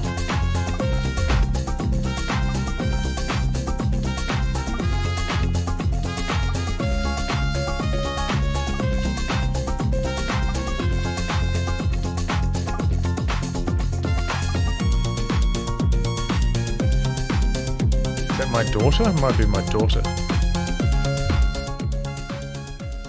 Or maybe it's my sister? I can't remember. I think it's my daughter.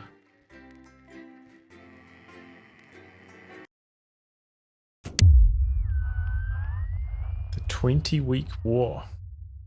Alex, Bozeman, your boss. We're expecting deplorables from Disrupt to hack the signal tonight. Perhaps you could leave your personal beliefs at home and try not to let them ruin the broadcast. Even if you don't care for the government, I assume you understand you have a vested interest in us staying on the air. Stay out of the orange. Meal out of a can of condensed milk, a cow's tongue, and some root.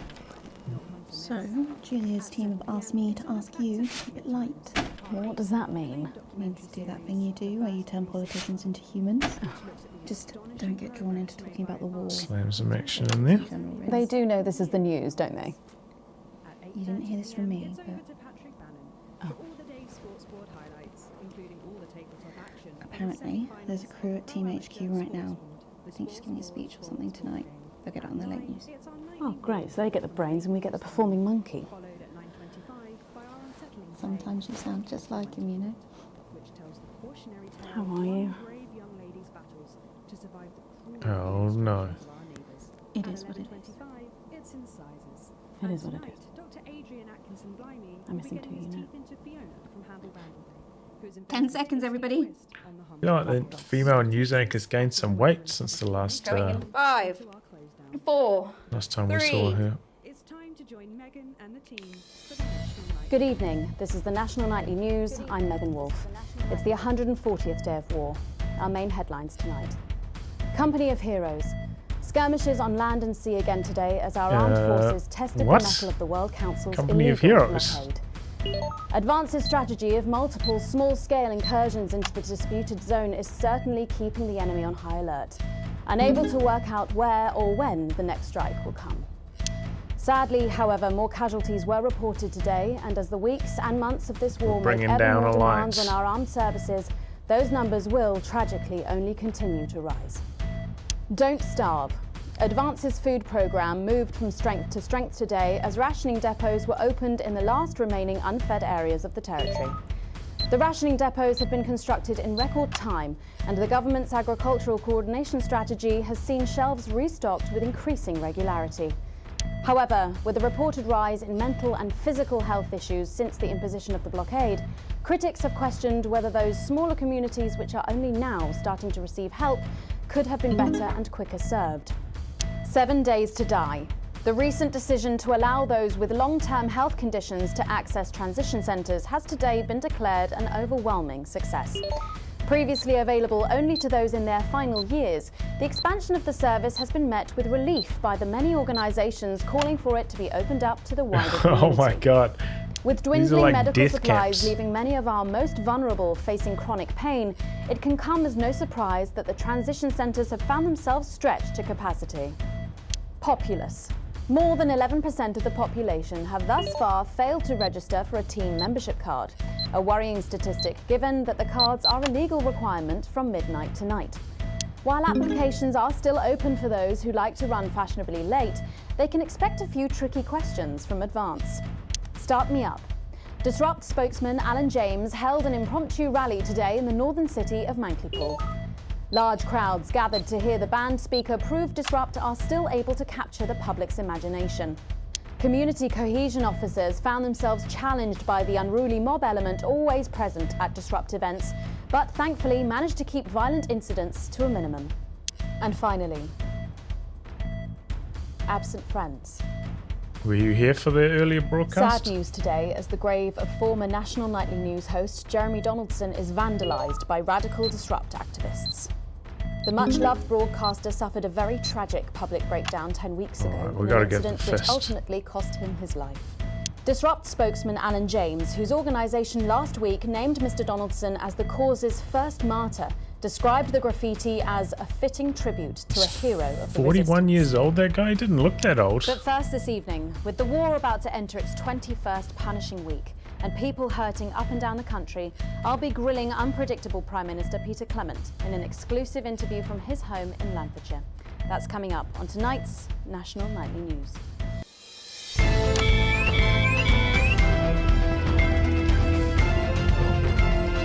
I hate these ones.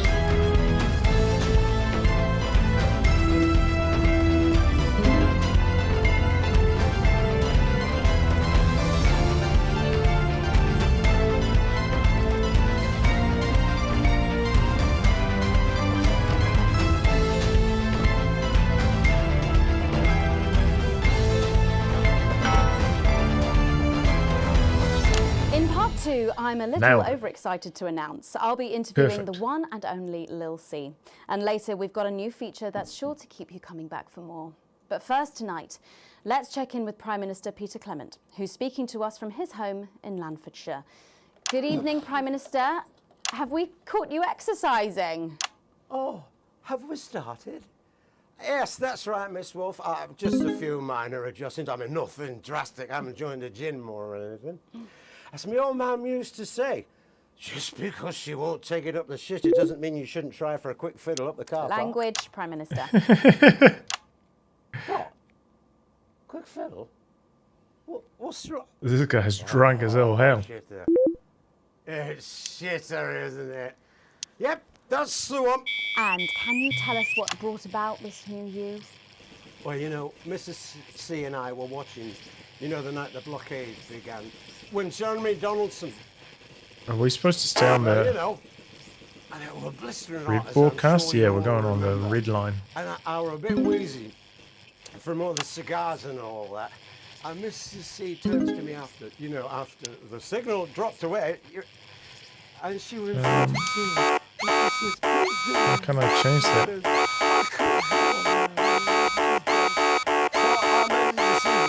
Oh my god, it wouldn't... I have stopped smoking cigars. Jesus Christ, that was a horror show. Let some of that disrupt propaganda out. Try not to do that, Alex. We're watching you. Weddings, state dinners. As well as that, I got this useless running backwards doesn't go anywhere. And apparently I'm going on a walking holiday this Christmas, and that should finish me off for bloody good. Did you make the decision to holiday within the country this winter because of the blockade, Prime Minister? Well, Mrs. C has never liked travelling at the best of times. These are certainly not the best of times, on that we can all agree. There's a lot of red tape involved in leaving the territory at the moment, as I'm sure you're all aware. Some of those forms are bastard long. All in it together. What? All in it together. Oh, yeah. Also, it doesn't seem very advanced to be going abroad when the rest of the country is grounded. And yet, Julia Salisbury announced today that she'll be visiting Svenland during this year's winter break. Is that really an example of team spirit? What? Did you know about this, Gail? No one tells me anything, Peter. You should know that. Why don't you know? Well, leaving that for a moment, it says on this card that a body like yours must take Yeah. some planning to achieve. We're hacking the broadcast What's your here, guys. morning routine? Disrupts getting the signal. I have a frigid morning routine. Rigid. It's rigid for fuck's sake! Oh, yeah. A rigid and demanding plan that my doctor and personal trainer... Who's your personal trainer? Some prick called Clark. Is that on your card? I thought you might wonder. Prime Minister, speaking of planning, with the blockade in its 20th week and the people of this country reeling from its effects, what plans do you have to get us out of this mess? Well, that's a very blunt question, Miss Surely Wolf. one for which you, the democratically elected Prime Minister, must have an answer. Don't you get smart with me, Pat. I was a fucking national treasure before you were a twinkle in the milkman's scrotum. You want to talk about plans? Let me tell you about plans. That's all we do. Fucking plans and revise plans and then meetings to discuss the implementation of plans and plans and yet more planning for fucking plans and yet more fucking plans. Well, that's good. That's good to know, Prime Do you Minister. know, I used to really like you, Pat. You were a breath of fresh air. But I've been watching you. And you know what? Alright. Disrupt had the broadcasts. I will take that as a compliment. Prime Minister, later on this evening, your co-leader Julia Salisbury is going to give a national address from team headquarters. I hate Can you give those us a segments hint so of what much, she's trying to going like line up the signals. Feels really inaccurate on the controller, you know? Sorry, you imagine? No, what I mean is... You do know about this broadcast, don't you, Prime Minister? Well, I'm sure I did. But Julia and I have no secrets from each other. We don't memorize each other's bloody diaries either. As my old mum used to say, if you wanted to get a job done quick, don't get bogged down in the pubes. What else you got? Sorry? Only cards. What else? A little piece of my life you want to rustle through? Get out. Refill my glass. Come on.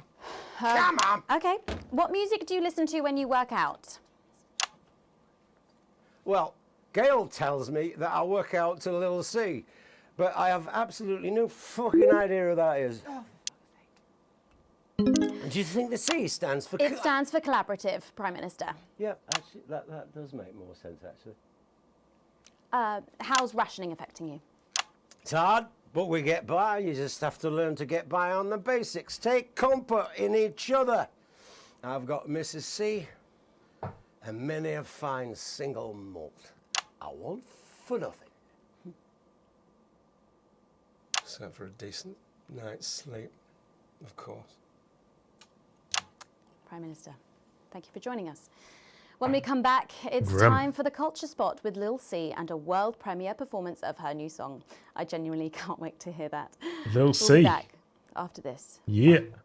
1 minute back, everybody. And that is what happens when you wander from the car. I don't think he knew about her statement. I don't think anyone's supposed to know. Oh man, I was quick on the ads there. I forgot that I had to run the ads. Embolism. That was some sharp thinking. Nah, you're like the daughter he never had. I suppose the higher-ups might fire him, though. Who's Lil C? Or if there's any justice, me. Who's Lil C? Are you winding me up? What? I'm civilized. I read books. Oh, I read books. I read books, eh? Too good for Little C. Segment grade E. You'll no doubt have spotted the updated mixing disc. You'll need the new buttons during the next sections. First, we'll need applause when the guest enters and before her song. Don't worry, I'll walk you through it when we get there. Oh, I probably have to do that with the D-pad, right? The audience stuff.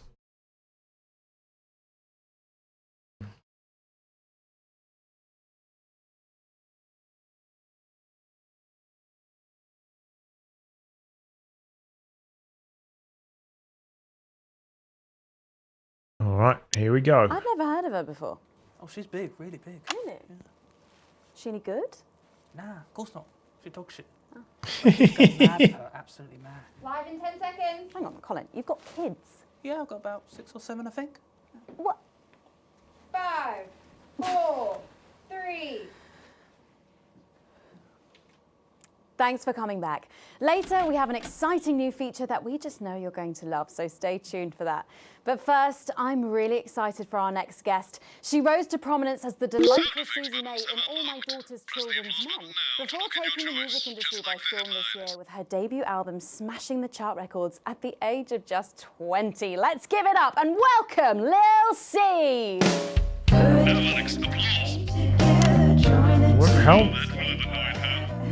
How do I fucking play the applause? May I just say, you look incredible. Oh, thanks, babe. I'm doing this new regime and it really does work. Ooh, what's the regime? My manager suggested it to me. It basically involves bathing in like cabbage water and then having the leaves sucked out of you while you sleep. Ah, there it is. Is that healthy? Oh, well, look at me, Meg.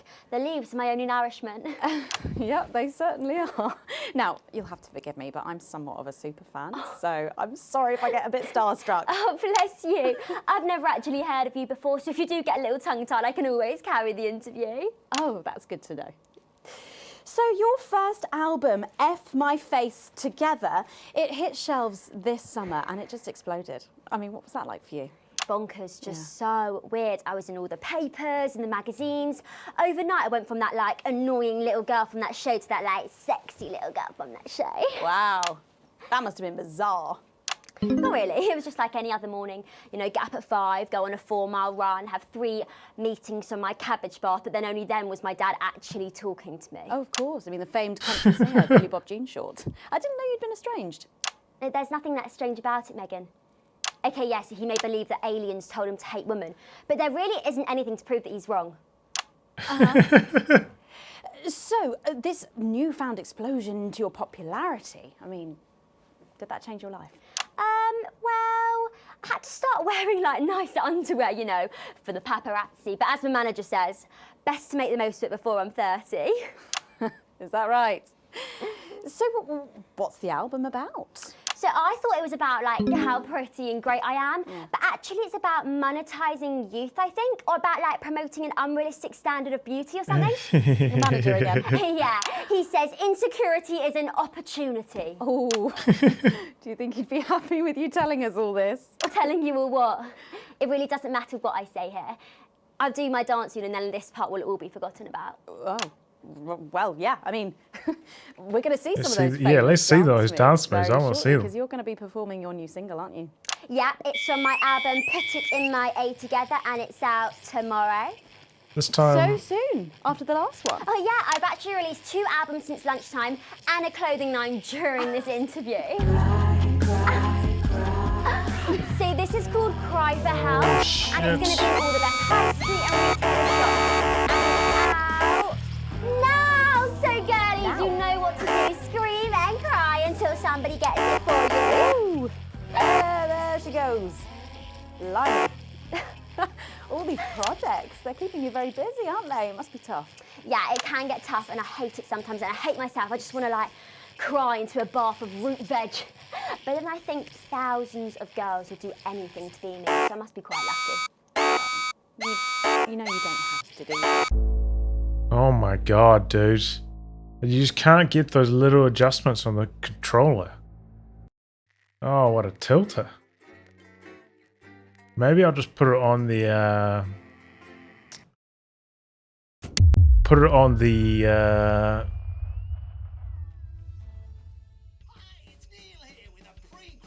disrupt broadcast, so I don't have to worry about switching between channels, and we can just watch the we can watch the dance. That's probably the way to go.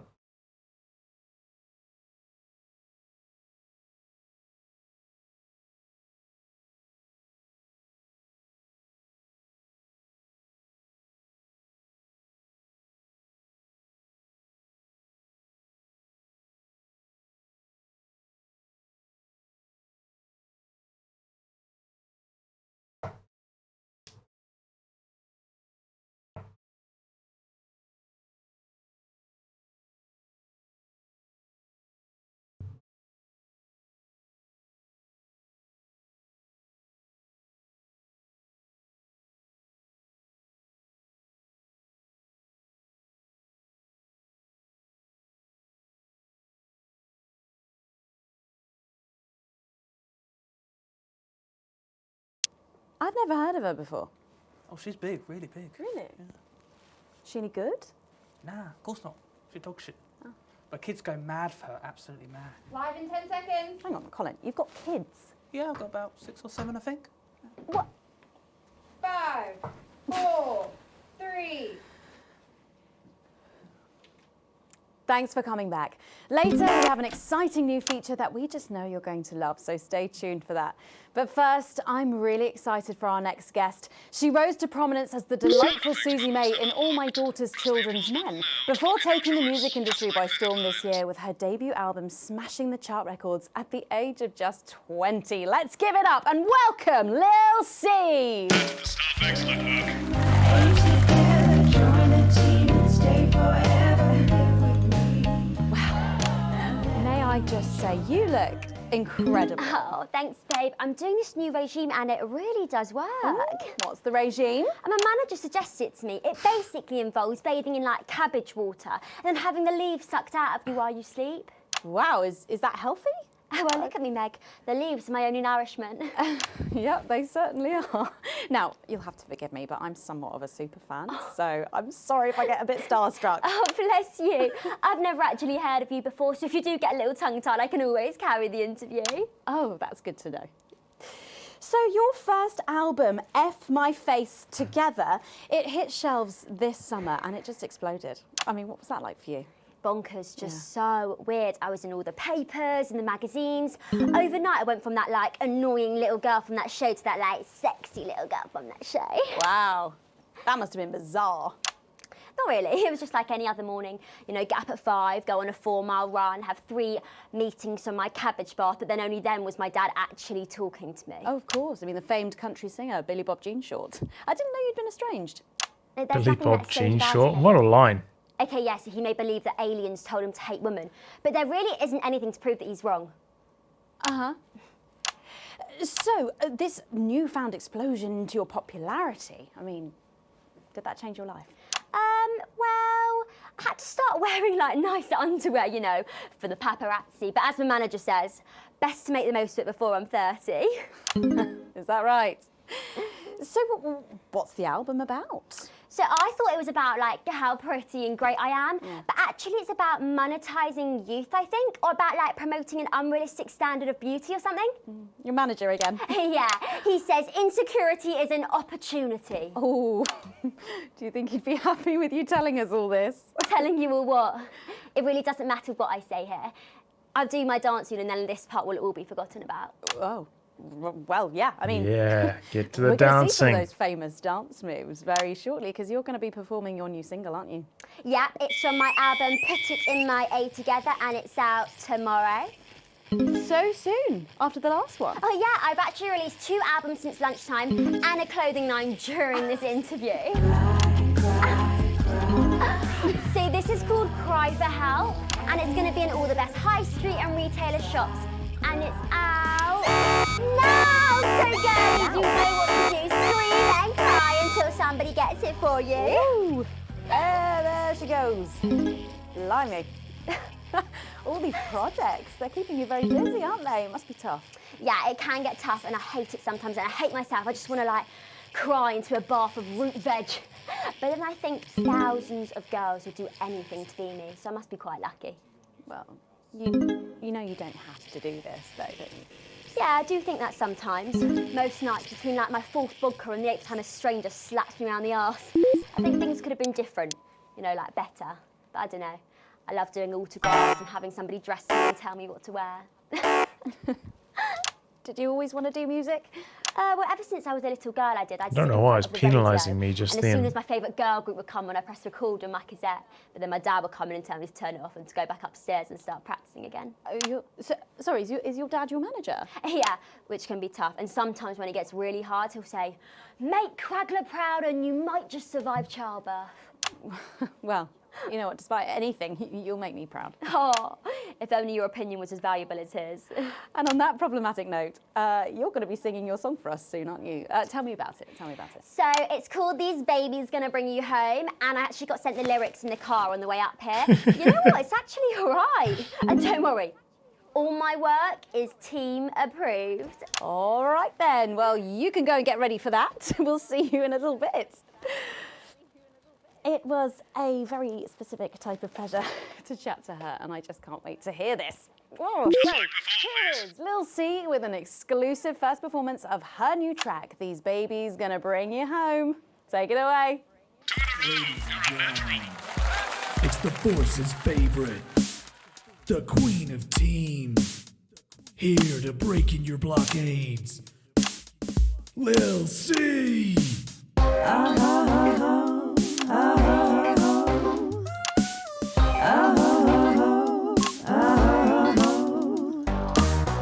Oh baby, can't you see I'm hungry? There's a place in me that's empty. I want that meat you're packing, only you can fill that crack in me. I'm under siege, so come and free me. Ain't no disruption here, boy, I got no agenda. Just want the team and me, no dirty foreign member. Don't stop holes in me that ain't been filled yet. I only scream this loud when you do your country proud. I ain't no Vickers, but I come and skirmish on my border. Quick before I get much older, tie me down and pour me like an enemy soldier. An enemy soldier. So let them try and break our dream. We fight and love and die at two. So what a Peter Clemens boys can come and use me as a toy. I wanna see some action, so come and break my sanctions.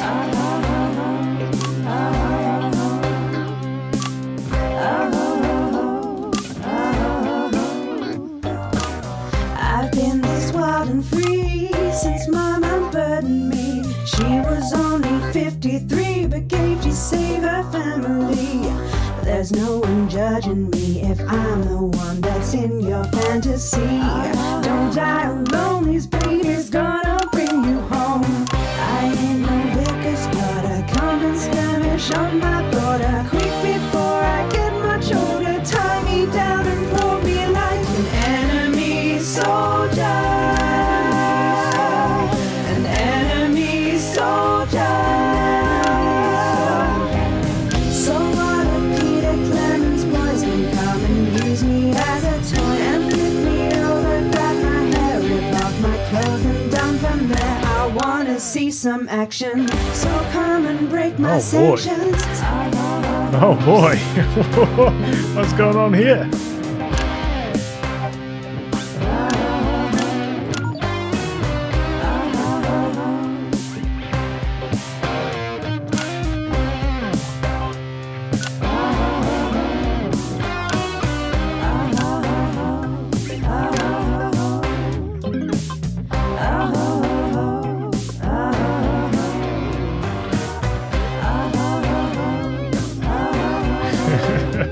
Oh boy.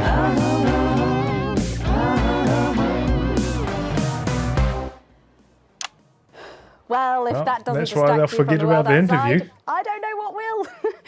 I'd like to thank Lil C for doing that. Don't go anywhere. After the break, we'll Be finally ads be time, revealing boys. the new segment of our show that we just know you're going to love.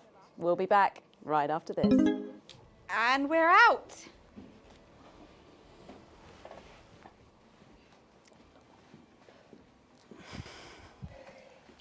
Can I just say, thank you so much for letting me do this. It really means a lot to me, you know. Yeah. To be able to promote myself on such a mainstream platform like the news. Well, don't worry about it. And you know what? Good luck for the future. Take care of yourself. This industry can be crazy sometimes.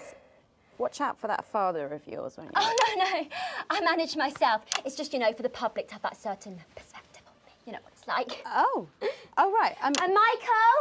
Michael? What about Billy Bob Jean Short? Is he? Oh, my dad. He's such a sweetheart. We both had the same agents, you know, like it just made sense. Both of us for our image together. Wow. And Michael, I want to see the revenue share for the clothing line and get me a G&T before my meeting with the lube guys. If they say for your Lube pleasure, I'm guys. gonna stop needing it. This next section will need you to use all 4 of the sound effects to help things along. Try and pick the most appropriate one at each given moment. The actors can't Well, the hear what fact you're doing, is, so they'll be Jen, trusting there's you enough to make the flowers in right my choices. dressing room. There were exactly 12 as it said All in right, the we're on the sound Do I effects look this like time, the sort lads. of person who counts things? No, Hopefully they don't try and throw us a no, bad not signal at anymore. the same time. I'm That would be better really than that annoying. now. I'll tell you what, just keep adding flowers until it feels like 12. Got it? Absolutely, right away. 10 seconds. 5, 4, 3.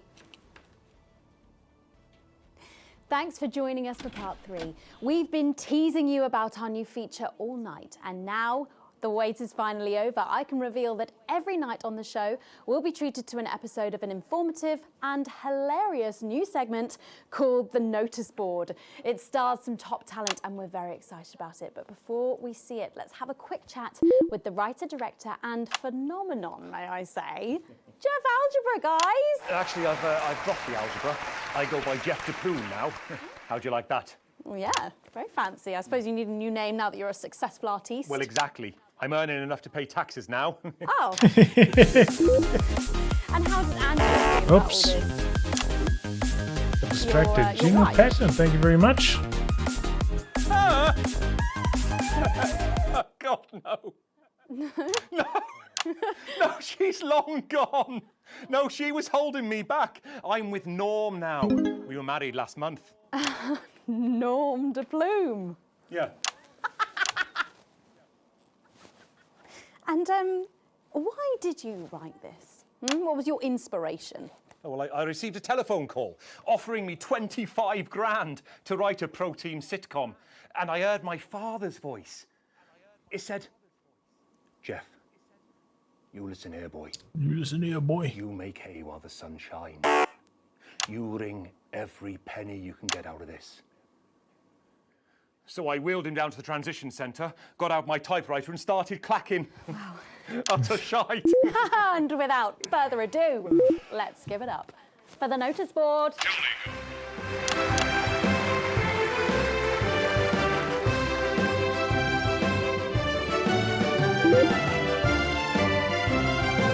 Excellent, you're a natural. Keep it up. Good morning, Miss Craven. Oh, morning, Ray. Everything all right, Mrs. Craven? You look as worried as the vicar in closing time. Oh, Ray, it's those young louts. They've vandalised my shop again. No! Yes! They've written all sorts of obscene language and crude pictures, and I know it's those damn youths. I don't know. It could be the vicar at closing time. I'm just worried they won't ever become productive members of the community. What if they never see the error of their ways and end up as social outcasts, such as shoplifters or bong rats? Don't worry, Mrs. Craven. This is a very supportive community, and I'm sure that in time they will fit into this society like this key into this lock.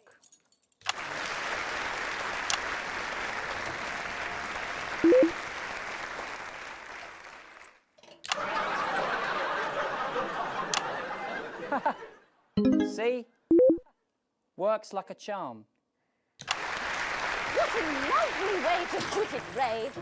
And just like that, we can unlock their future. Yes, yes. Wow! Look at all the letters in my collection today. Oh! I think that one's addressed to me. What? This one? Oh, so you're right.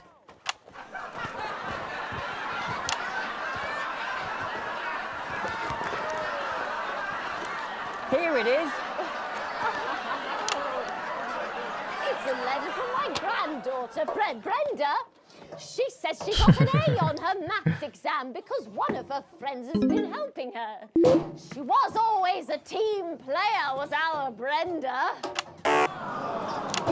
What's up, losers?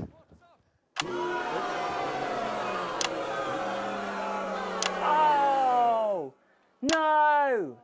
It's Brad. He's the coolest guy in the village. That's right. I just got here on my motorbike. Oh, clear off, Brad. We don't want any of your ilk around here. What? Rad dudes? No, ruffians. Have you come to tag the notice board with your gang signs? No way. I've actually come to pin my resume on that notice board. I'm looking to do some tutoring after school. What did you say? Tutoring? That's right. Maths is very important. Would you mind, Ray? Not at all.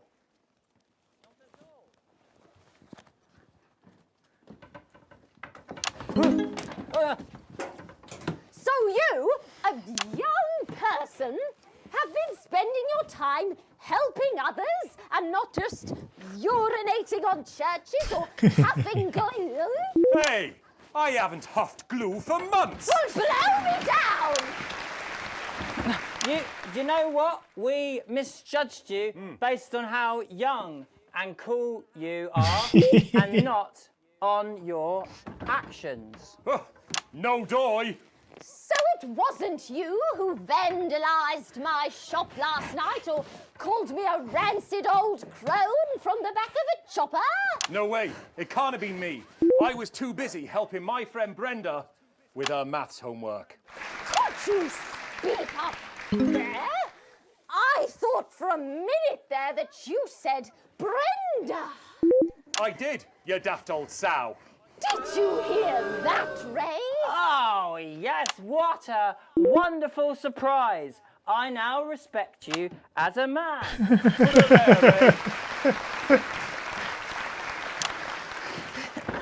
Oh, what the heck? Give us a hug.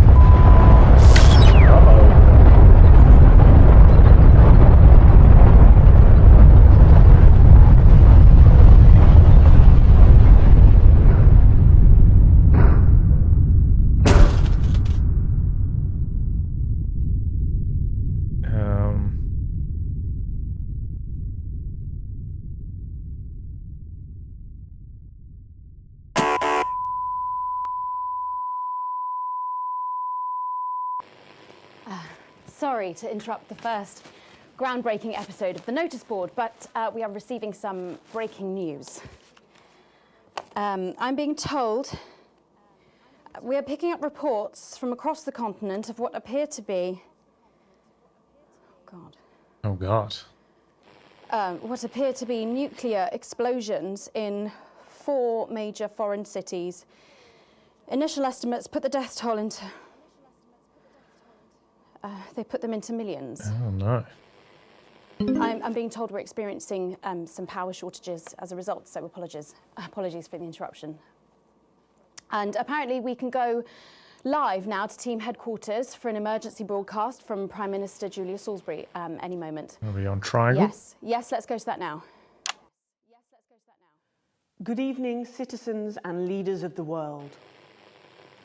Minutes ago, operatives working for Advance detonated nuclear explosives simultaneously in 4 major cities across the continent. We have similar devices in 58 other urban centres and will not hesitate to detonate them if our conditions are not met in full and without delay.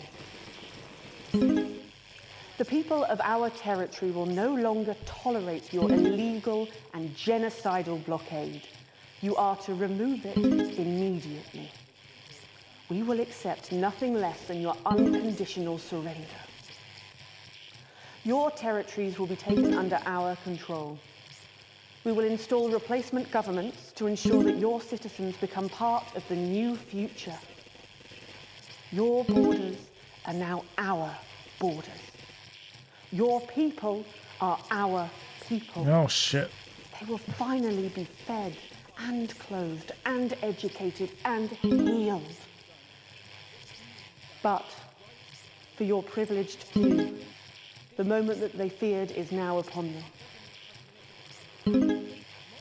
Allow me to be crystal clear. If you fire a single shot at our territory, or harm a single one of our citizens, Jesus Christ. we We will had to not line these hesitate signals up to sometimes with detonate the controller. further devices. You will not find them, though no doubt you are already searching for them. Our technology is decades ahead of yours. We will expect your complete acceptance Oh, of man, our that was terms by a midnight bad tonight. one. Thank you.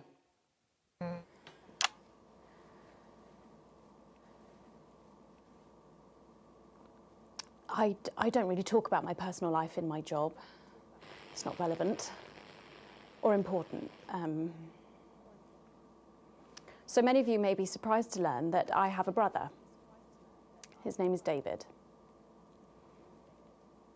And right now Oh no. Get his stupid face out of my head. Is he being held hostage? He's a researcher and he's currently travelling the continent for work. And I don't know where he is right now. And I should imagine that there are many of you sitting at home tonight digesting this news, and you also have loved ones on the continent. In Urkistan, or Havia, or San Palmerino, or Konislava, which is where David was when I last spoke to him 3 days ago. So when I tell you I know how you are feeling tonight, believe me, I do. But I also know that there's a flow to events. I see it every day here.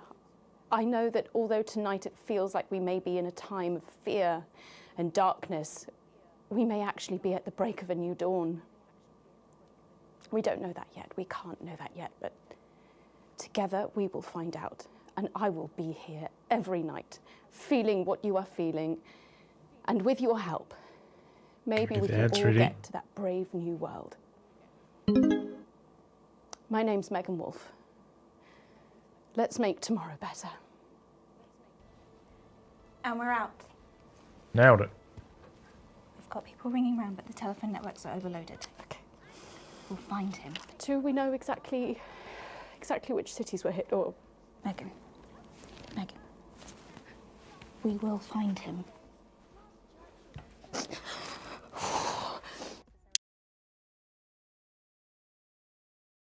Nice. To be continued. I tried looking up when the next chapter of this comes out, you know? Hey, Einwatts. Is that how you pronounce your name? Hopefully. Thanks for subbing.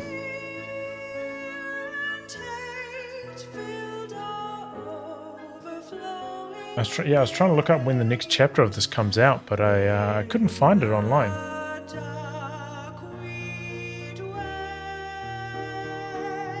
Close enough. Nice. Hell of a game, though. A lot of fun. And I do plan to play the next chapter whenever the next chapter comes out, because it's really funny, you know? Bravo.